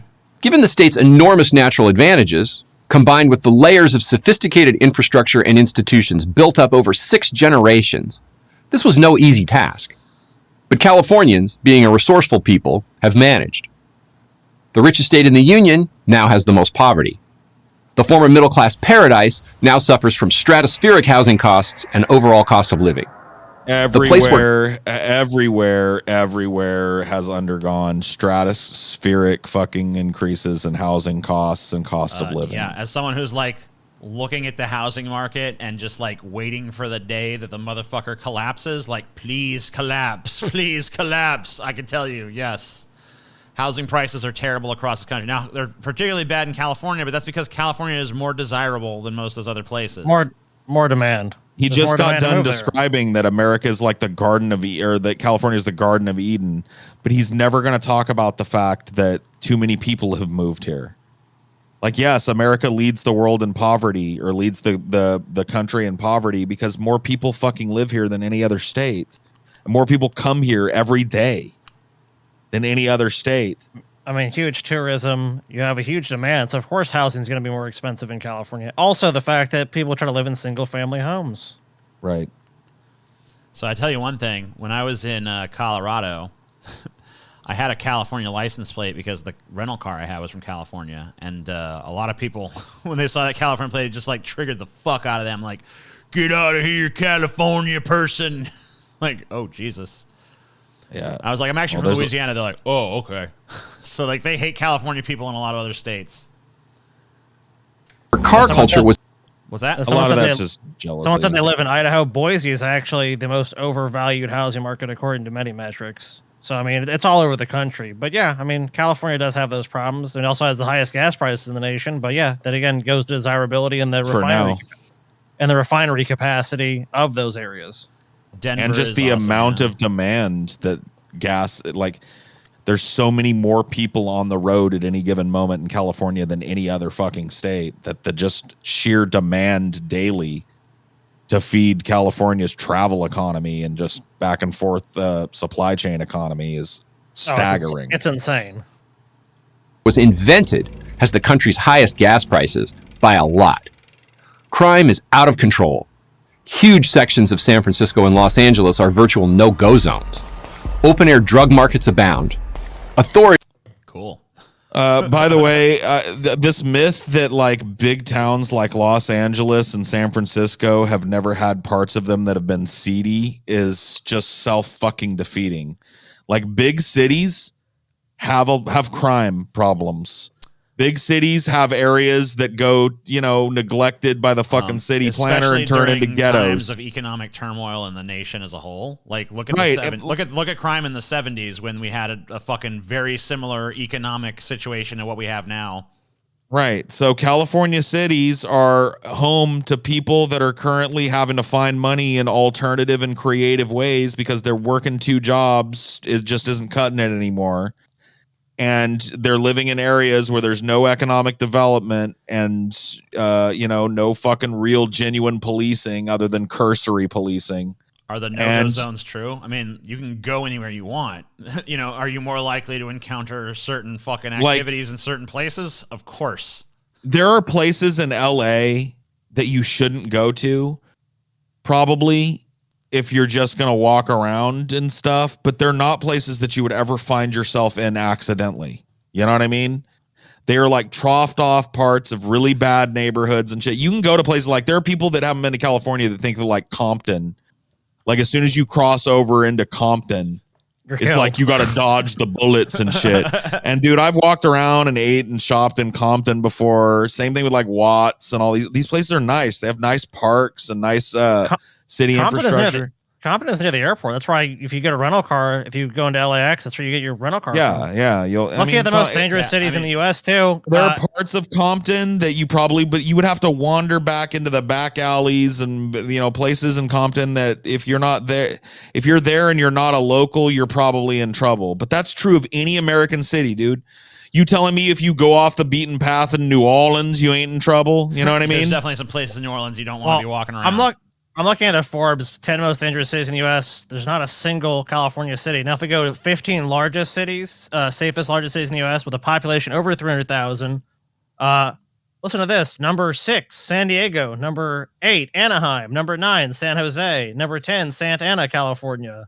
Number 15, Riverside, California. So actually, California actually is home to some of the safest big cities in the country, is what you're saying. And 20 safest cities with populations over 100,000. If we go look at that, Merida, California, I might be butchering that. Irvine, California. Thousand Oaks, California. Telmoca, California. Santa Clarita. I mean, so California overall doesn't seem to have the same crime problem. If you look at the most dangerous cities, number 1, St. Louis. Number 2, Jackson, Mississippi. Number 3, Detroit. Number 4, New Orleans. Number 5, Baltimore. Number 6, Memphis, Tennessee. Number 7, Cleveland, Ohio. I just noticed about all of those red states. Oh, every single one that you just listed. Shocking. I mean, isn't it? Every one of those is a red state, are they not? Yeah. Missouri, red state. Mississippi, red state. Michigan, I guess Michigan could argue is blue. Michigan went red for Trump, though, in 2016. Purple state. Maryland is a blue state. Maryland's just a perfect example of this, like, kind of alternative facts kind of presentation and shit. It's like, and you know, I won't even deny LA's got a fucking crime problem. It always has. It's huge. There are parts of it that are just horribly, horribly poor. And those types of conditions, people living right on top of each other, very little city services, lots of cops, tend to lead to a lot of crime and fucking shit. Dude, but that shit is all over the fucking country. Crime is up all over the fucking country because the economy is down. I want you guys to see the nightmare that is Compton. Oh shit! Prepare yourself to drop your pants and give up your whole wallet. Oh Jesus God, no! Oh fuck!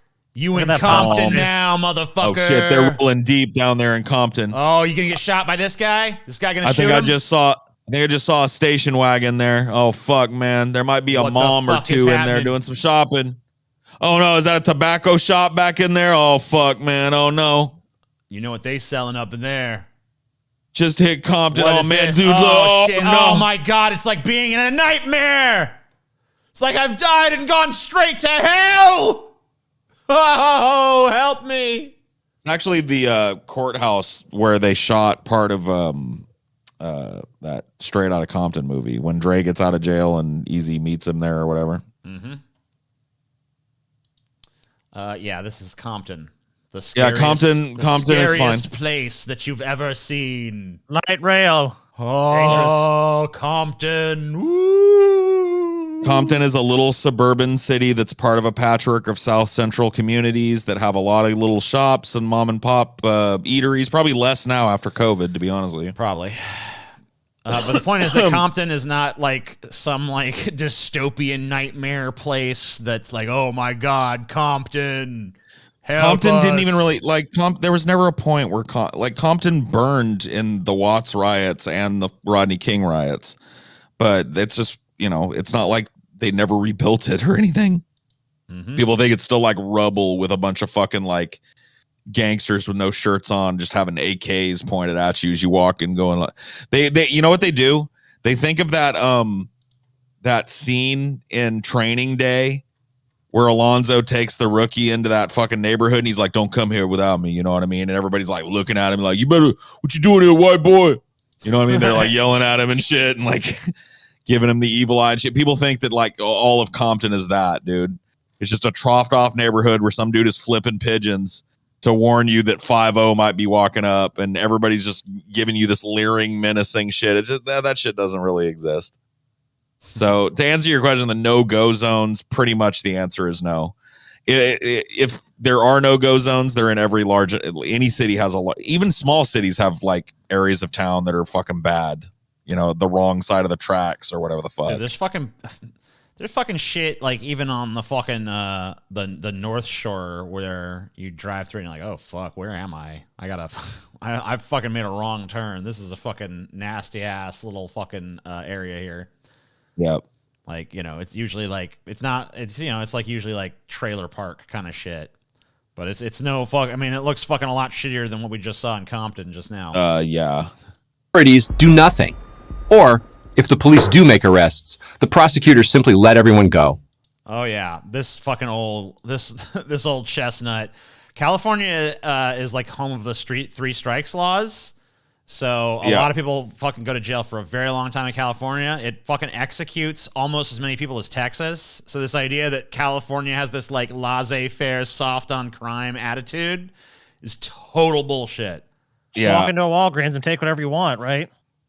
Dude, I've often looked at, because now that I've lived in both, I grew up in California, I lived in Texas for a decent amount of time, a couple years. I came to the realization that California and Texas are just brothers. And they're so much alike, it's sickening, but they constantly fight. You know what I mean? Like, because I got to tell you, dude, the area that I come from, indistinguishable from fucking Texas. Indistinguishable. Like, you could, like, find the same kind of barbecue joints, the same kind of beer-bellied idiots and 10-gallon hats here that you do in fucking Texas. The only thing you can't find here that you can get in Texas is good fucking Ziploc bags, those Texas Tough Ziplocs, and Texas-shaped corn chips, baby. That's it. Everything else is exactly the same between the two states, but they like to pretend like they're in some kind of competition constantly. Well, in Texas, they also have like a large size, but they'll have like make it Texas size. Yeah.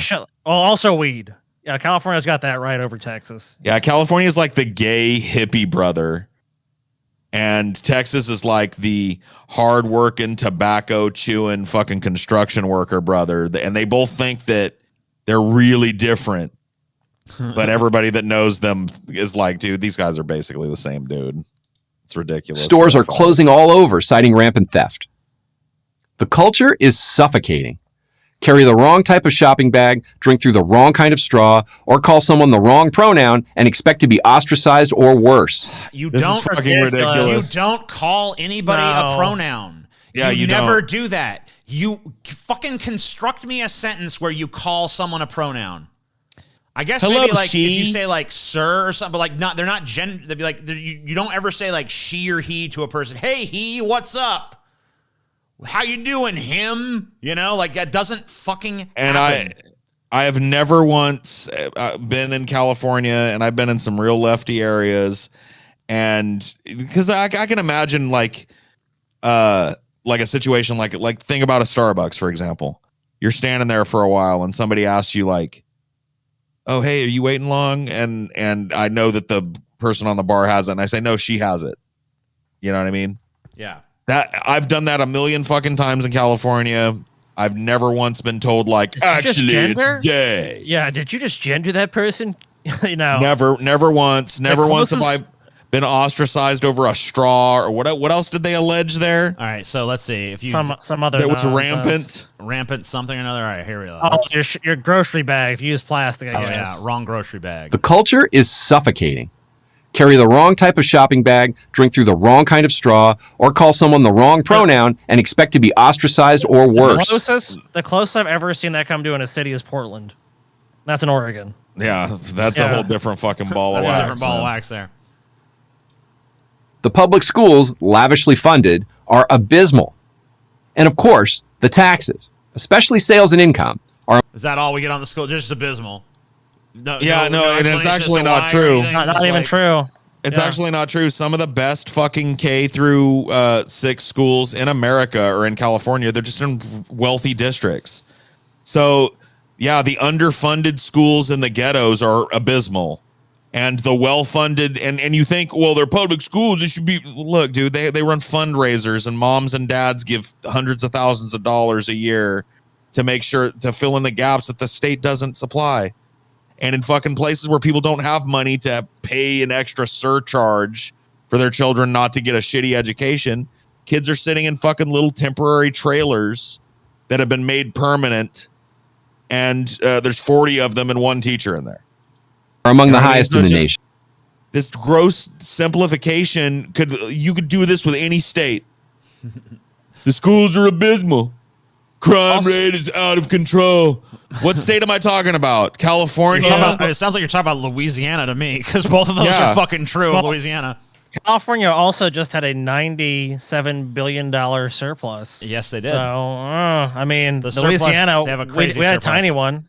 Yeah, we had a tiny one here, but now in fairness, a lot of fucking states have surplus because of COVID shit. But the COVID shit, but I don't think California is exclusively because California's attracted tons of industry.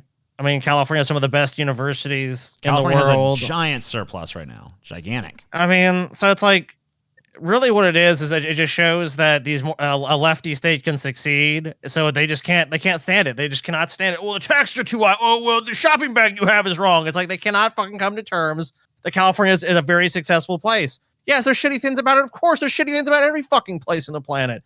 You can take the nicest country, take like Singapore or some shit. You don't think there's poverty there? You don't think there's problems there? Come the fuck on. It exists everywhere on the goddamn planet. California has come a long way, and not a good way, from the paradise the Beach Boys sang about in the 1960s, or even God. I hate to say it, but that's some boomer shit. Fucking past worshipping shit. Oh my God, dude. California in the 60s had just as many dirty, fucking disgusting, dangerous slums and filthy fucking public beaches and shit. Dude, these people watch like an Elvis movie where he was a surfer and they think that's what California used to be in the 50s, you know? Yeah, remember back in the 50s when Elvis used to be California, a surfer? Here's the deal, dude. I'm not going to sugarcoat it for you. There are parts of California, a lot of it, dirty, grimy, filthy fucking place, dude, but it's like always been or something. It's always been that way. Yeah. LA has always been a filthy. Haven't you listened to the fucking film noirs? This dirty fucking town. LA is disgusting. Yeah. Honestly, even the nicer parts of LA, like there's trash, there's disgusting shit going on, but it's a fucking huge city. There's millions of people. How do you fucking expect? I thought when I moved my PI practice over here from the East Coast that I'd get a break from all the filth. Turns out I was wrong. A Baywatch image of the 1990s. Yeah, he's literally just basing on things he saw on television. Yeah. Remember in the Hey Now You're an All-Star video where the beach was all clean and the chicks were all hot? What happened to that 90s America, man? Dude, whatever, dude. Shit was still hella fucking grimy in the 90s. How did it happen?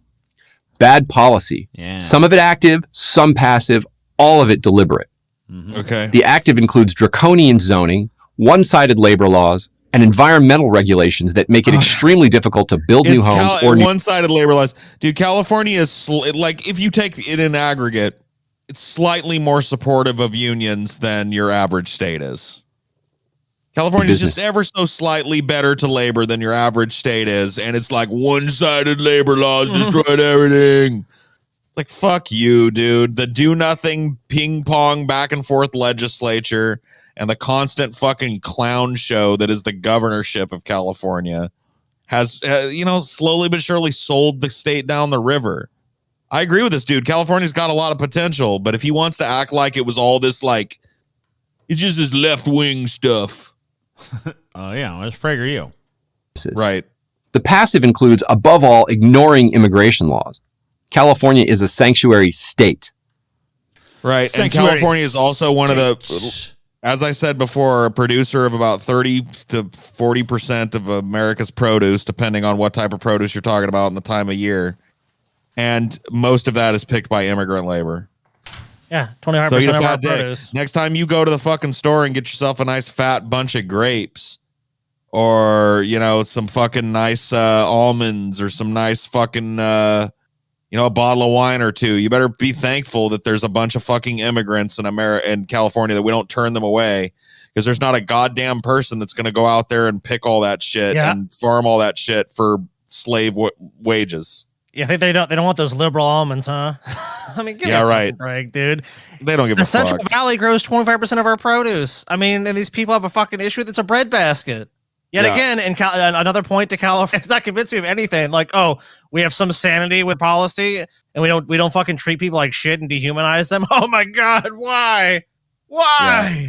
It's ridiculous. And these people, like California, like the success story that they try and portray California as, in the 20s and the 40s and the 50s and the 60s and the 70s and the 80s and the 90s, California was great.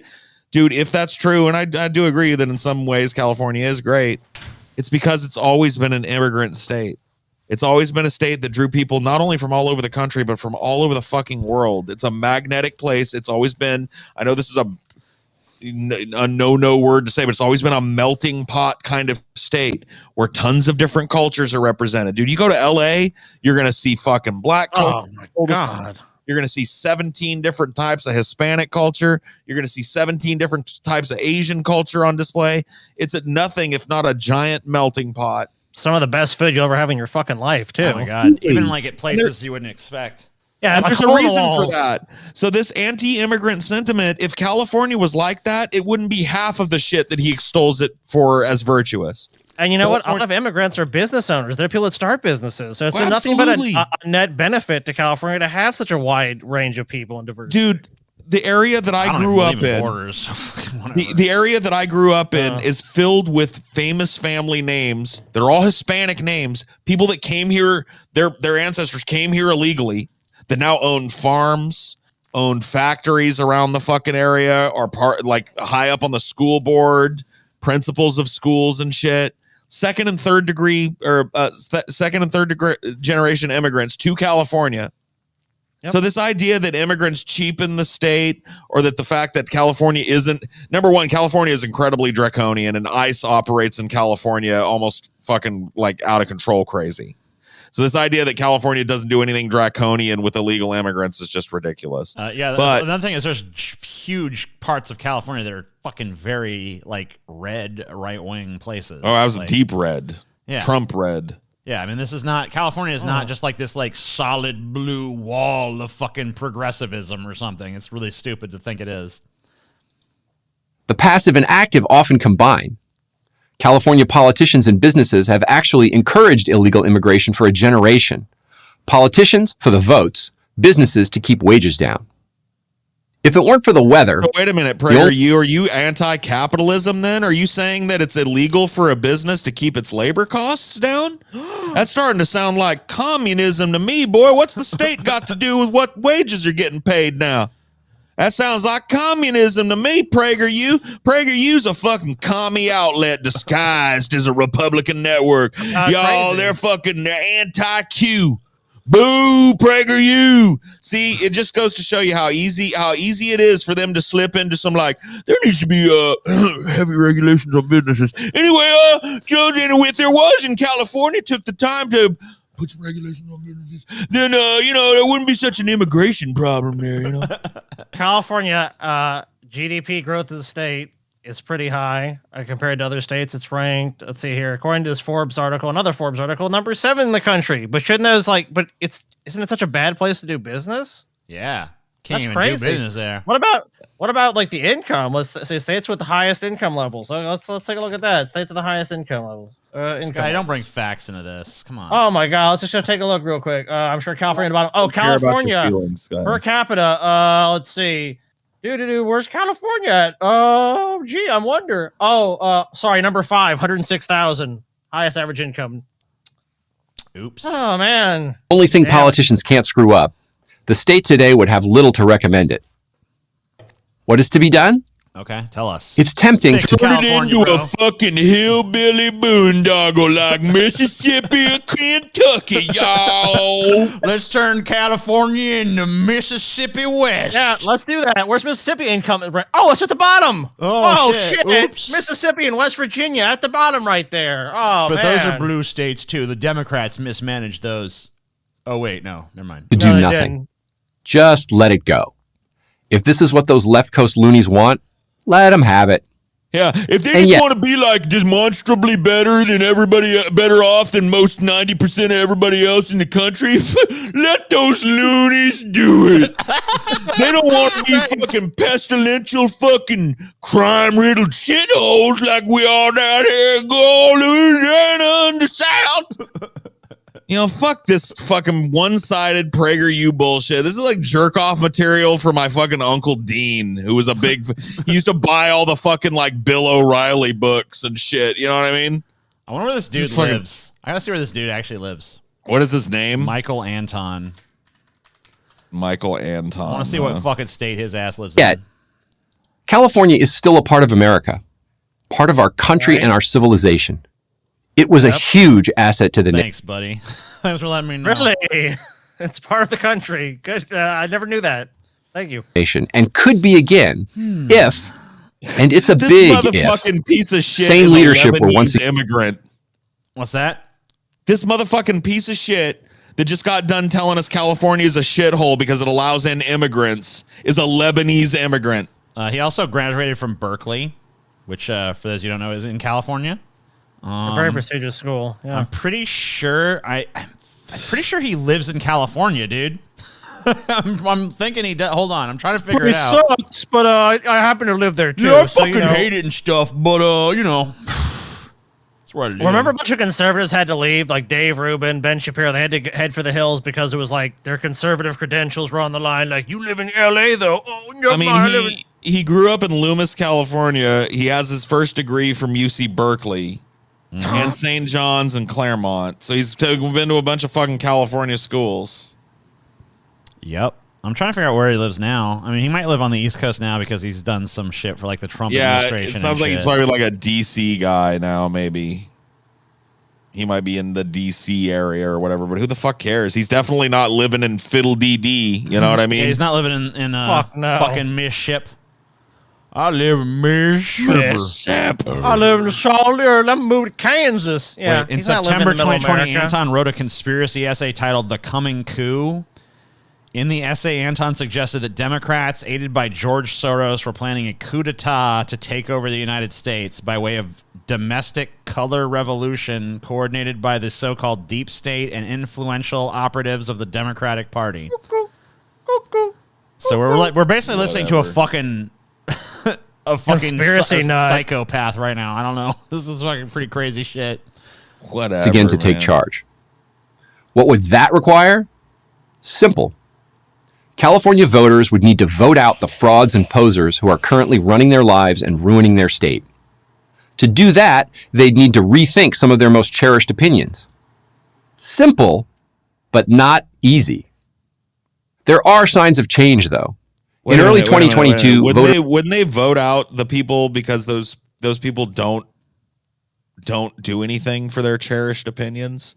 Like, why do they need to change their cherished opinions and mold their expectations to some other fucking political party? So if they really want to fix California, they just got to give up their fundamental political beliefs and subsume themselves to complete Republican thinking. Yeah. Who does that? What are you talking about, you weird fucking...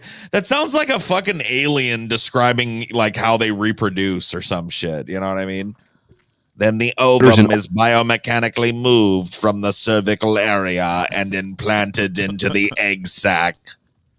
Ultra-left San Francisco recalled by overwhelming margins 3 ultra-left members of their school board. Let-em-go DAs in the North and South have faced serious recall attempts, some with establishment and Hollywood money behind them. These are positive signs. It will take a lot more. Citation missing. Actual examples of this type of thought taking root anywhere in California that it didn't already exist, 0. But hey, guys, we heard that there's a DA that got defeated even though he rumored to have Hollywood money behind him. But change could happen. And if it does, then California could be the golden state once again. A model for the nation. It always was, and I was born, raised, and educated. See, this is part of the problem with conservative thinking, is that there's always this, and it changes from person to person, but there's all conservative. Sorry, I don't mean to mislabel them as actual human beings. It changes from conservative to conservative. What point in history in America this golden age was? And when you ask them to describe attributes of it, it really sounds like they're describing like a Leave It to Beaver episode or an episode of the Andy fucking Griffith show or some shit. You know what I mean? Some shit that never existed anywhere. Except for on television. Right.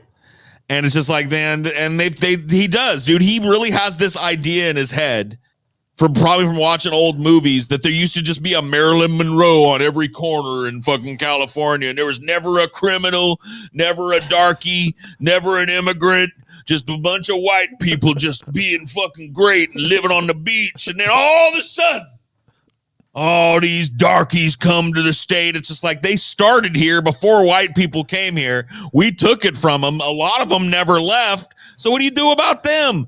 Fuck this guy. Fuck this type of thinking. Fuck PragerU. Dude, I really honestly feel bad for people like this more than I'm actually angry at them. I'm kind of playing up the anger for the show here. I'll be real honest with you about how I feel about this dude. All right. I am sorry that he exists in such a fucking sack of meat that while outwardly looks totally capable, is so fundamentally fucking broken that he not only read this script but performed it and allowed it to be released, and that he lives his life based on the principles that he professes that we can glean from this fucking shit. I actually feel bad for him in his existence. It's got to be a fucking torture to live constantly thinking that a time that never existed could possibly exist again and have that be most of your politics. Yeah, poor bastard. Educated there. If I lived there now, I might be cautious. Now that I look at him, I see the sorrow in his eyes, man. You see that tie too? I love this fucking tie. It's like he knows a fucking empty bland suit, dude. He knows that Pleasantville never existed deep down inside, but he can't let it go. You know what I mean? Let me see if you're right. I want to see. Just optimistic. Yep, see him? It's true. You're right. He knows deep down inside that Leave It to Beaver was never real, that there was domestic abuse and poverty going on and alcoholism and every other social ill going on back then that we have now, drug abuse, crime, rape, exploitation, a lot of times way more of it per capita than we have now. He knows that's true, but he really when you wish upon a star, he really is holding on to that Jiminy Cricket moment. And he thinks that if he just professes it loud enough from his mouth, that's another Christian thing. If you profess it, it becomes real. Yeah, he thinks if he just stands there and puts on his brave face and professes it once existed, that we'll all believe him and that somehow we'll get to that thing that never existed. Ah, yes, it's coming. Mistake. But I'd also be browsing real estate ads in Texas, Florida, and Tennessee. I'm Michael Anton, lecturer in politics at Hillsdale College's Washington, D.C. campus. Why don't you go live in Tennessee? Yep. Why don't you go move your slightly Jewy-looking ass to deep, dark Tennessee and get you a little thing to see how you receive down there, boy? With your button up. Look at here. What do we got here? City Jew, huh?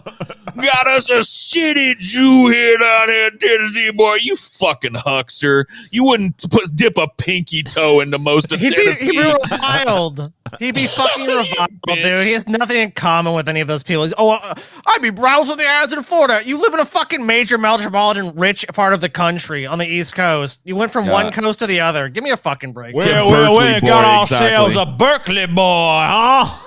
Oh, yeah, we got ourselves a Berkeley boy down here. You smell like California and Washington, D.C., you ripe little melon. Can you say something for me, son? Can you say, Sue? Can you squeal like a pig, boy? Squeal, boy, squeal. I like it when you squeal. And author of the he's the author of something. Let's buy it. America at the Point of No Return for PragerU. I'm the author of Inane Scribblings in Crayon. The favorite part about that is, you guys know where PragerU is based, right? They're based in L.A. Of course they are. Yeah. They're based in fucking LA. PragerU in your demon area, but Dennis Prager lives in a fucking mansion in the San Fernando Valley or some shit. No, listen, Scotty. Sometimes when there's a great evil upon the planet, Scotty, you cannot turn and flee. You must then sally forth directly into the dragon's mouth and find yourself a posh estate somewhere near L.A., and then rail against how California's a shithole and extol the virtues of Mississippi. It's a good idea. And the funny thing is, so PragerU, is Dennis Prager live in L.A.? I'm assuming he does.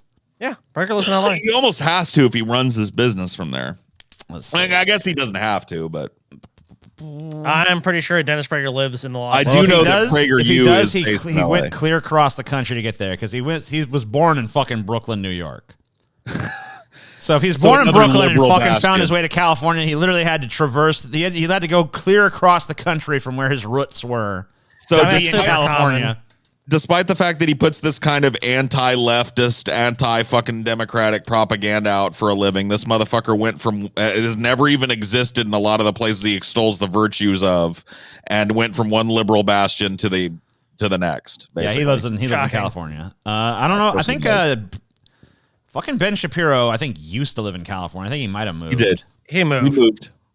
I don't remember where he moved to, but he moved somewhere. I think he lives in the Nashville area. I think he lives in Tennessee. You know. So he actually went to Tennessee. There you go.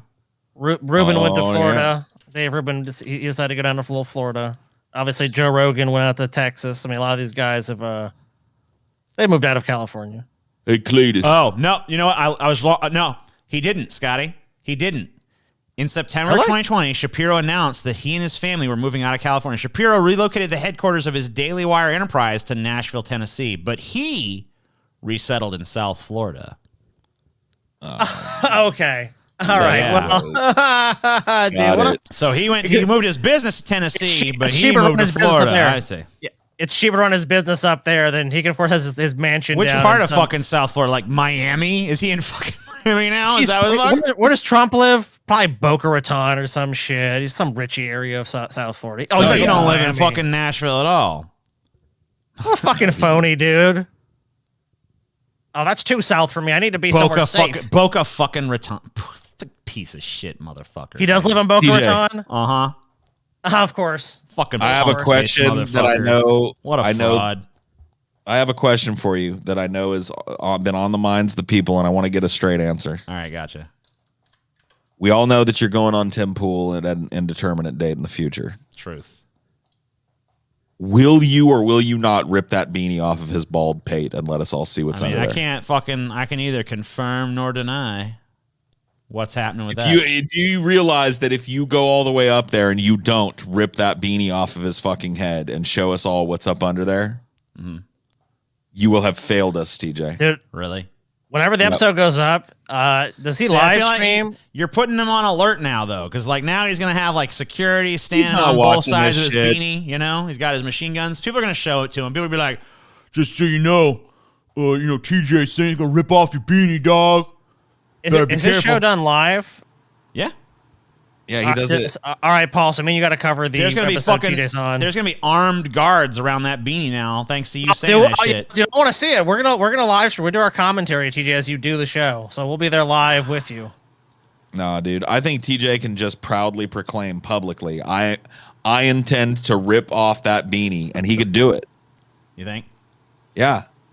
So I don't think Tim Pool's gonna stop you. Upon the Tim Pool show, I shall rip the beanie from his stupid head and show everyone what lies beneath. Wipe your ass with it too, so he doesn't want to put it right back on, and he has to go get another beanie. I'll just shove it down my fucking crotch, like yeah, just reach rub it up under your balls. Beanie boy, another beanie, please. Dude, what if you pull it off? There's another beanie underneath. It's like bitch. It's just like an endless Matryoshka doll of beanies. You know what I mean? You're just like, oh, what's underneath that? Another beanie, another beanie. Oh, it never ends. It's beanies within beanies within beanies. No. Beanieception, dude. You'll never fucking find the last beanie. The final beanie. The final beanie. Well, we made it to 300, so that means we get this one. If you guys want, I don't know if we can get to 500. If you get $200 worth of donations while we're doing this, we could do it. Yeah, we could. But if not, this is the end. All so right. Anyway, this is animals I could beat in a fight tier list maker. So this is tough because there's 3 of us. So yeah, I don't know if we want to pick a person who's like a designated, you're the person who's going to fight these motherfucking animals, or what? Right. I think we should do that. I think we should just pick me. All right. Or you, or I guess Scotty, but he's gone. Scotty's gone. Scotty left, so whatever. He don't get Scotty left. So it's you or me, Paul. Either you or me. All right. I want to say you, Paul. All right, then let's just go for it then. Let's look at this through the eyes of, could Paul kick the ass of this animal? All right. And I'll answer honestly here, man. Yeah. And I mean, I have a pretty good idea about you and your attributes and shit. Sure. Now, let's see what the results are here. I would paint the walls in their blood. They'd get a few hits in, but ultimately, I would win. Okay. It would be a close one, but I would win. 50-50 chance that I win or lose. It would be a close one, but I'd lose. I'd get a few hits in, but I would lose. I'd get torn to fucking shreds. I'd be too scared to even fight. You know what? That's not even an option. Fuck that shit. Yeah. You gotta fight. Got it. So you got to fight. Fair enough. All right. So what's the first one there? Is that a lobster? Looks like it's a fucking lobster.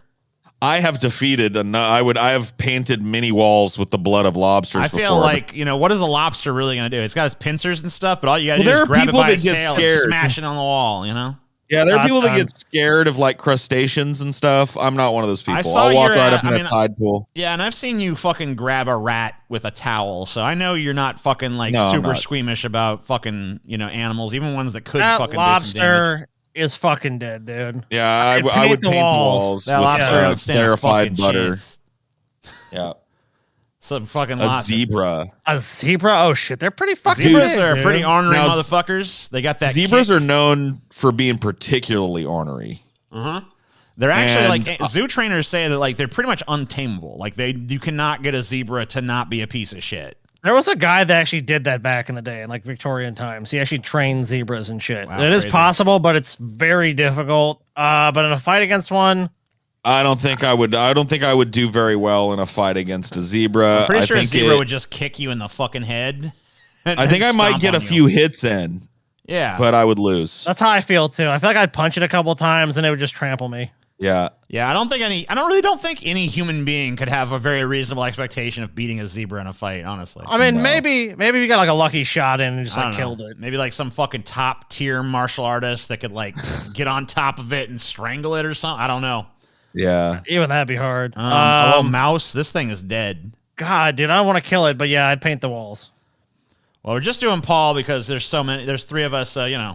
Obviously, I would lose to all these animals and stuff because I'd just be like, oh, I'm scared. I really would. A deer? Oh fuck, dude, not a deer. I think ultimately like if you're talking about like a big buck deer, which you got to go with like the biggest possible deer. Oh, you're fucked, dude. Yeah, I'm done, dude. There's no way I'm winning that. I'm probably like maybe get a hit in or something. Probably not though. I just get torn to shreds. I think I think that would tear me to shreds for sure. Just fucking get you. Yeah. That's an iguana. Yeah, that's an iguana. I used to own an iguana, and I've had fights with him, and I won a few of them, so I know I can beat him. I would say they'd get a few hits in, but ultimately I'd win. That's fair. Makes sense. So A squid. squid? So you're in a fucking. I mean, you're in. It's. I mean, like I'm assuming you're in water for this. You've got to be. I'm pretty good in the water. Like I'm pretty strong swimmer, and I feel at home in the water.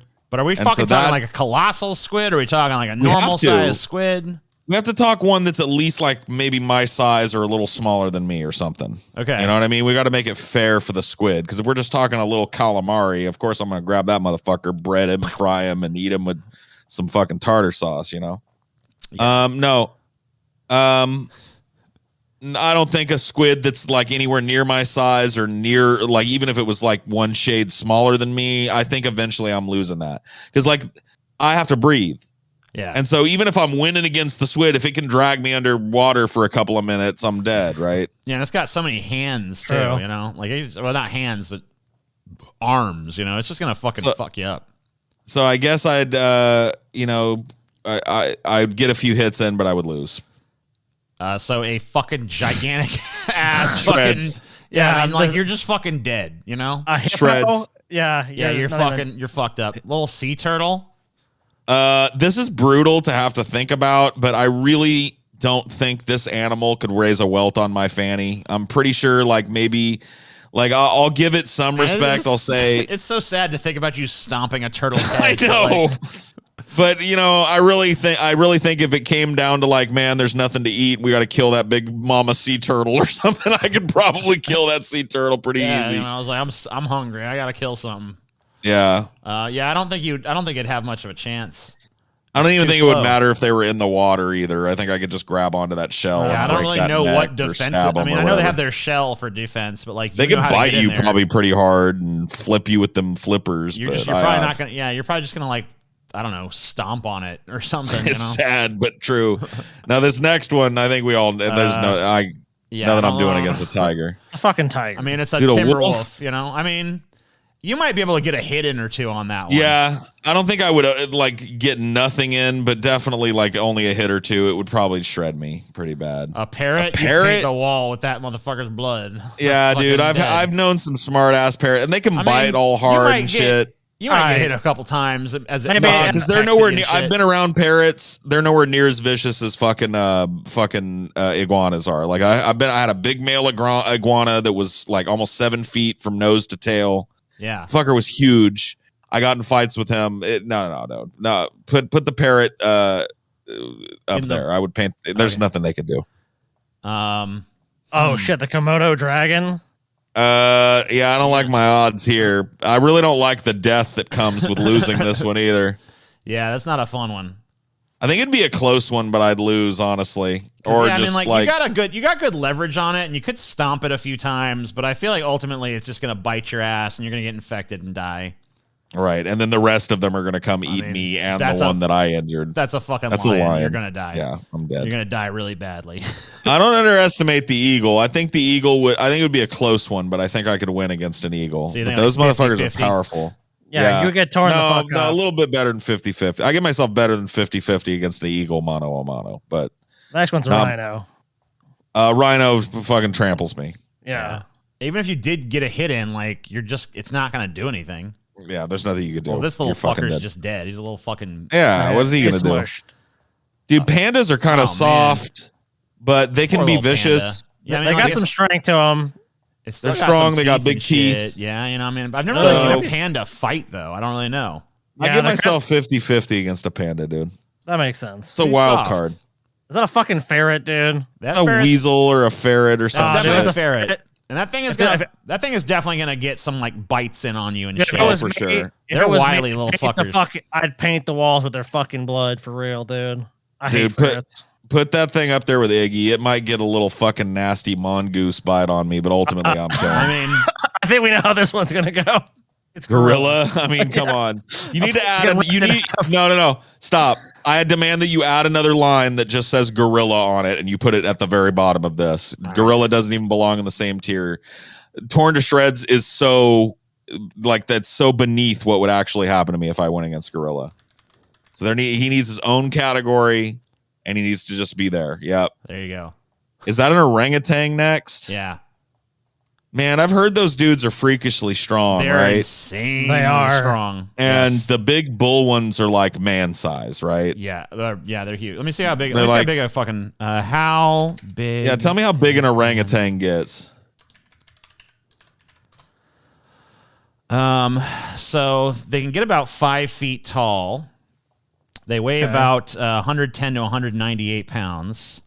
So they're like the size of a fucking guy on the shorter end of the scale, but way stronger. They're very strong. They're like a dude with little man syndrome, but that could literally rip your head off and rip your arms out of the sockets. Let's see how strong they are. How strong is an orangutan? Paul thinks he can beat a bear. Strong, no, I don't. Around 5 to 7 times stronger than humans. They can lift up to 500 pounds, which is about 3 times their own body weight. Orangutans also have a bite force around 575 psi, almost 4 times the bite force of a human, and only slightly lower than that of a lion. So, yeah, I'd get a few hits in, but I would lose this. I might slap box him a couple of times, but once he got them, yeah. But then he's gonna get you, and you're just gonna get. He's got me. Yeah, he's gonna rip you apart. Yeah. Is that a llama? Who is that?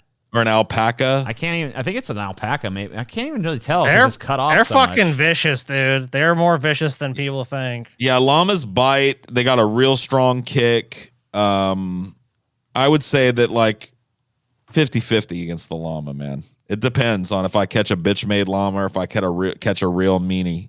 Because llamas have a long enough neck too to whack you with that head, and it really hurt. Yeah, they can fucking knock you the fuck out. So 50, you know what I mean? You said. I'd say I give myself 50-50 against a llama. Man, what the fuck are you gonna do against a fucking shark? Give me a break. Yeah, I mean nothing really. Maybe I get torn to shreds. Fucking kick it or something. It's not gonna do much. Elephant. Like you got. You could hit that motherfucker as hard as you can with everything you got. Even if you had like boxing training and were like strong as fuck, and that elephant's not gonna fucking flinch. You know, that's just silly. It's like some kind of tree viper or something. I think it would be a close one, but I'd lose. Because I think it would get a bite off on me. I would try and wrestle it, and I'd probably end up killing it and strangling it out. It might even be like a fucking mutual destruction kind of thing, you know? Yeah. A starfish? Yeah, sure. What the fuck is that going to do? Yeah, it's going to get it's dead. Oh, shit. Alligator? Oh, fuck, you're dead. You probably get a few hits. I don't win against a gator. You'd probably get a couple. Yeah, I get a hit in or two, but that's about it. It's just like fucking appetizers for the gator. Horsey, huh? Dude, I saw one of my when I was a little kid. I was over at a friend's house who had a couple of horses, and I saw a horse kick his little brother in the head and turn that kid into a retarded kid for the rest of his life. Damn. So I know firsthand how hard those fucking animals can kick, and you don't survive if one of them really wants to fucking hurt you. Yeah, that's a big ass. If it's a big ass horse, it's like 17 hands or something. I mean, you're not gonna win that. So I'm not gonna win that. I get torn to shreds by a horse probably. Cheetah. Now cheetahs are not that tough, honestly. They're but they got a huge bite strength. They got big claws. Strong. They got some fucking attribute, but like, what if it just runs up? TJ, what if it just runs up on Paul and just jumps on him? There, like, what is he gonna do? I mean, like, yeah. What if it comes at me and it fucking jumps at me and it claws me a few times and I'm bleeding out? Like, how am I gonna fight back against a cheetah? The thing about it is the cheetah is not very heavy. Right. And you could, if you got a few good stomps on it, you could potentially win. And not only if I got a hold of the cheetah and slammed it on the ground or laid on top of it and pummeled it or something, maybe. Yeah, but I think you have a chance against a cheetah, unlike the other big cats. Like, you don't have a chance against a tiger or a lion. Right. You might be able to fucking beat a cheetah. They're not. Well, I that definitely big. have a size advantage on a cheetah, but I still think I lose. I guess we could say it would be a close one, but I'd lose. Yeah, that's what I would say. A clownfish next, I guess. Now, obviously, if it jumps, but you know the thing about it is, if you don't run from the cheetah, they don't have that. They're not gonna. Their speed. Yeah. Like, they get confused if something doesn't run from them. They'll just kind of like stand there. Like, No, what? yeah, we're ignoring all that, dude. We're doing mano a mano. We just like whatever. The Dude, cheetah Paul, believes it has to kill me to survive, No, and I've got to kill it. This is gonna be a contentious one, but I think this fish would fuck you up, Paul. Nemo. Yeah, I think this fish would fuck What would he do? Up. What would he do to me? What's that little fish gonna do to me? Oh, you go to eat it and it chokes you? No, I'm not gonna eat. I don't like fish. You guys know. You've never seen me order fish. That fish, you know what it would do, Paul? It'd rip you fucking limb from limb, Paul. Yeah, maybe if I was like a little fucking like shrimp or something. Some of these don't even make. That doesn't make sense. This is gonna. A little kitten. As sad as it is to say, I would take a few scratches probably along the way, but I could do some horrible things to a cat if I wanted to. I never would though. Octopus. Oh, you'd probably be dead, dude. I mean, depending, like octopuses don't really get as big as squids. Yeah. Like, what's the biggest octopus in the world? But you know what? It buys its time, Paul. You're asleep. It gets around your neck. I don't know, man. 1v1. I don't know. In an arena, though, he doesn't have much of a chance. The giant Pacific octopus, considered the largest octopus species in the world, and inhabits the northern Pacific Ocean off the United States up to Alaska and around Japan. The largest individual ever recorded weighed an impressive 600 pounds and measured 30 feet across. Okay, never mind. Oh, I lose. Yeah, it kills Paul. Man, I thought octopuses didn't get that big. That's like a horse-sized octopus. That's even bigger. 30 feet long? Well, a lot of that's tentacle, town, man. That's the literal fucking 20,000 leagues under the sea octopus. It's a crab. What the fuck? Fuck a crab, dude. I've beaten so many crabs. Yeah, I've eaten a number of crabs. A little puppy. Oh fuck, dude. Yeah, he'd win, but that'd be sad. I don't even think the fucking it would be have much awful. resistance, It would be awful, and I would never do it. But in the hypothetical that I had to do it to save everything I ever loved and cared about, then I could really do some more awful things to a puppy. Peacock, Dude, peacocks are like intimidating. Have you ever been around a peacock? Yeah. Oh yeah. Like they walk around zoos a lot. There's a really big one that lives on the grounds of this place called Casa de Fruta in California. It's so tame, it just walks right up to people, and they're real intimidating because that tail makes them look big. But you take away those tail feathers, and you know what it is? It's a fucking chicken, dude. And so it may as well be a picture of a fucking chicken there, a slightly larger chicken. I would grab that thing by its neck. I've seen my mom do it growing up. I know how to do it.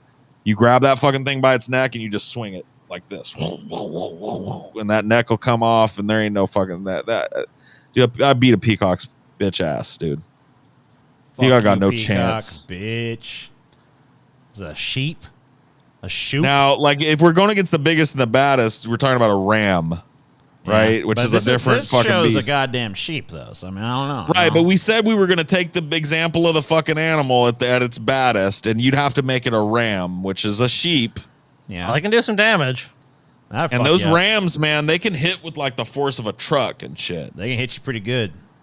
They could break bones, shatter bones and shit with those strikes and pretty charges. hard to do much, you know. I mean, like if you dodge, I guess, you know, if you hit, you're not gonna be able to do shit hitting them in the head because they're meant to fucking do that. So like, you're gonna have to go for body shots. Also, if it knocks Paul down and hits him in his head, I mean, he can knock him out and kill him. Yeah, that's or he just breaks my leg and then gets me where he can pummel me over and over. You know, I'd say I'd get in a few hits, but I'd probably lose against if we're going with a ram. Now, if it's just a woolly ass fucking sheep or whatever, I could probably take care of business. A fucking swan. They talk a big game. They get all aggressive and shit, but no, they couldn't do Swans shit. can't do shit. What is? I can't even tell what this is. It's an owl, I think. An owl? Yeah, maybe you're right. I think it is. It's an owl, and I could beat an owl's ass. I mean, that owl. Who's going to contest that? What's it going to do? What is that? A whale? Is that a whale? I mean, what is that a blue whale or a giant? I don't know which whale. It's a blue whale. It's some kind of fucking whale. I mean, there's nothing not beat up a whale. What are you gonna do? There's not even like. You know, there's some fucking guy that took this that's like, I could beat up a whale. You know what I mean? It's like whatever. Dude, the largest animal that ever exists. Ass, bro. The blue whale is massive. There's nothing you could fucking do. There's nothing you could do. There's nothing that even the strongest human being could ever do. You're a fucking minnow compared to it. Unless you've got like a bunch of harpoons and explosives and shit. Yeah, I mean, well, we're assuming this is just like it's 1v1 bare knuckle brawl, you know. So yeah, no. Now these seals, you remember when we covered seals? I can't remember. It was a big. Some of these motherfuckers get some pretty big and fucking intimidating. Yeah, you know? And if we're giving it the same treatment we gave with the ram, we're talking about a big old like bull seal. Oh, yeah, you're gonna get fucked up by that. Dude, you saw how they go at each other and gash each other and shit. There ain't no way, man. They got way more stamina, way bigger muscle. Dude, they can fend off polar bears, can't they? Yeah, remember, and some of them weighed like 1,100 or 1,200 pounds, like the big bull males. It's like it's like a fucking small car hitting you. It's like nope, can't beat that. A duck, I love ducks. I actually really like ducks because they got politics. But they're dead. But I'd kill a duck, yeah.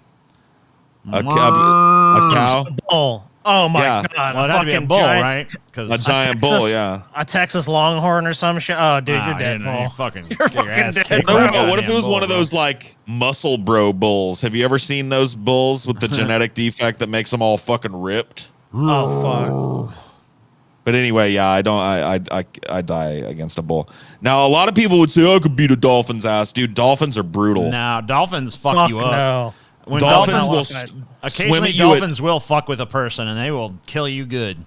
Oh yeah, they'll drag you under. They swim at you real fast and they'll hit you with that nose and it's like a hammer. Yeah, it's like being smashed with a fucking it's not good. So I'm dead against a dolphin. I probably wouldn't even get a lick in against them. They're so fast too. Is that goat? It's a little goat. I've had dude. I had a little goat in a pen growing up when I was a kid. From about I was like 6 to 10 or some shit, and I had a lot of fights with that motherfucker, and he never won one. So I don't know how bad would you beat his ass. You think he would get a hit in or what? He gets a hit in. Usually he was the one that would start the fights. He would come in and headbutt me in the ass and hurt me, and then I'd have to turn around, grab him by his horns, and push him back away so I could keep cleaning the rabbit hutch or whatever the fuck.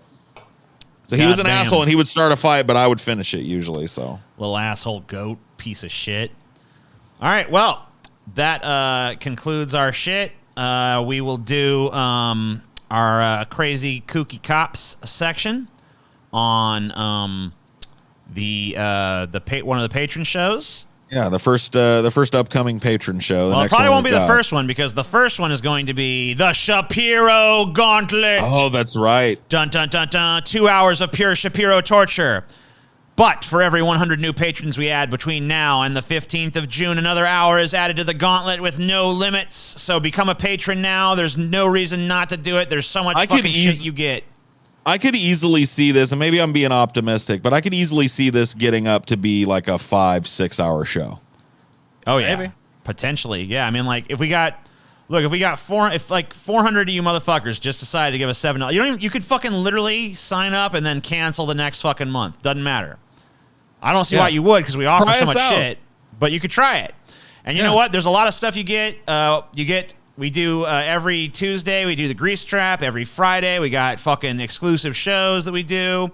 Every fucking, the 3 out of every 5 episodes of Onion Nuggetz is behind the paywall. I do my Abandoned Hope stuff. We got exclusive Cinema for Cynics. Paul just did What the Fuck Happened to Alien, his follow-up, I guess, or like a sequel, or at least another entry into the series he started with What the Fuck Happened to Hellraiser. That's up there. Return to Cinema for Cynics stuff. We got all kinds of shit over there. Come all check kinds it out. Of exclusive content. Like, I mean, we got to have like weeks and weeks worth of exclusive, maybe even months of exclusive content at this point. So, yeah, and 2 exclusive onion nuggets for every 3 that the plebs get. Right. So we got all kinds of stuff. So there's those compelling reasons. Plus, on June 15th, you're going to get that fucking Ben Shapiro show, and you know that you guys want us for the low price of $7 to suffer as long as possible. So, you know, I mean, like, if we get like 400 people, that's 4 hours we got to fucking do. We do 500 people, that's 5 hours. You get 1,000 people, that's 10 hours. You know what I mean? Like, it just goes like, and there's no limitation. If somehow, like, by some crazy ass miracle, we get like fucking, I don't know, like 20,000 people, we got to fucking sit there and somehow fucking just like get through it. I might even have to figure out like shifts and shit to even fucking make it possible. But we'll do fucking multiple. do it. No shifts. We all got to stay awake and fucking intent and watching Ben Shapiro for like 48 straight hours. Yeah, or whatever the fuck. I mean, there's no limitations though. So like, you know, if it's like 20,000 hours, we got to fucking be up for like I don't even know what would that be? 200 hours straight? I don't know how you do fucking. Patreon has offers. So I'm gonna make that an offer on our Patreon right now, so you can see it. Oh hell yeah! So everyone can see it. All right, the Shapiro Gauntlet. Yeah. So see you guys then. Thank you guys for watching. See you next week for more Onion Nuggets. We're doing a live show for patrons this Friday. We're going to be doing live shows for patrons every Friday for the next 3 weeks. We have pre-recorded but still exclusive patron shows the other 2 Fridays. All kinds of stuff going on. Just fucking sign up. You'll see. It's all good.